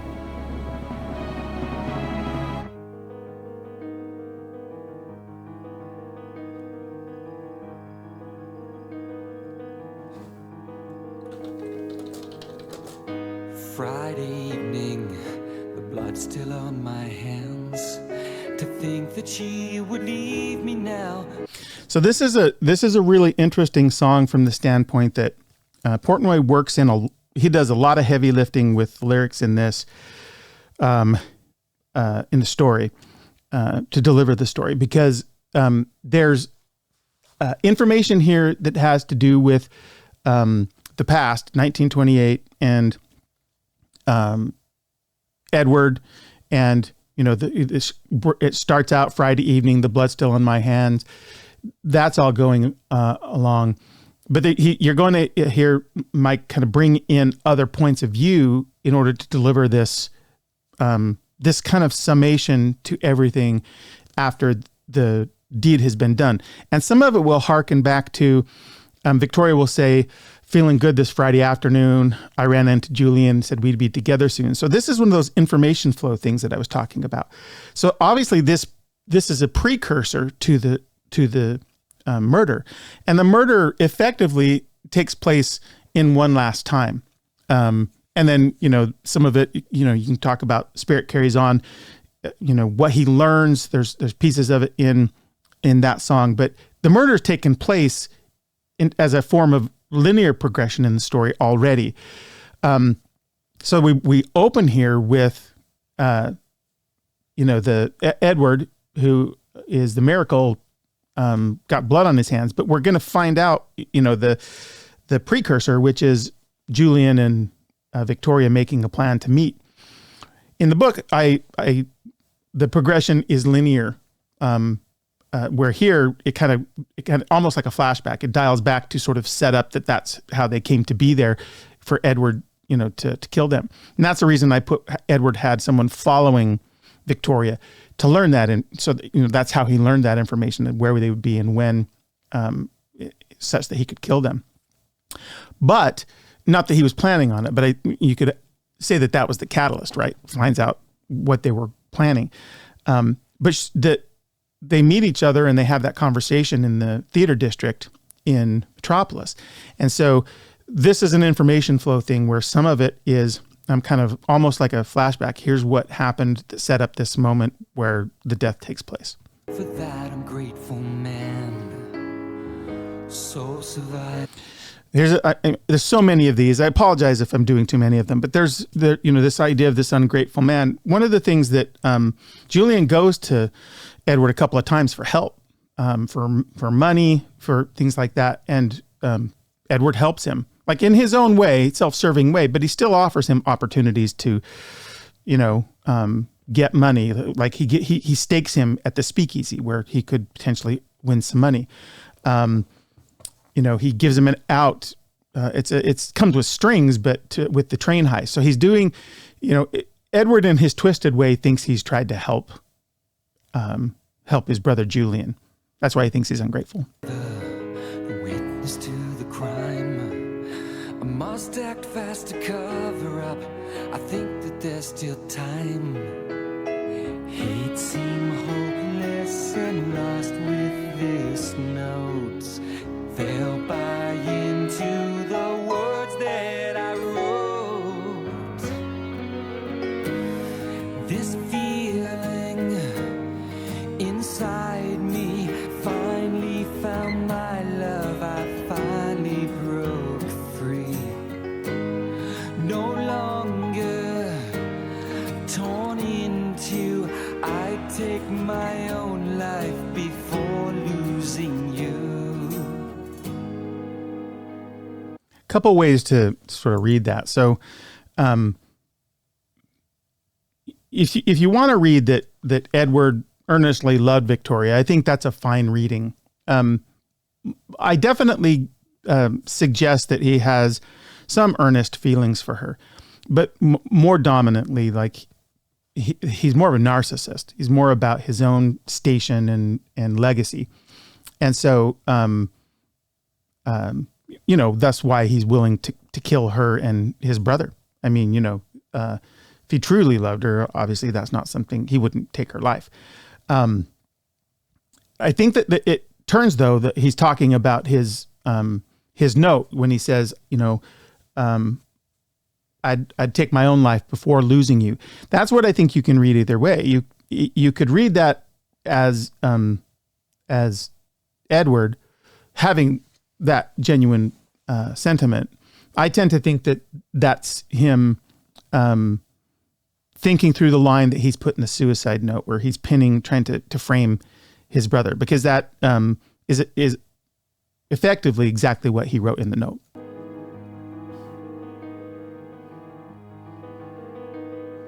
Now it pivots to Victoria's point of view. Feeling good this Friday afternoon. I ran into Julie and said we'd get together soon. He always had my heart, he needs to know. I'll break free of the miracle, it's time for him to go. This feeling. See, at this point, so they met at the theater district, going to go to the show, and she's kind of told, Victoria tells Julian, who is there to try and win her back, that Edward, he's kind of made me a prisoner in the home. He lost the mayoral race, he hardly goes out anymore. I'm kind of like his prized possession.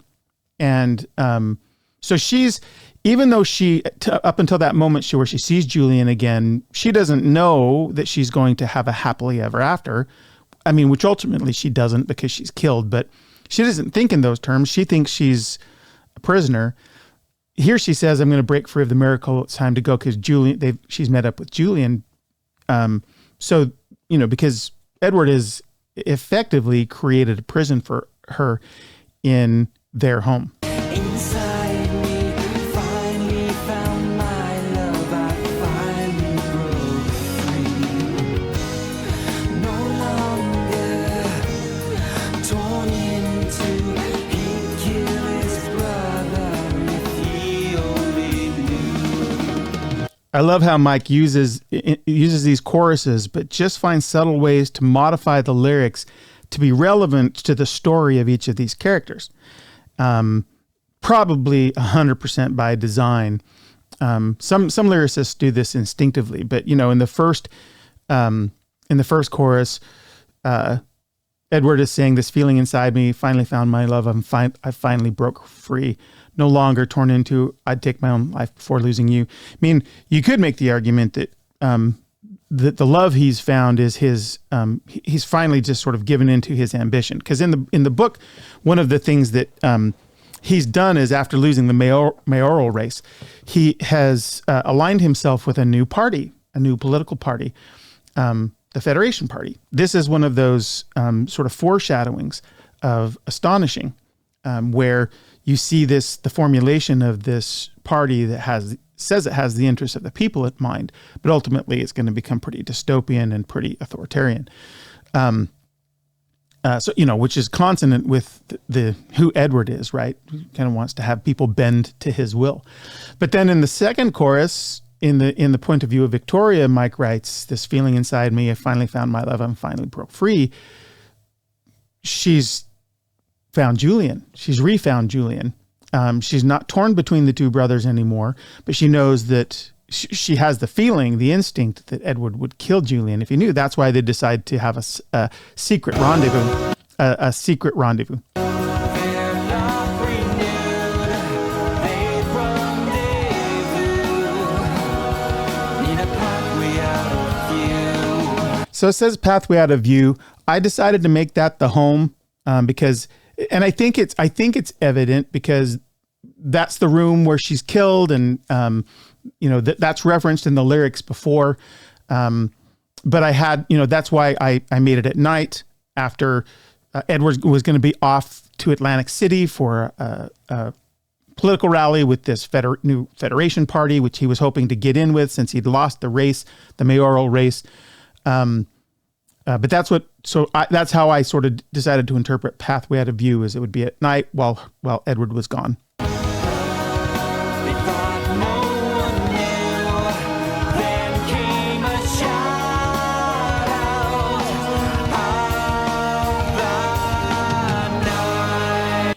So two things there. So I'm stopping more now because we're right at the end and the climax. But I mentioned before, if you kind of read and you're paying attention, when she meets Julian at the theater, a couple of times I referenced there's a guy close by, kind of like he's listening.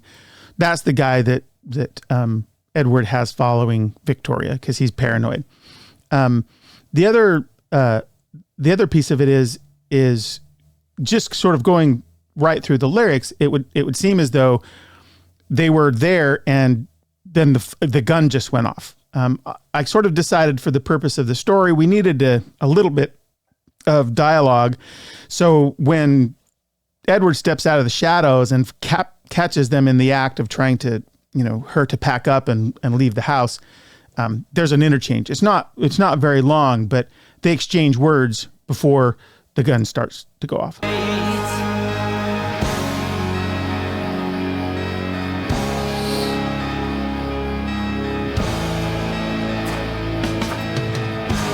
Okay, so here's the fight. The audio design in the back with the fight going on.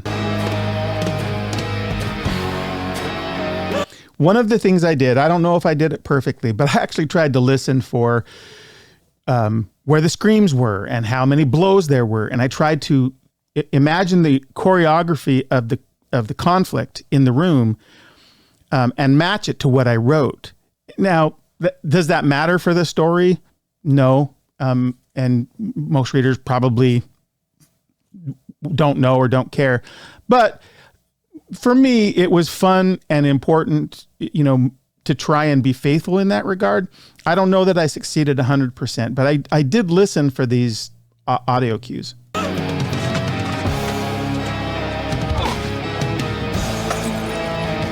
Broken glass. If you listen to the thing, there's a lamp. Like there's all of these little crashes and stuff are in that scene.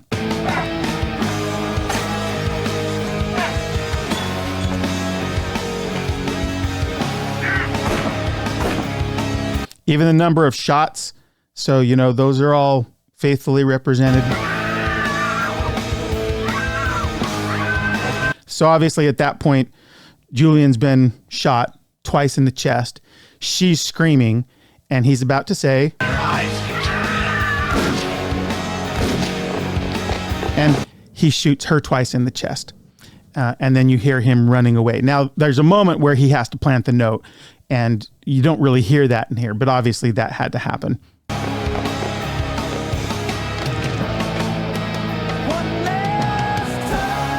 This is the reprise of One Last Time We Lay Down Today, which occurred earlier, but is the thing that I have Julian saying to Victoria as they lay bleeding and dying.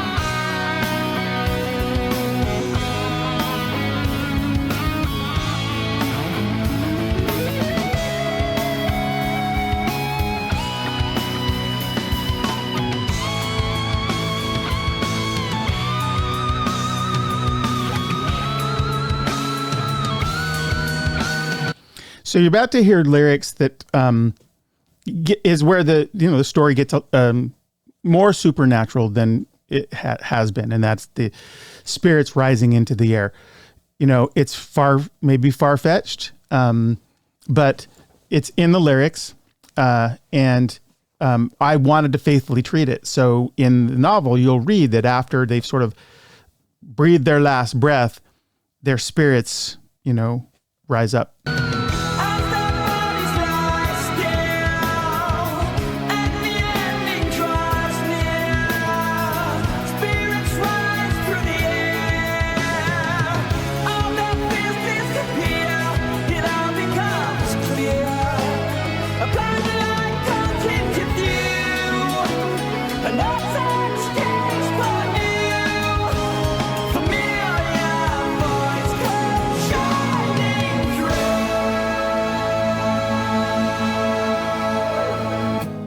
So one of the things I was kind of, I guess, proud about is this moment that Julian and Victoria's spirits rise up and they sort of are, realize for themselves, hey, I'm not really dead.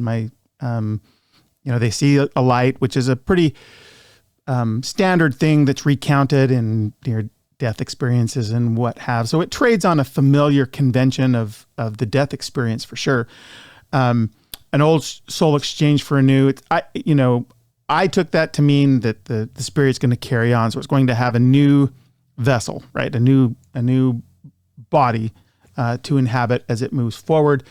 But that thing ends with familiar voice comes shining through, and I thought there's definitely a couple of ways you could interpret that. There's a very sort of providential way you could interpret it, and I think that that's legitimate. I decided for the purpose of the novel, the way to do it is that it was Nick.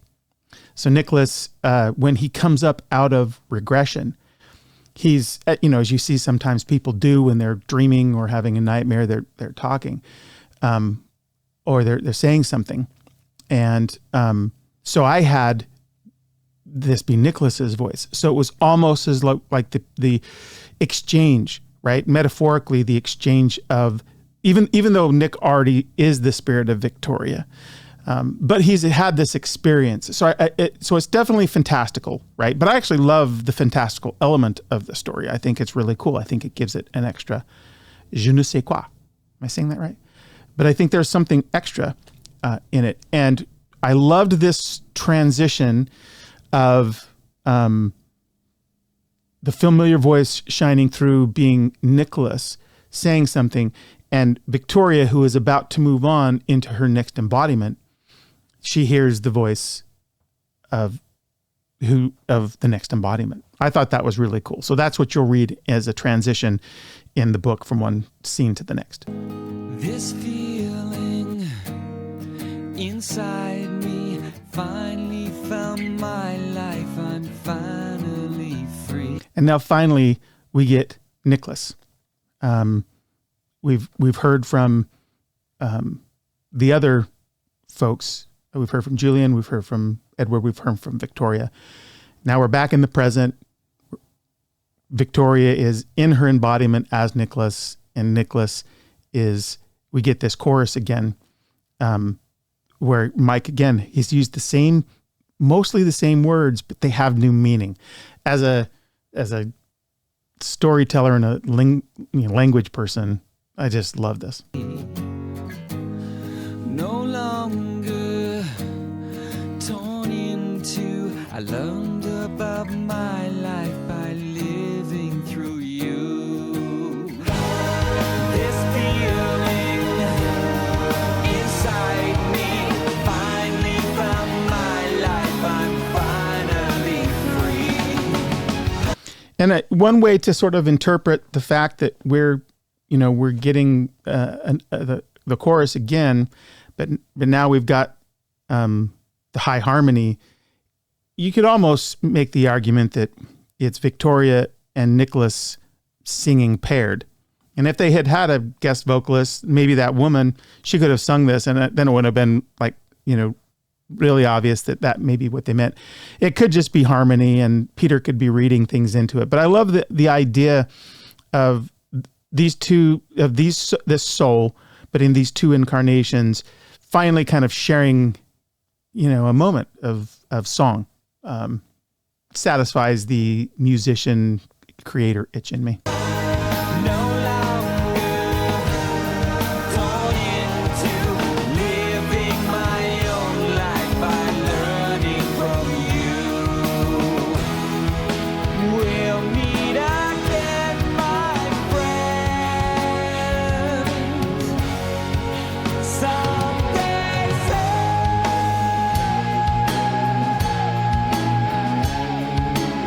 So, I think you just have to kind of take that metaphorically. The truth is Nicholas already is Victoria. So in some ways they've already kind of met. But I think it's the idea inside that is important, which is, look, I am you, you are me, and even after I'm gone, we're going to have a next life. So I think it's this acknowledgement and this settling of the soul that takes place here with this very last lyric from Nicholas.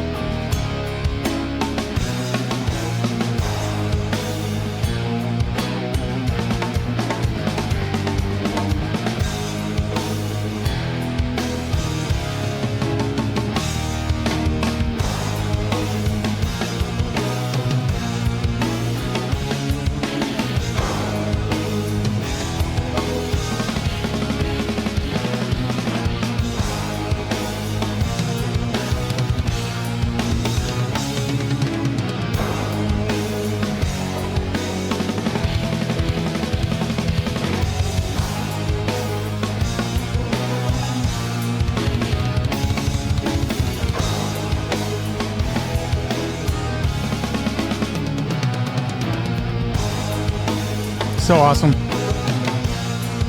One of the things I think that's cool here, you know, if I were still in college and I were analyzing deep, I'd make an argument that this repetition of this riff and this musical figure is suggestive of the repeated lives and the cycle and the cycle and the cycle, but that each of those have permutations that are unique. And in musically, this comes by way of what Portnoy does as these cycles progress. He does something, you know, unique with the rhythm that he plays underneath it. Like, that doesn't matter to the story or the record or anything.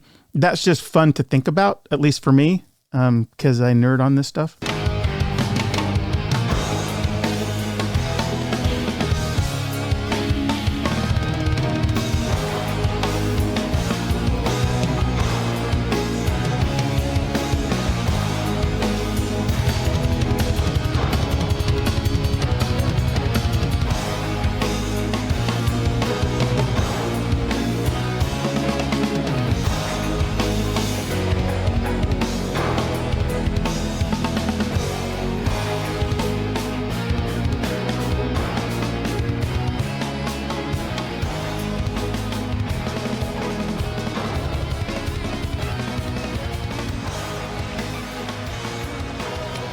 Okay, now in the book, Nick comes back after he's taken his family and Murphy out to Victoria's grave and told them the story, and they go to Emily's grave, and he sort of puts that to rest in his life.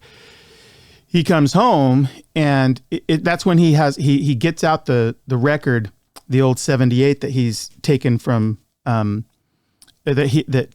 Murphy had given him of you can't. I can't give you anything but love, baby. And he gets down the gramophone to play it.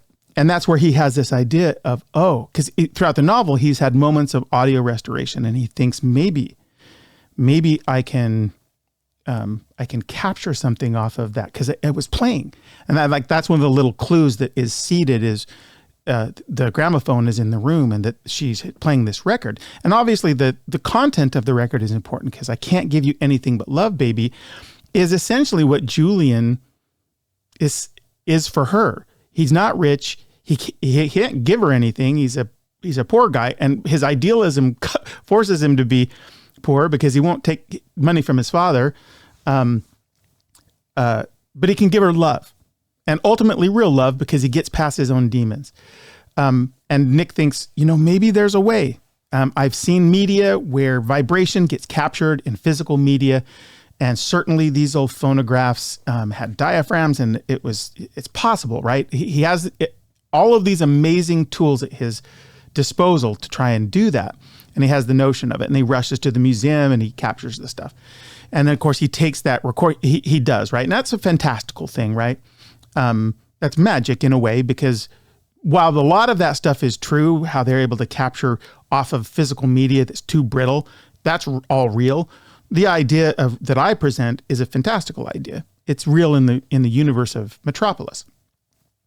And he drops that recording off of that has the whole murder scene captured in audio, because Victoria was playing that record when it all went down. That's a major spoiler if you haven't read the book. But when he is coming up with the idea before he heads off to the museum, he's got the TV on, right? So he's just kind of blowing off steam, whatever. But the reason I did it that way, here's why I tell you that story, is because when he comes back and he falls asleep, or maybe he turns the TV on when he gets home. But the point is that his studio has a television, and he's turned that television on, and it's kind of droning in the background. And it's where you're about to get this news report from CNN that comes on. So it's just another instance where the sort of audio design that the guys did to sort of flesh out some of the story in and around the music, I worked to weave that into the novel so that it was present. And they also made for really, really cool moments.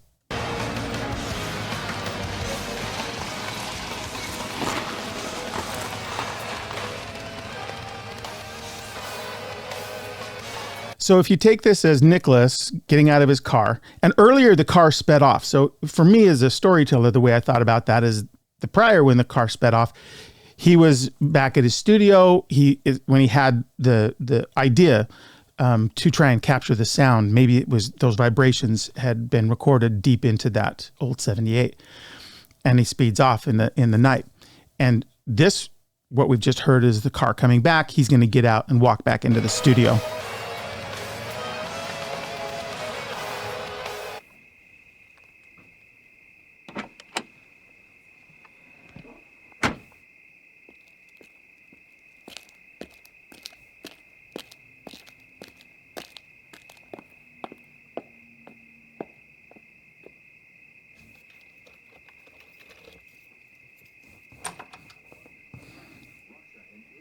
So there, he's left the TV on from when he left before. So that's why it's going as soon as he comes in. Their lead story, all anticipating the outcome of the man considered to be a member of American nobility. And as you can imagine, as the skies have grown darker here over Washington, the mood has grown darker as well, and people here are beginning to resign themselves to the possibility that they are witnessing yet another tragedy in a long string of misfortunes. Reaction from everywhere, from Washington and certainly from around the world, as Ken...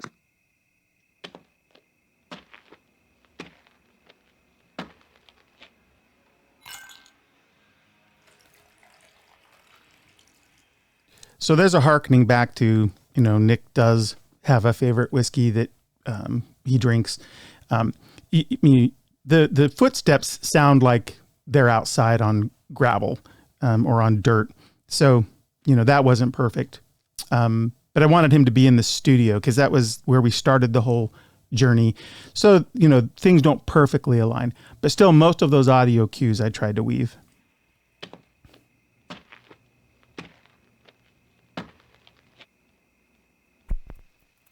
And you can hear the crickets in the background, which are suggestive of being outside. So it's a fair point to make. But I needed, or at least I wanted there to be an environment where the phonograph existed at the very end for that last audio bit with when you hear the stylus scratching across the record and you hear the static.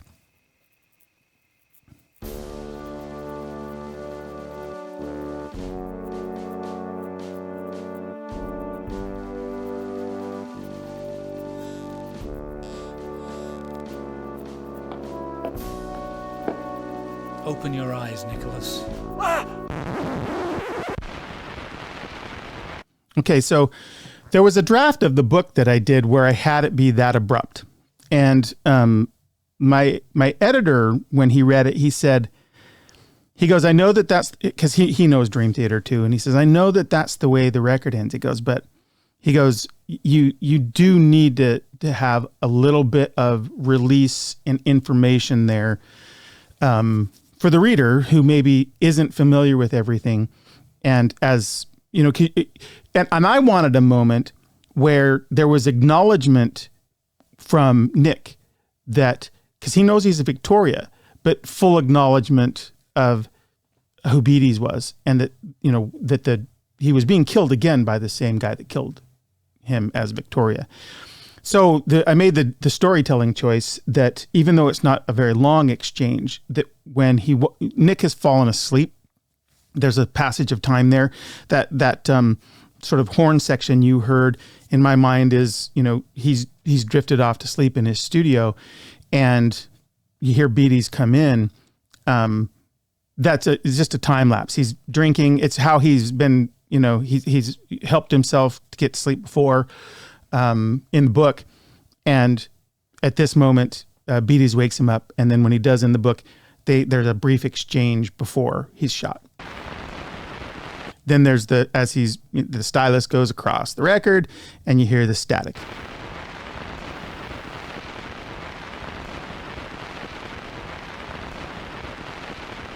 And of course, this "Open Your Eyes, Nicholas" it recurs on the record for sure, and it recurs even more in the novel because as I said, there's several regression sessions, and Beatties always brings him out this way.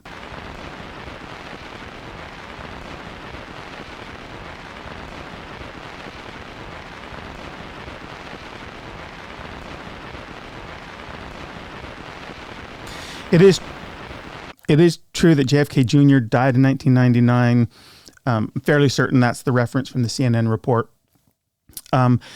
So I made a lot about timeline. So the timeline, the date stamps, every chapter has a date stamp. And I mentioned alternating chapters between the 1999 and 1928. And so the date stamps, I worked very hard to align those to the moments in time we know. So in the present, this date stamp on this day is the day that JFK died. So I hope I'm right about that. That's who it's referring to. I think the guys have corroborated that, but at the very least, it seems most plausible. And likewise, in 1928, the timeline, like I was very sort of particular about picking a date and then having a progression of time. And I tried to do it all sort of in concert with the release of the record. I liked that date as a rallying point for events of the novel. In terms of the date and month, not necessarily the year. Except for the end, which comes next. So we'll finish the static. So this is the end of the album. And I love the suspension.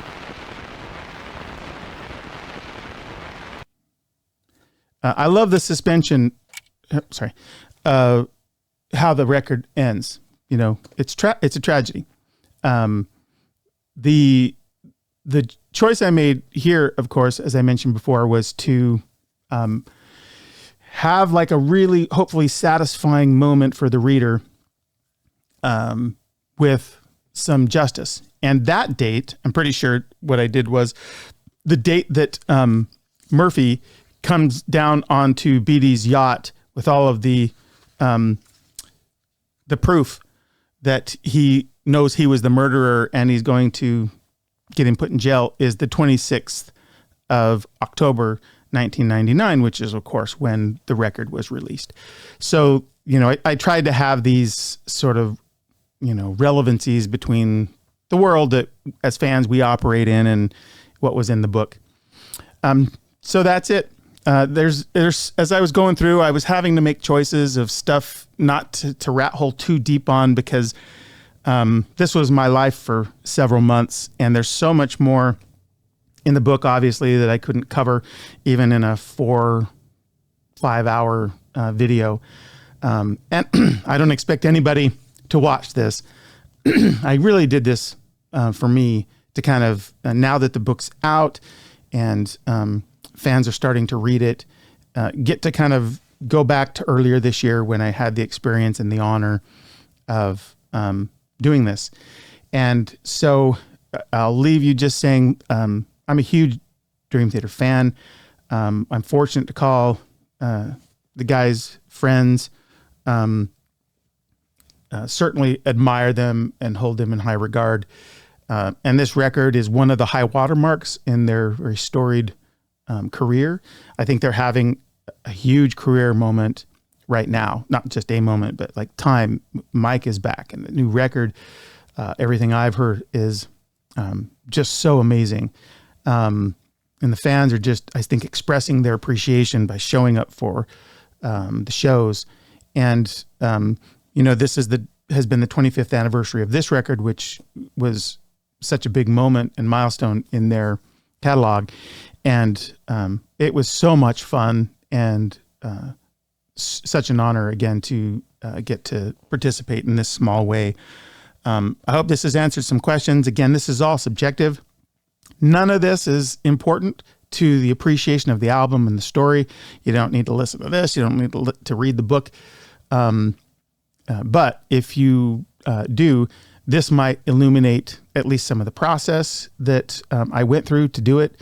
Some of the work with the John in particular to kind of bring that to life, and how I thought about and used the record and the lyrics and all of my brainstorm sessions with John to inform and marry the two, so that it was as faithful as it could be, while also really expanding in a lot of directions to, you know, produce this version of the story. But, you know, so many of you are such fans of this, you've created a story around this to fill in any gaps you saw or to just expand it. And that's legitimate too and super cool. And I was lucky that I got to spend several months of my life expanding my vision of it. So thanks again for watching. Hope I'm going to be at the Seattle show for Dream Theater. If you're there, come, I'll say hi if you see me. I always love talking to Dream Theater fans. And until next time, take good care.